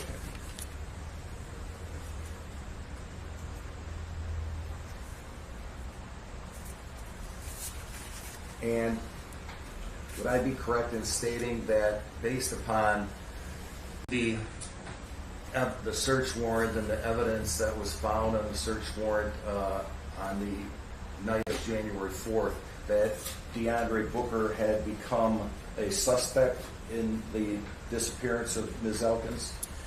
At that time, he was not a suspect yet. No, sir.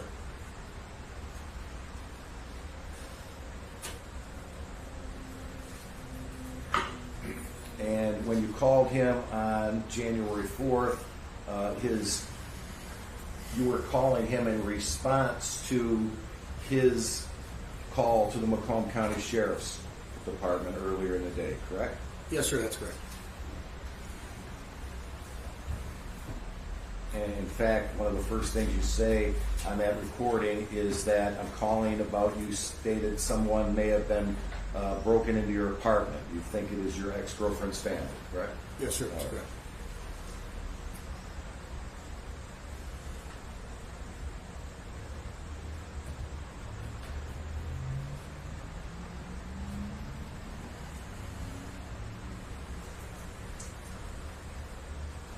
And at that,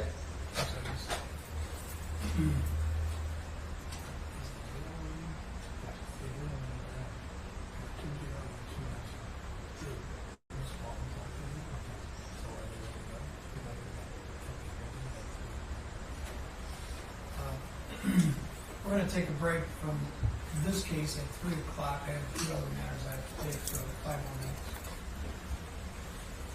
minutes. and when you had this first conversation with Mr. Booker, he was complaining to you about all these people coming in and out of this apartment, correct? Yes, sir. All right. And he told you specifically that they went inside his apartment without his consent, correct? Yes, sir. Okay. And then you started to question him about Ashley and what time she may have come over and what time she may have left, correct? Yes, sir. All right.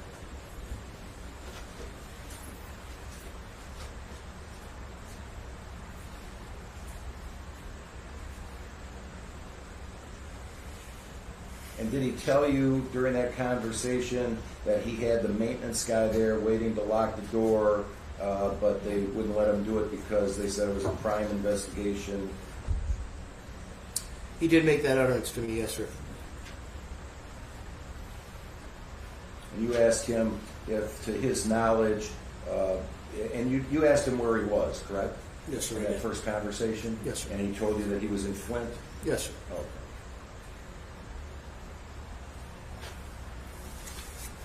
And you asked him about whether or not he knew if Ashley was driving a silver car, and he told you that as far as he knows, yes?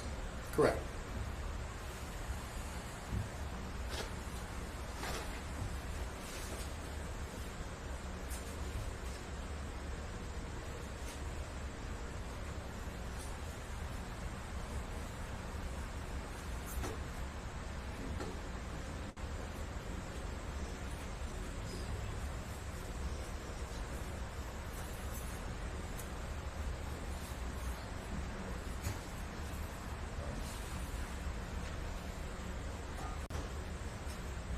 And were you trying to get Mr. Booker to come and meet with you in that first conversation by telling him, hey, you know, I agree with you, they shouldn't, that was illegal for them to enter into your apartment, and we'll pursue charges for that, but you got to come in and meet with me so we can file a formal complaint, correct? That's correct.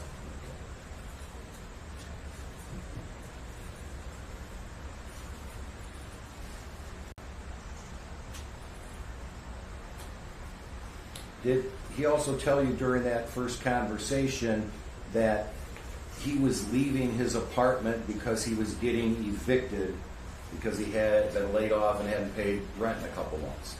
That's correct, sir. And is it true that some of your officers found an eviction notice in his apartment when they searched it? I believe they did, yes, sir. And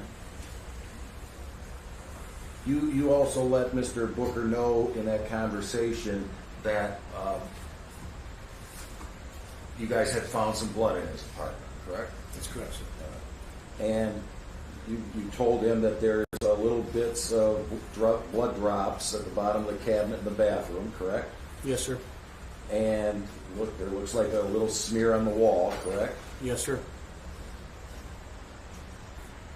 And you told him that the blood looks old to you, correct? That's correct, sir. Mr. Rennie, we're going to take a break. Just because I have the jail waiting for us, and a few others, so That's we'll fine. come back in 10, 15 minutes. Okay, also.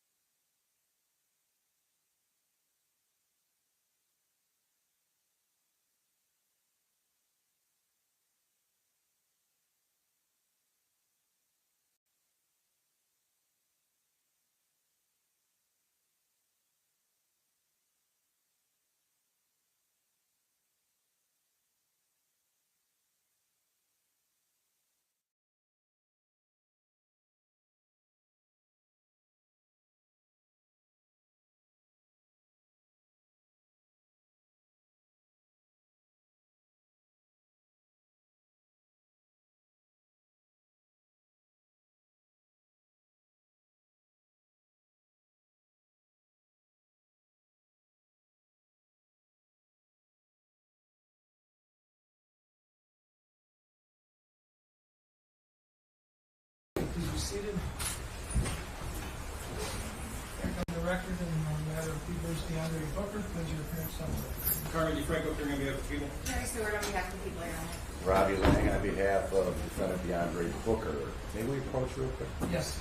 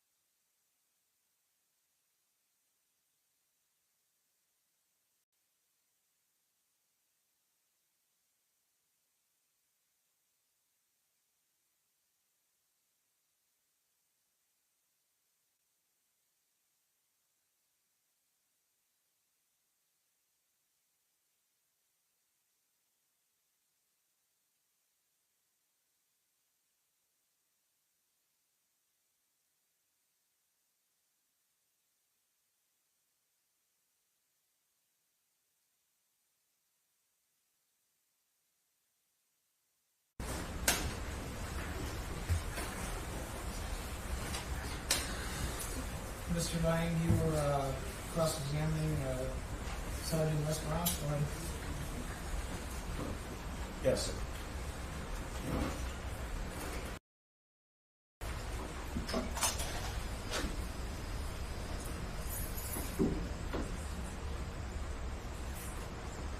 That there was a download on the phone of Mr. Booker that was provided to the Warren Police Department, that the Elkins family or somebody associated with them had given to the Warren Police Department? I believe so, yes, sir. There was a search warrant completed for the phone. Do you know what that phone was, or the phone number to that phone versus the phone that you may have, or your department may have downloaded upon his arrest? I don't believe that was a working phone or had a working phone number to it per se. I think all of his accounts were linked to that phone via Wi-Fi, and that's how they were corresponded. Okay. But my understanding is that the phone that the Elkins family found or took from Mr. Booker's apartment on January 3rd was the phone that had the DoorDash information on it, correct? That's correct, sir. Okay. And that's different than the phone that he had on him when you took it from him on, did you say January 7th up in Flint? In Flint, yes, sir. Two different phones. Two different phones. Yes, sir.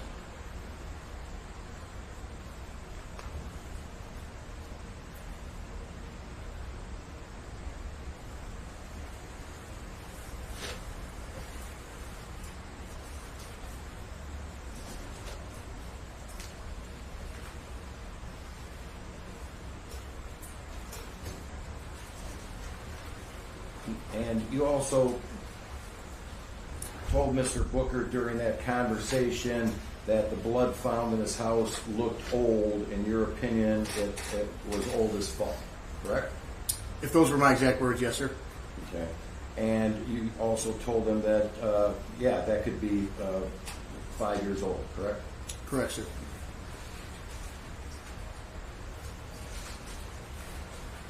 You also told him a couple times that there was no sign of a forced entry into his home, correct? That's correct, sir. All right. I'm going to show you just a little clip of, a video that I showed to Officer Nabozny, I believe. Yeah.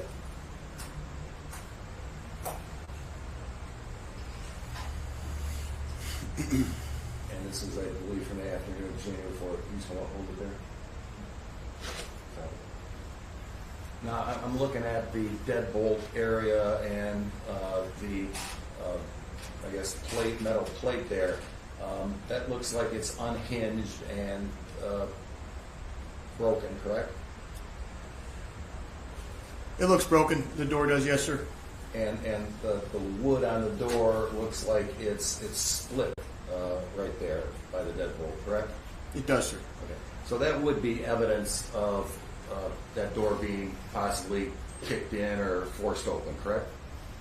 At some point in time, yes, sir. Okay. Well, according to your report, the door was ajar and open on the evening of January 3rd when officers from Roseville first went into the apartment, correct?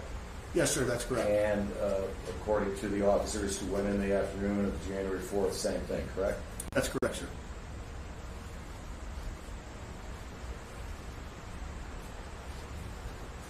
So it could have been broken by somebody earlier than 7 o'clock in the evening on January 3rd, correct?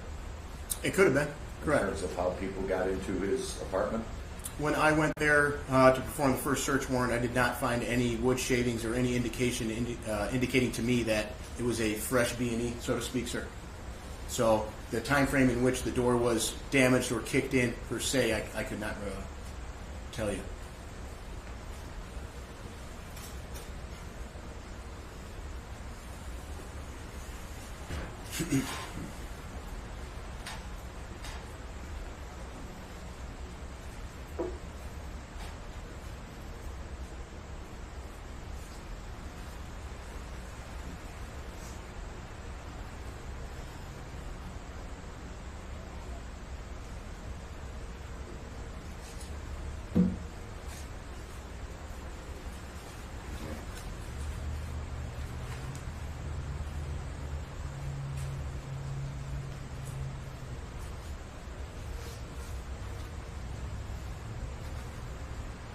And you looked around the apartment pursuant to the search warrant in the evening of January 4th yourself, correct?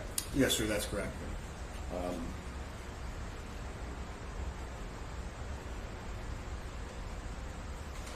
And did you remember remarking to, I believe it was, I don't know if it was Lieutenant, but Officer Beamer, when you saw the blood smear in the hallway, did you say, well, like you said, it could be from fucking anything? That's correct, sir. And that's the only spot that you saw, correct? That's the only spot that I noticed myself, sir. That wasn't pointed out by Officer Nabozny or Officer Byerski.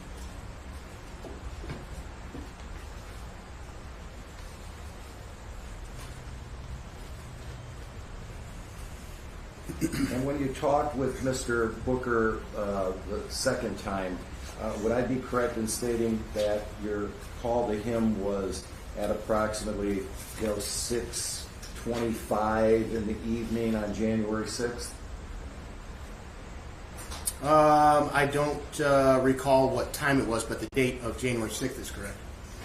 Okay. I'm looking at, my, I guess, discovery package with the recording a phone call. I trust you. If you say it's 6:25, that sounds accurate. Okay.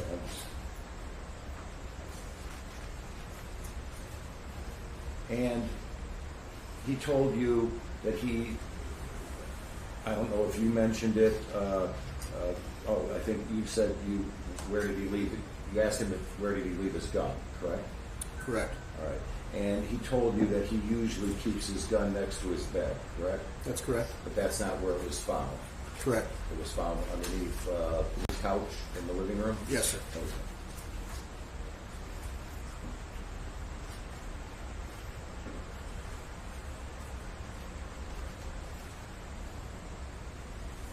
And I take it during your conversations, he had told you that him and Ashley had been together for almost a year, or around a year.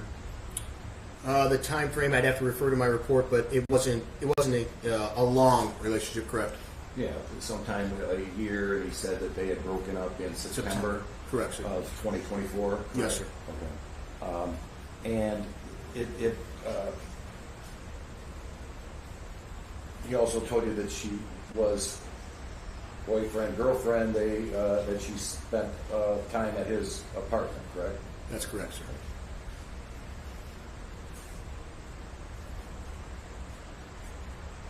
And I'm sure you didn't get into too many details about how much time, or if she was there every night, or every week, et cetera, correct? No, sir, I did not.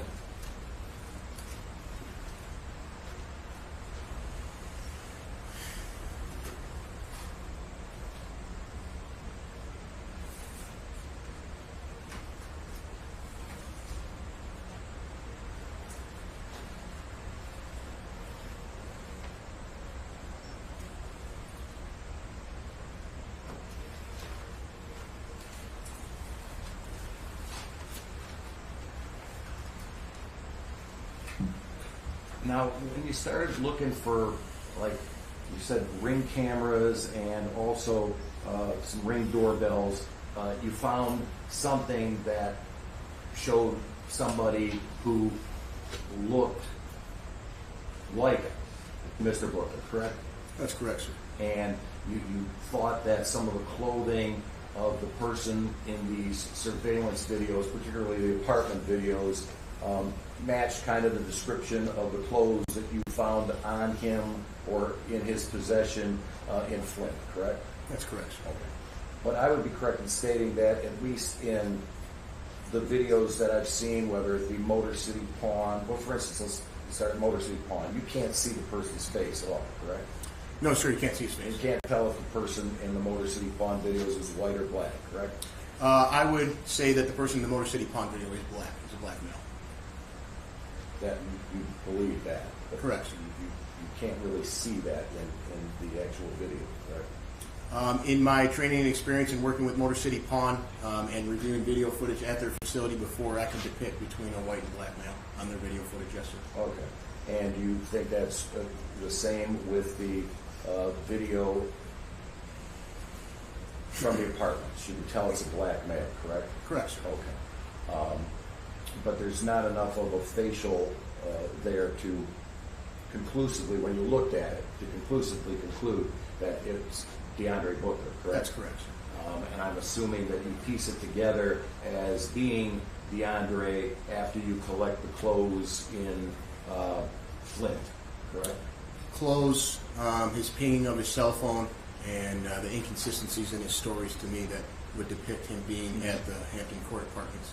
Now, I think it was Detective Moran who was testifying earlier last week or whatever. He said that the pings on the phones, they're not exact locations, correct?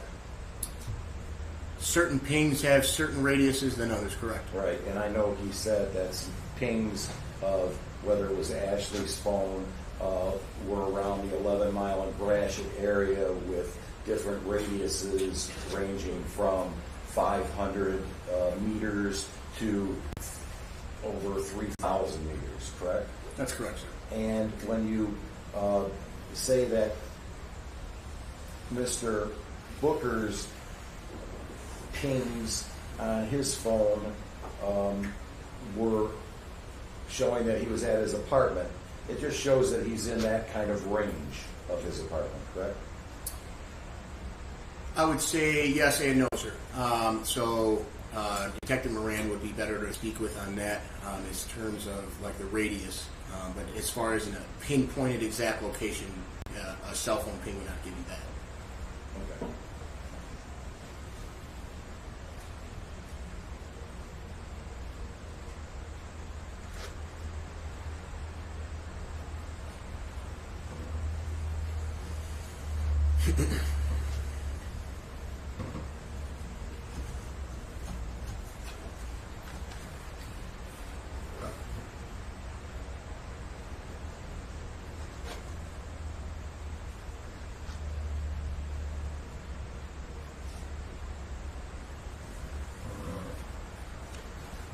Now,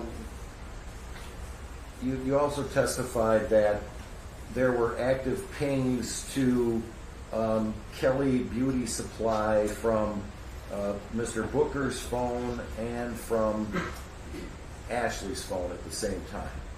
Yes, sir. And again, would that be within a radius of the shopping center on Gratiot near Frajo? Yes, sir. So it could be in that same radius of 500 meters to 3,300 meters that Detective Moran talked about? Correct, sir. I don't know if both of those pings would register off the same tower or not. I'm not an And the expert. pings wouldn't actually show Kelly Beauty Salon? Correct. It's not in a pinpointed exact location to the exact longitude, latitude. It's just a generalized area.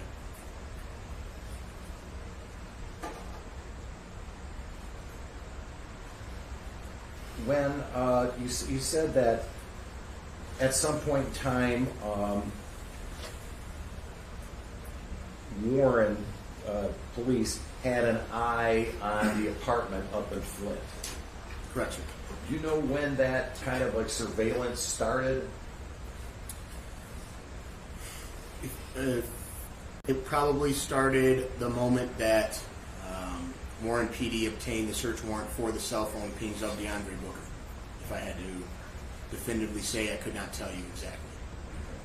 But Mr. Booker had told you as early as, just sometime after 9 o'clock at night on January 4th that he was in Flint. Your first phone call? First phone call, yes, sir. That's correct. Is that when you or the Warren detectives started trying to find his cell phone location? Warren PD already had it prior to Roseville PD having it, so they already obtained his cell phone pings through a search warrant before. Okay, so they can when he told you that he was in Flint, you kind of checked with Warren and confirmed that they had him in that location Yes, sir. too. Okay.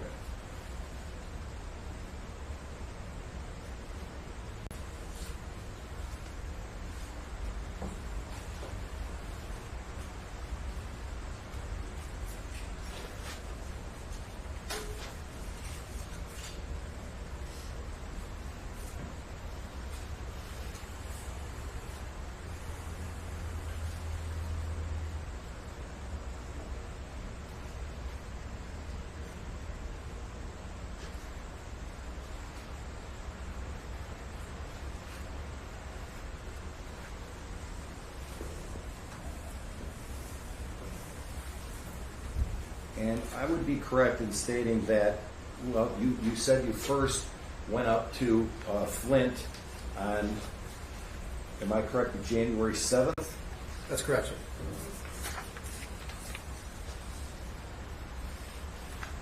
And at that time, you spoke with Mr. Booker, and you didn't have a warrant for his arrest at that time, correct? Just to search that location for clothes belonging to him?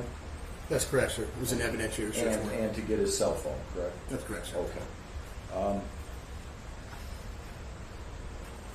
And you said you tried to talk to him, but you said because he was in kind of custody there, like when we look at that picture of him sitting on the bed, he's in handcuffs, correct? That's correct, sir. Okay, so you gave him Miranda warnings before you started questioning him at the Flint address, correct? That's correct. All right. And because you knew you couldn't talk to him unless you had given those and he had waived those rights, correct? That's correct. And he told you that at that time he wanted a lawyer and you ceased your questioning, correct? That's correct. Oh. So you got no other information from him during that trip up to Flint, correct? That's correct. Oh.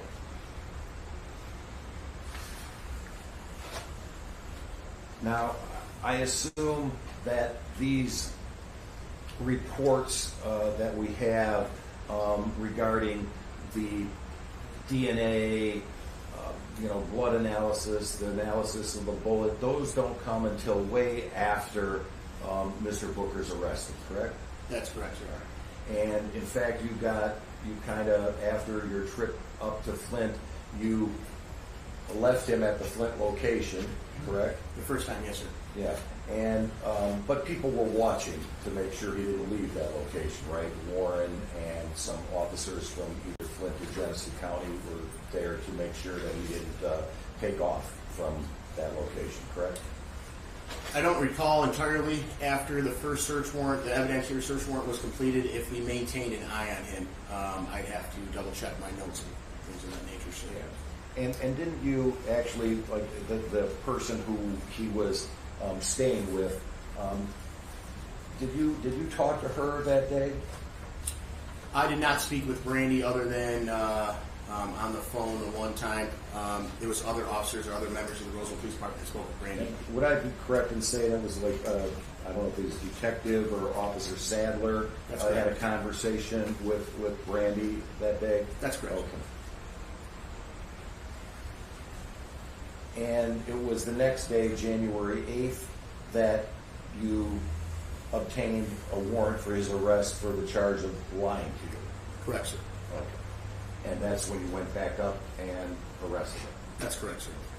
And then it was sometime after January 8th that you got a warrant to arrest him for the charges, the main charges of being involved in the disappearance of Ms. Elkins, correct? That's correct, sir.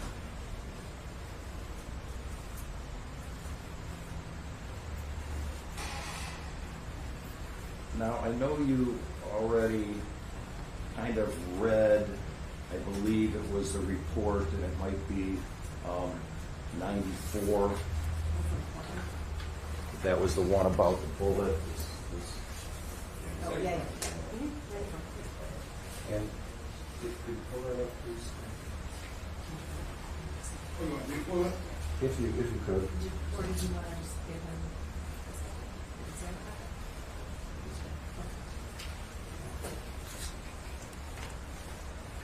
Now, that report is dated February 7th, or actually it's dated February 27th of 2025, correct? That's correct, sir. Okay. And my understanding is that at some point in time, it might have been January 30th, I can't recall the exact date, that one of the prior officers who testified said that they had went in there to Mr. Booker's apartment with a plumber to take the drain pipes, kind of out to see if there's anything caught in like the J, what do they call it? J trap or whatever. Yes, Is that sir. correct? That's correct. Okay. That was sometime at the end of January. Correct, sir. All right. And part of what they found in that was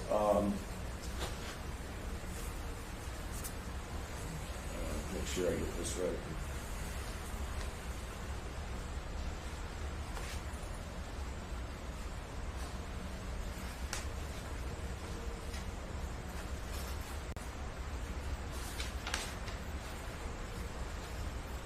There were some clumps of hair, correct? That's correct, sir. And looked like maybe with the clumps of hair may have been some kind of skin or tissue. It was what we believed to be skin or tissue. Okay. And I would be correct in stating that the hair and tissue was sent for an evaluation to see if it could be identified as human hair, correct? Correct, sir. All right. And the person who did that evaluation was the Macomb County Medical Examiner, Ms. Petrangelo, correct? Yes, sir. And what I, I'm sorry. You referring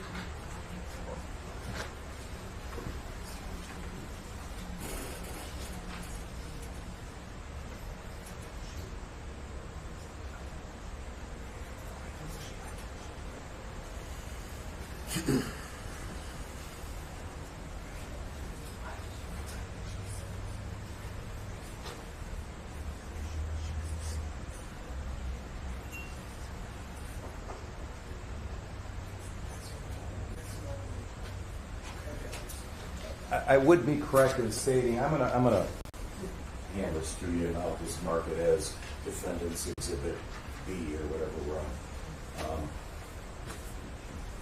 You received I guess, an email from Dr. Petrangelo about what her evaluation showed you on the clump of hair or tissue found in the J-trap of the Mr. Booker's apartment, correct?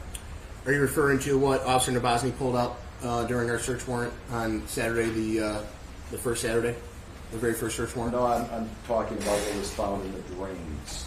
Okay, so what we turned over to, and what you're speaking of to Ms. Petrangelo, was what Officer Nabozny recovered from the drain during the search warrant, first search warrant.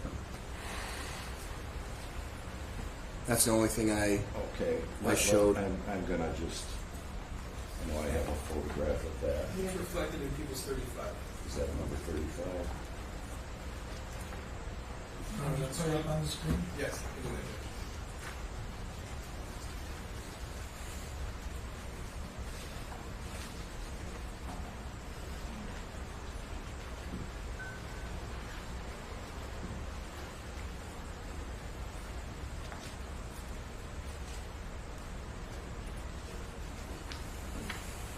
He was referencing the clump up here. I thought there was another exhibit that you showed. Is that what you're asking about, Mr. Lee? That's That- not what was that- submitted to Dr. Petrangelo. This is what was submitted to Dr. Petrangelo. This was what was referred to Dr. Petrangelo, correct? That's correct, sir. And you got an email from her on the exhibit I just gave you saying that, in her opinion, that was not, she was not able to identify that as any kind of human tissue, correct? Correct, sir. Under the microscope, under low power, and found no features consistent with human skin. Okay. Just so I'm clear, are you indicating that's a clump of hair? No, Mr. Lang, are you referring to what was found in the sink in the bathroom versus the bathtub? Because this is the bathtub. yeah, that's exactly what I'm referring to. Yeah. You want both of them? Just this one?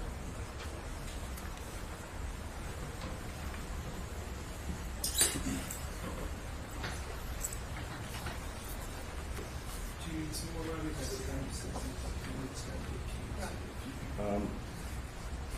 Yeah, I'm just gonna look at the bullet. Okay.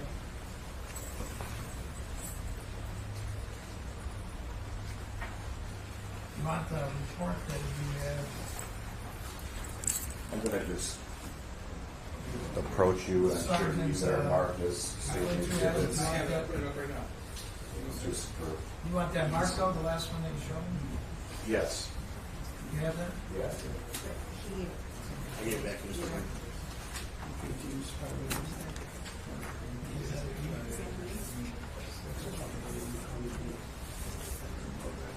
Any objection to his admission? No.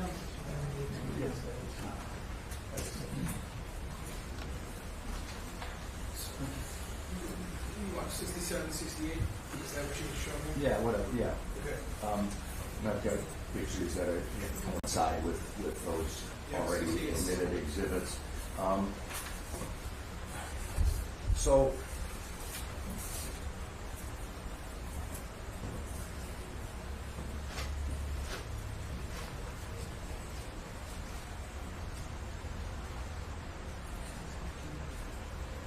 I would be correct in stating that this bullet fragment. This is a spent bullet, correct? That's correct, sir. All right. And as far, did you inspect that piece of evidence yourself? No, sir, I did not. All right. But you can look at the pictures, and that looks like it's a little bit corroded or rusty, correct? Correct, sir. Okay. So it looks like it's been sitting in water for quite some time, correct? I can't tell you how long it's been sitting in the water, but it is corroded, yes, sir. Okay. And would this be the same thing on the report, I think it's 94, dated February 27th? Would this be the same bullet that was, I guess, looked at by the Michigan State Police Crime Lab to see if it matched being fired from the gun that was also taken from Mr. Booker's apartment? Is this, you're referring to the lab report you handed me? Yeah. Yes, sir. Okay. And I would be correct in stating that the result of that examination by the Michigan State Police, as contained in exhibit number 94, is that the fired bullet is inconclusive as having been fired from item 20, Mr. Booker's pistol, correct? That's correct, sir. Okay. So I'm assuming the purpose of sending it to the crime lab was to see if that matched up to the gun as maybe a possible means of killing Ms. Elkins, correct? That's correct. And it was determined that it would not have been involved by firing it from that gun, correct? I'm going to object. It's a mischaracterization of the evidence that's already been presented. I'm sorry? That's a mischaracterization of the evidence that's been presented. The report deems it inconclusive, not exclusive. Inconclusive, okay.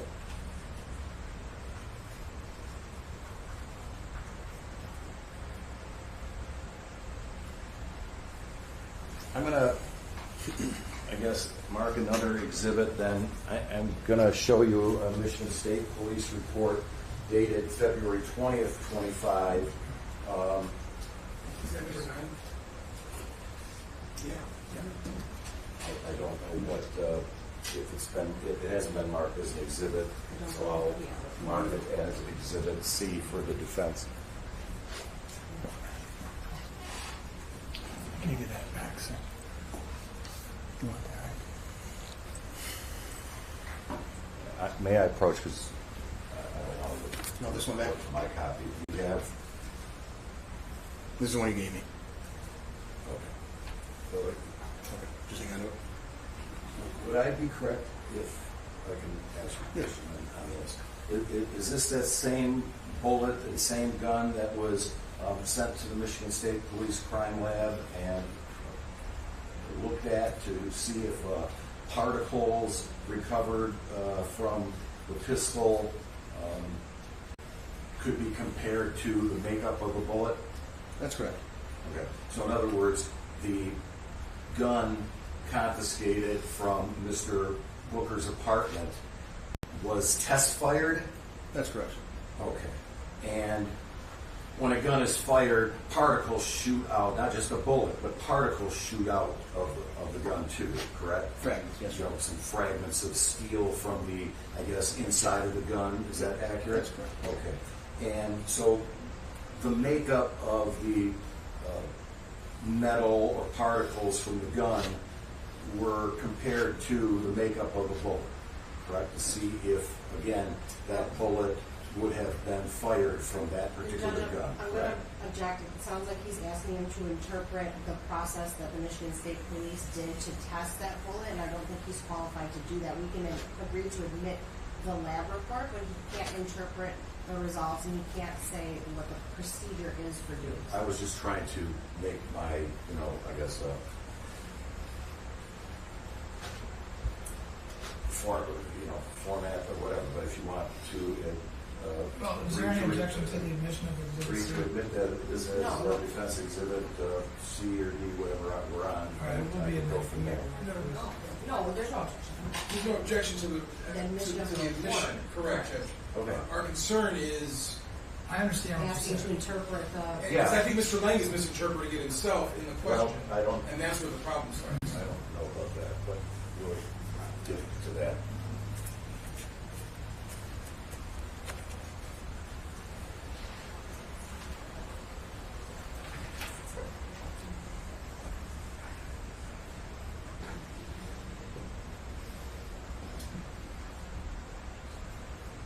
Now, would I be correct in the results portion here, particularly what's been kind of highlighted in the report in blue? Could you read that sentence? Yes, sir. In my opinion, these tested particles from the pistol originated from a source primarily copper, which includes ammunition components such as item number 22, limited association.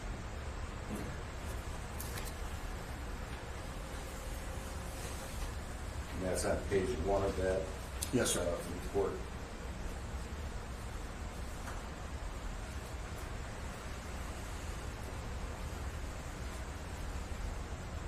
And I'm going to go to, I guess, the second page of the report, again, under the results category, and ask you to read the final 2 sentences out loud of that report starting. Yes, sir. The tested particles recovered inside the barrel were dissimilar in appearance and elemental content to the bullet, item 22. In my opinion, these tested particles from the pistol did not originate from this bullet or other ammunition components that are primarily copper. Elimination.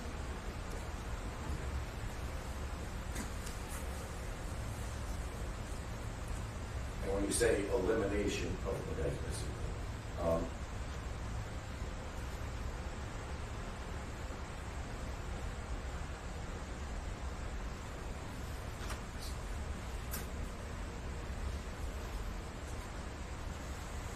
and I would be correct in stating on the second page of the report, similar to the DNA report, it kind of tells you what they mean when they say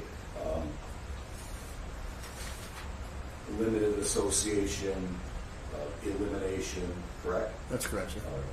And I would be correct in stating that they did highlight in blue limited association, correct? That's correct. And they also highlighted in red the elimination, correct? That's correct, sir. And could you read out loud what the elimination portion says? Yes, sir.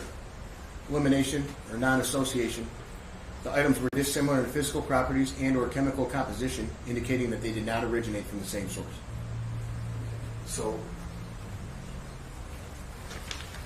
are you qualified to answer, I guess, the question as to whether or not they're telling you in this report that this particular bullet fragment did not come from Mr.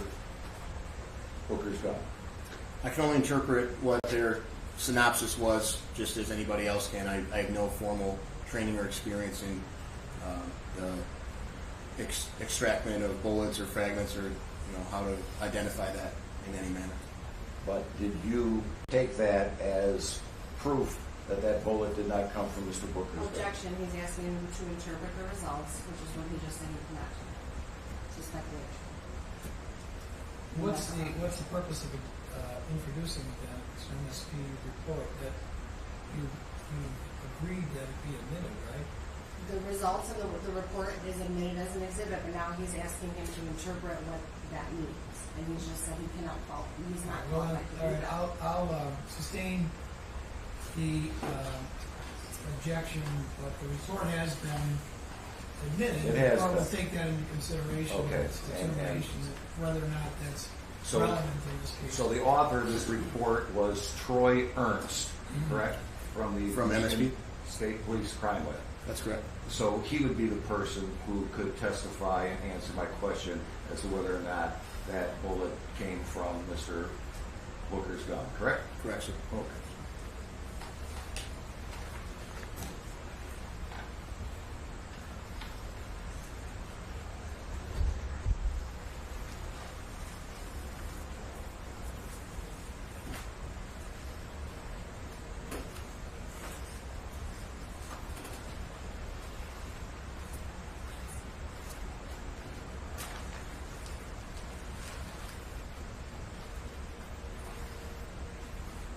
Now,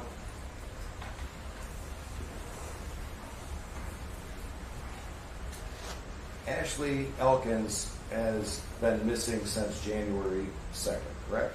That's correct, sir. As far as you know, that's the last time anybody has seen her, correct? That's correct, sir. All right. As the lead detective in this homicide case, can you tell me with any type of specificity how do you know that Ms. Elkins is in fact dead? Well, me personally, I would say there's no activity on her bank account. She doesn't have a working cell phone. She hasn't communicated with her children or any members of her family, which is extremely unlike her based on my experiences and speaking with her family. She's a mother of 2 young children, one of which suffers from some form of autism, which relies heavily on both parents, especially Ms. Elkins, who they reside with. And I understand that might be your opinion. What I'm asking is, do you have any actual proof that she's dead and not alive? Definitive proof? No, sir. Okay. Do you have any proof as to how she died?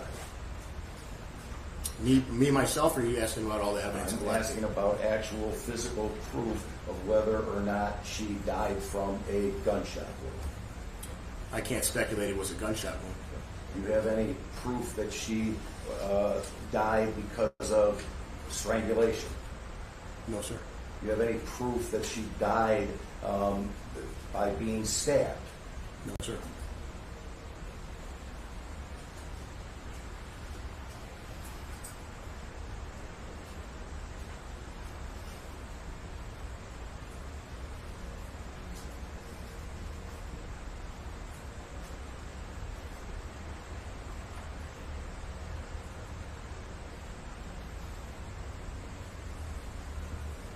So you have no proof or evidence of what may have caused her death, if she is dead, correct? That's true. To some capacity, yes, I sir. have no further questions. Ms. Seward and Thank you. Sergeant, you had testified just now, she indicated she went missing on January 2nd. That's correct. Throughout your investigation, obviously we've talked a lot about this dumpster. What did you do with the information that her blood, or what is found to be her blood, was found in that dumpster? Did you take that and do any further investigation that way? Yes, ma'am. Once that dumpster was collected, it was brought to another facility where we determined that it was brought to the Lenox Township dump site. And myself, along with a bunch of other members from surrounding police agencies, performed a thorough and in-depth search of that generalized location at the Lenox Township dump. Were you just searching anywhere, or did you have a particular area that you searched? No, ma'am. Their engineers were able to pinpoint an exact grid location of where that exact dumpster was, in fact, dropped off at the Lenox Township dump site. So we had a grid in which we were able to kind of pinpoint where Ms. Elkins would be, and we searched that grid for 7 straight days. Do you know when that search started? Yes, ma'am. Hang on one second. I'll refer to my report. January 13th through January 19th. So January 2025. January 13th of 2025, so that would be, Monday.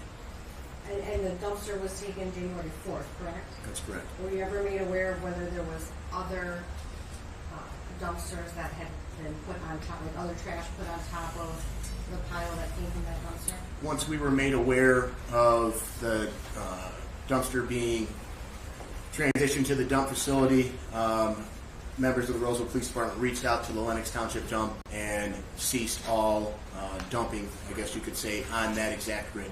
And so you did this extensive search of the landfill. Did you find Ashley? No, ma'am. Going back to some of the initial questions that defense counsel was asking, when it comes to, when a 911 call comes into dispatch, who actually speaks to the caller? The 911 dispatcher. And does the 911 dispatcher then directly connect the caller to whatever unit is going to take the run? No, ma'am. So how does that information get relayed? It has to be transferred to our dispatch center, and then they would dispatch it to a corresponding Roseville police officer. So a dispatcher gets information and then relays that, summarizes it, and relays it to whatever unit is going to respond, correct? that's correct. Defense is also asking you about a tip that Ashley may have been at Eileen Street in Detroit, correct? Yes, ma'am. Did you ever find anything throughout your investigation, or even to this day, that leads you to believe that Ms. Elkins was at Eileen Street at any point? No, ma'am, not a single piece of evidence. So what did your investigation lead you to believe? That she never made any sort of contact or knew anybody that resided at that Eileen address. It was simple. It was simply miscommunication or someone that just had irrelevant information about anything to do with the Eileen Street address.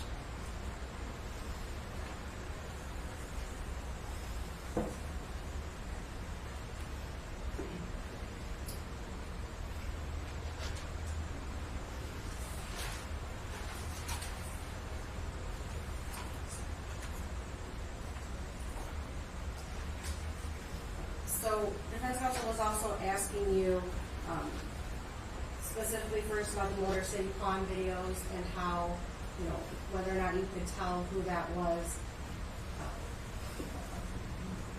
Did you just rely on the Motor City Pond video to conclude that that was the defendant?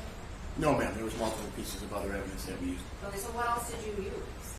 Cell phone pings, other CCTV footage from surrounding areas, his Uber account information that would correspond his route to Glendale, and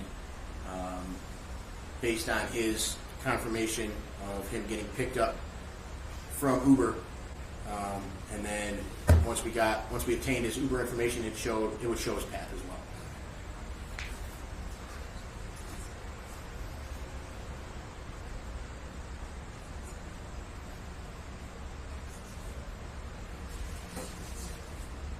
So,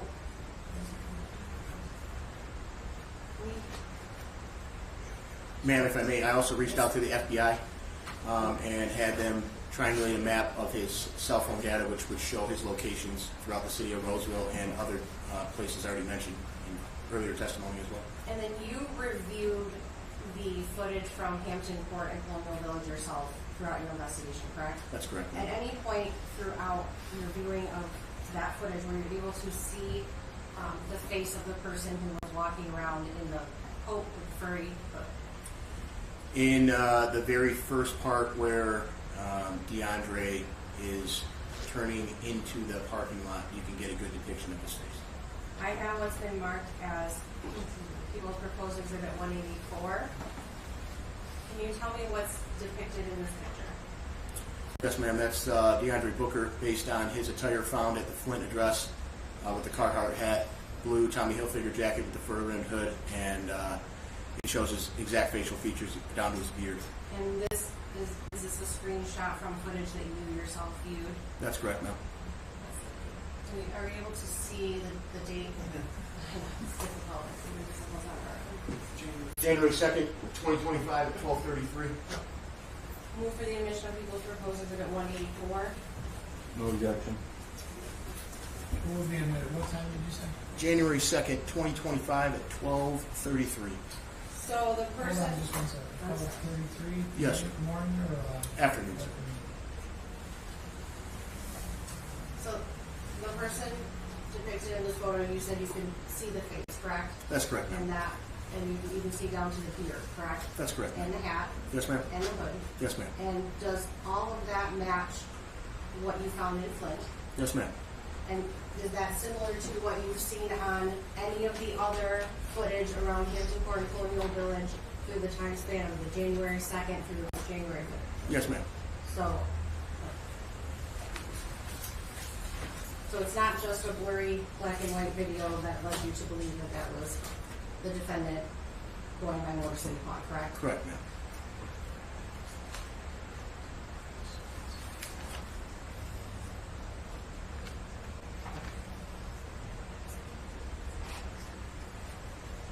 just want to go back to the search of the landfill for just a minute. Yes, ma'am. You had talked about that you had engineers who kind of found an area where Yes, ma'am. the trash would have been deposited. So how big was the grid that you searched during that time period, if you can recall? I believe to kind of put it in layman's terms for us, it was the size of 3 football fields. So did you only search the surface, or how did the search go? We peeled back. We believe their engineers were able to tell us that she was anywhere from 10 feet to about 25 or 30 feet below the surface. So we just peeled back a few inches at a time in hopes of recovering her body. So going back to the discussion that defense was having regarding the pings, so you agree that there's not an exact location, or you didn't get an exact location of the phones, correct? That's what you were saying? That's correct. But there was a discussion about how the defendant and Ashley's phone were pinging near Kelly Beauty Supply. That's correct. Was there anything else in your investigation that led you to believe, in fact, that the defendant was at Kelly Beauty Supply? Yes, ma'am. Okay, tell me about that. So his Uber account information, we had his Uber Tan Equinox on CCTV footage, which corroborated with his Uber account history. We were able to get a plate that matched, that came back to that Tan Equinox. Ms. Barksdale also testified that she was with him at the same time that his phone pinged and triangulated at Kelly Beauty Supply, and that she confirmed he was with her. And that timestamp also correlated with the same time the phone pings as well, ma'am. The defense was also asking you about it was People's Exhibit 35. That was the material that was recovered from the drain by Officer Advising, and that Officer Move. No, Exhibit 35. Oh, the flesh? Correct. Yes, ma'am. That was examined by Dr. Petrangelo. Yes, ma'am. And again, that's what we were discussing was what was recovered by Officer Nabozny, not Officer Move, correct? That's correct. So, going to, do you still have Defense Exhibit C, the report number 9 up there? Are you referring to these? No, the report number 9, Defense Exhibit C. Michigan State report? Yes. I'll do it on the screen. We're just gonna put it up on the screen. So, Mr. Lang asked you to just read a couple portions from the report, correct? Yes, ma'am. So let's look at just a little bit more than what Mr. Lang asked you to read. We're looking, let's see, start with the information. Can you read what it says under information, please? Yes, I'm sorry. Yes, ma'am. Mr. DeFranco, can you lower it just a little bit, please? Oh, I'm sorry. No, you're okay.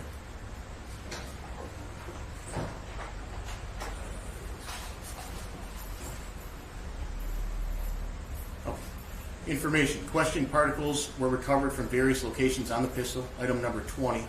Locking block, breech face, ejector port, inside barrel for examination in comparison to a partial apparent bullet. Item number 22. And what were the full results from this examination? Full results read: the tested particles recovered from the locking block and some of the tested particles recovered from the breech face of item 20 were generally similar in elemental composition to the bullet. Item number 22. These tested particles and the bullet were primarily copper. In my opinion, these tested particles from the pistol originated from a source that was primarily copper, which includes ammunition components such as item number 22. Because it is not known if ammunition components of this composition are common or uncommon, the strength of this association is limited. Level 4, limited association. The remainder of the tested particles recovered from the breech face and tested particle recovered from the ejector port of item 20 were dissimilar in elemental composition to the bullet. Item number 22. These particles were primarily a combination of copper and zinc. These tested particles recovered from the inside of the barrel were dissimilar in appearance and elemental content to the bullet. Item number 22. In my opinion, these tested particles from the pistol did not originate from this bullet or other ammunition components that were primarily copper. Elimination. Thank you. Yes, ma'am. So from what you just read, some of the items tested were considered consistent and some were not. Is that fair to say? Objection, there's not a word consistent or inconsistent in that entire report. Okay. So I would- Some were associated and some were eliminated. I do apologize. Thank you. Some were associated and some were eliminated. Is that correct? That's correct. So the defense was asking you, can you definitively say she's dead? What proof do you have? Did you uncover in your investigation? What evidence led you to believe and submit a warrant request that for DeAndre Booker for the homicide of Ashley? First off is multiple inconsistencies while speaking to me on a recorded line that just did not add up. His timeline for everything was very inconsistent. The sheer fact that something violent happened inside of that apartment building, particularly in the bathroom, and then him being observed on CCTV footage with the shopping cart, you can tell that there is something heavy inside of that shopping cart just by the sheer sound on that ring camera footage. The fact that his inconsistencies, not one was found to be true, which is why we were able to take him into custody. And then all the blood evidence that we found, the blood that was found inside of the dumpster that came back to Ashley Elkins, nobody else, and the blood on the jacket that was Mr. DeAndre Booker was found to be wearing and found at the Flint address that also belonged to only Ashley Elkins, confirmed by DNA, and that there is no proof that she ever left DeAndre Booker's residence after arriving there on the morning of January 2nd. Nothing further, Your Honor. Anything further, Mr. Knight? Yeah, just in terms of the surveillance cameras, I'm correct in stating that there's no cameras or surveillance cameras in the apartment that show if you walk out of Mr. Booker's apartment and head down the sidewalk east to Pinehurst. At some point in time, before somebody actually gets to Pinehurst, there's no video of that in the complex, correct? That's correct, sir. So it's quite possible that somebody could leave Mr. Booker's apartment and go head east towards Pinehurst and not be seen by a camera, correct? That's surveillance, correct? That's correct. So, again, if Ashley left that apartment on her own accord and headed east toward Pinehurst, there might not be anything on the video surveillance of the apartment complex that would catch that, correct? That's correct. Now, with regard to, I want to go back to this information regarding her, Miss Elkins, being located somewhere on Eileen in Detroit. That tip came from Mrs. Elkins, correct? Monica Elkins. I don't recall where that tip came from. Somebody texted her phone. I believe someone reached out to her with that information. And that information, from my understanding, was at 2:43 p.m. on January 4th. I don't know the date and time, sir. I'm sorry.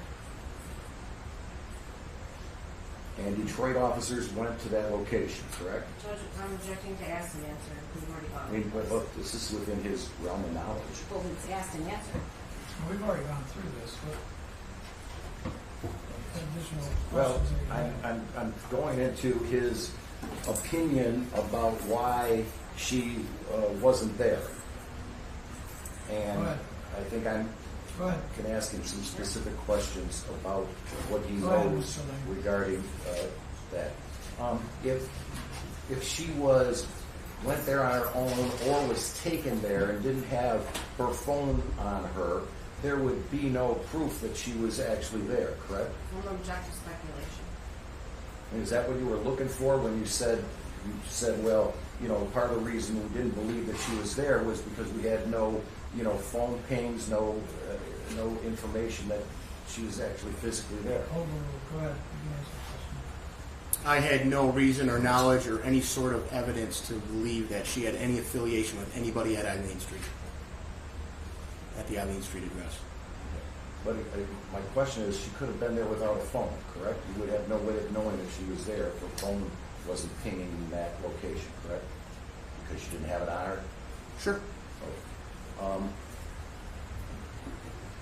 And you were informed that when officers went to that location, they found spent bullet casings at the location, correct? That's true. And that the place was locked up. It had bars all over the porch and locked up, correct? I wasn't made aware of that. And were you aware that you were aware that people who supposedly lived at that location did not give consent to a search for her, correct? That's correct. Okay. And were you informed that one of the occupants stated the name of the owner, and when somebody came to the apartment and said they were the owner, it was a person with a different name? That I'm not aware of. Okay. Did you get any information from the Detroit Police Department that they had information that the people who were actually at that location on Eileen were squatters, that they didn't own the home or rent the home? I was never made aware of that either, sir. Do you know who took the call? Was it Officer Triwella that took the phone calls from the Detroit Police Department that afternoon? I don't know that either, sir.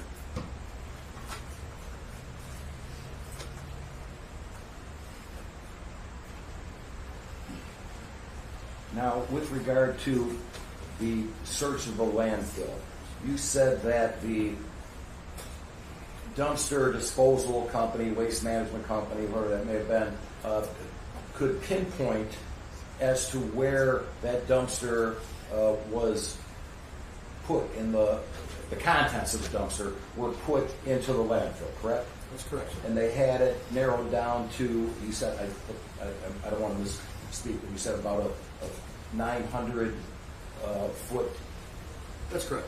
rectangle or something? About that, yes, sir. Okay. And they said that because they're getting garbage every day, they told you that it might be 8-10 feet underneath the garbage that was currently there? There was some footage underneath, correct. Okay. And I'm correct in stating that dumpsters, I'm sorry, bulldozers and stuff kind of carefully went over and dug down or scraped off enough newer garbage and debris to make it possible to look for what may have been dumped there on January 4th? That's correct. And I would be correct in stating that there were no items that were found in the landfill that belonged to Ms. Elkins, correct? Correct, sir. So no clothing, correct? Correct. No shower curtain, correct? Correct. And there was something that somebody brought back. I'm going to show you what I guess I'll mark as Defense Exhibit E or wherever we're at. I'm wondering relevance. Just that something was found and it wasn't.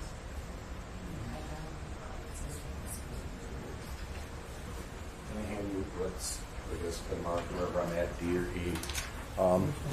D, right, D. Would I be correct in stating that somebody there who was looking through the dumpster to find Ms. Elkins collected what they thought was a piece of a scalp with hair, correct? Initially, when we found that, sir, yes. Correct. Yes. And again, was that item given to medical examiner Petrangelo, the Macomb County medical examiner, to examine to see if it actually was a human scalp? Once we found that at the dig site in Lenox Township, we brought out a member of the Macomb County Medical Examiner's Office who examined it, and could not make a definitive determination while on scene there, so it was collected as evidence and then turned over to the Macomb County Medical Examiner's Office for further testing. Okay, and then Ms. Petrangelo, the Macomb County Medical Examiner, sent you back a report that said that in her opinion, it was not a human scalp, it was something from an animal. That's correct, sir. Okay. And that's what that exhibit indicates, correct? That's correct, sir. I'll do this to you. Any objection? No objection. We'll do I have no further questions. You want? anything further? Yes, Sergeant, was blood consistent with Ashley found at Onion Street? No, ma'am. Where was blood consistent with Ashley found? Around Pinehurst, in the dumpster inside of DeAndre Booker's apartment, and on DeAndre Booker's clothing. And with regard to the landfill search, when you say pinpoint location, did they say this is the exact spot where this was dumped and all the garbage from this dumpster is going to for sure be in this area? Correct. Good.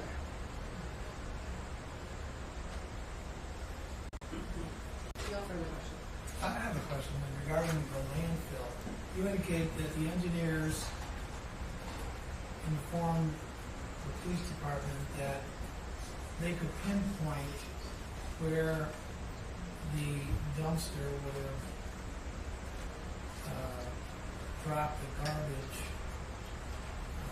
Obviously, it was a huge area, 3 football fields, and also you indicated earlier it's many, many feet deep. Correct, sir. Your testimony is that there was no evidence of the remains of Ashley Elkins. Is that correct? That's correct, sir. Can you form an opinion as to whether or not, because you didn't find it there, that it must not have been anywhere in the dump area?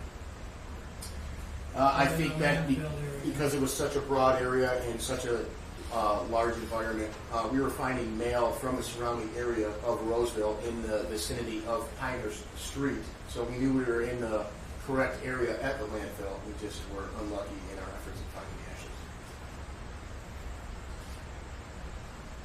In your opinion, based on the size of the landfill and the depth of the landfill, is it possible that the remains of Ashley Elkins could be there? In my opinion, yes, sir.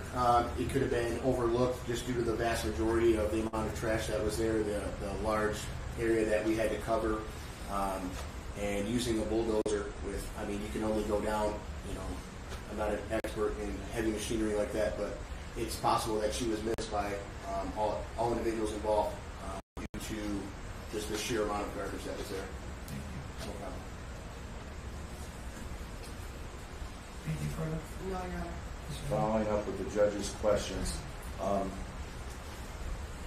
my understanding that for 7 days, and I'm assuming that the bulldozers kept over the course of 7 days going deeper and deeper and deeper, correct? Correct, sir. And you found mail belonging to other people that lived on Pinehurst or in that neighborhood, correct? That's correct. Okay. So you're pretty confident that you were in the right 900 feet of space, that they told you this might have been where it was, correct? Correct. All right. And it's my understanding that there were dozens of officers out there every day, all day for 7 days, correct? That's correct. Officers from all kinds of different departments, true? Correct. And also every day that there was searching, there were drones being flown over the landfill, correct? That's correct. There were cadaver dogs being used by trained officers to see if they could sniff out a body, correct? That's correct, sir. And nothing was found. That's correct. I have no further questions. Anything further? No, Your Honor. Sergeant, you may step down. Thank you. 432. Well, this kind of people.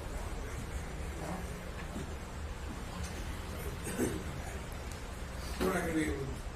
Yeah, we're not going to continue because obviously we're not going to finish, even if both parties have concluded, I don't know if defense is calling witnesses or not. Read the summaries, are going to take quite some time. I will ask them, do you know if you have any witnesses, or Mr. Lane, do you have any witnesses? Yes, I will, and they're mostly police officers, a couple that were on Mr. DeFranco's list when we talked about this a few weeks ago that haven't testified, that I thought would testify, a couple that might have to testify because Officer Lesperance wasn't really, couldn't really answer some of the questions that I wanted to have answered. So I was going to try to, over the weekend or no later than Monday, contact Mr. DeFranco and narrow this down. I was trying to narrow it down from, I had a list of maybe 9 or so police officers, but I've narrowed that down, and hopefully it can make it just 3 or 4 that I would like to call, I guess, as witnesses, and then we can end this. I would hope that the next day, and I don't know if we wanted to look at days in the chambers or what might be available to each of the parties with Mr. DeFranco. I know has a court that he's the lead prosecutor, and so I'm sure he's busier than either.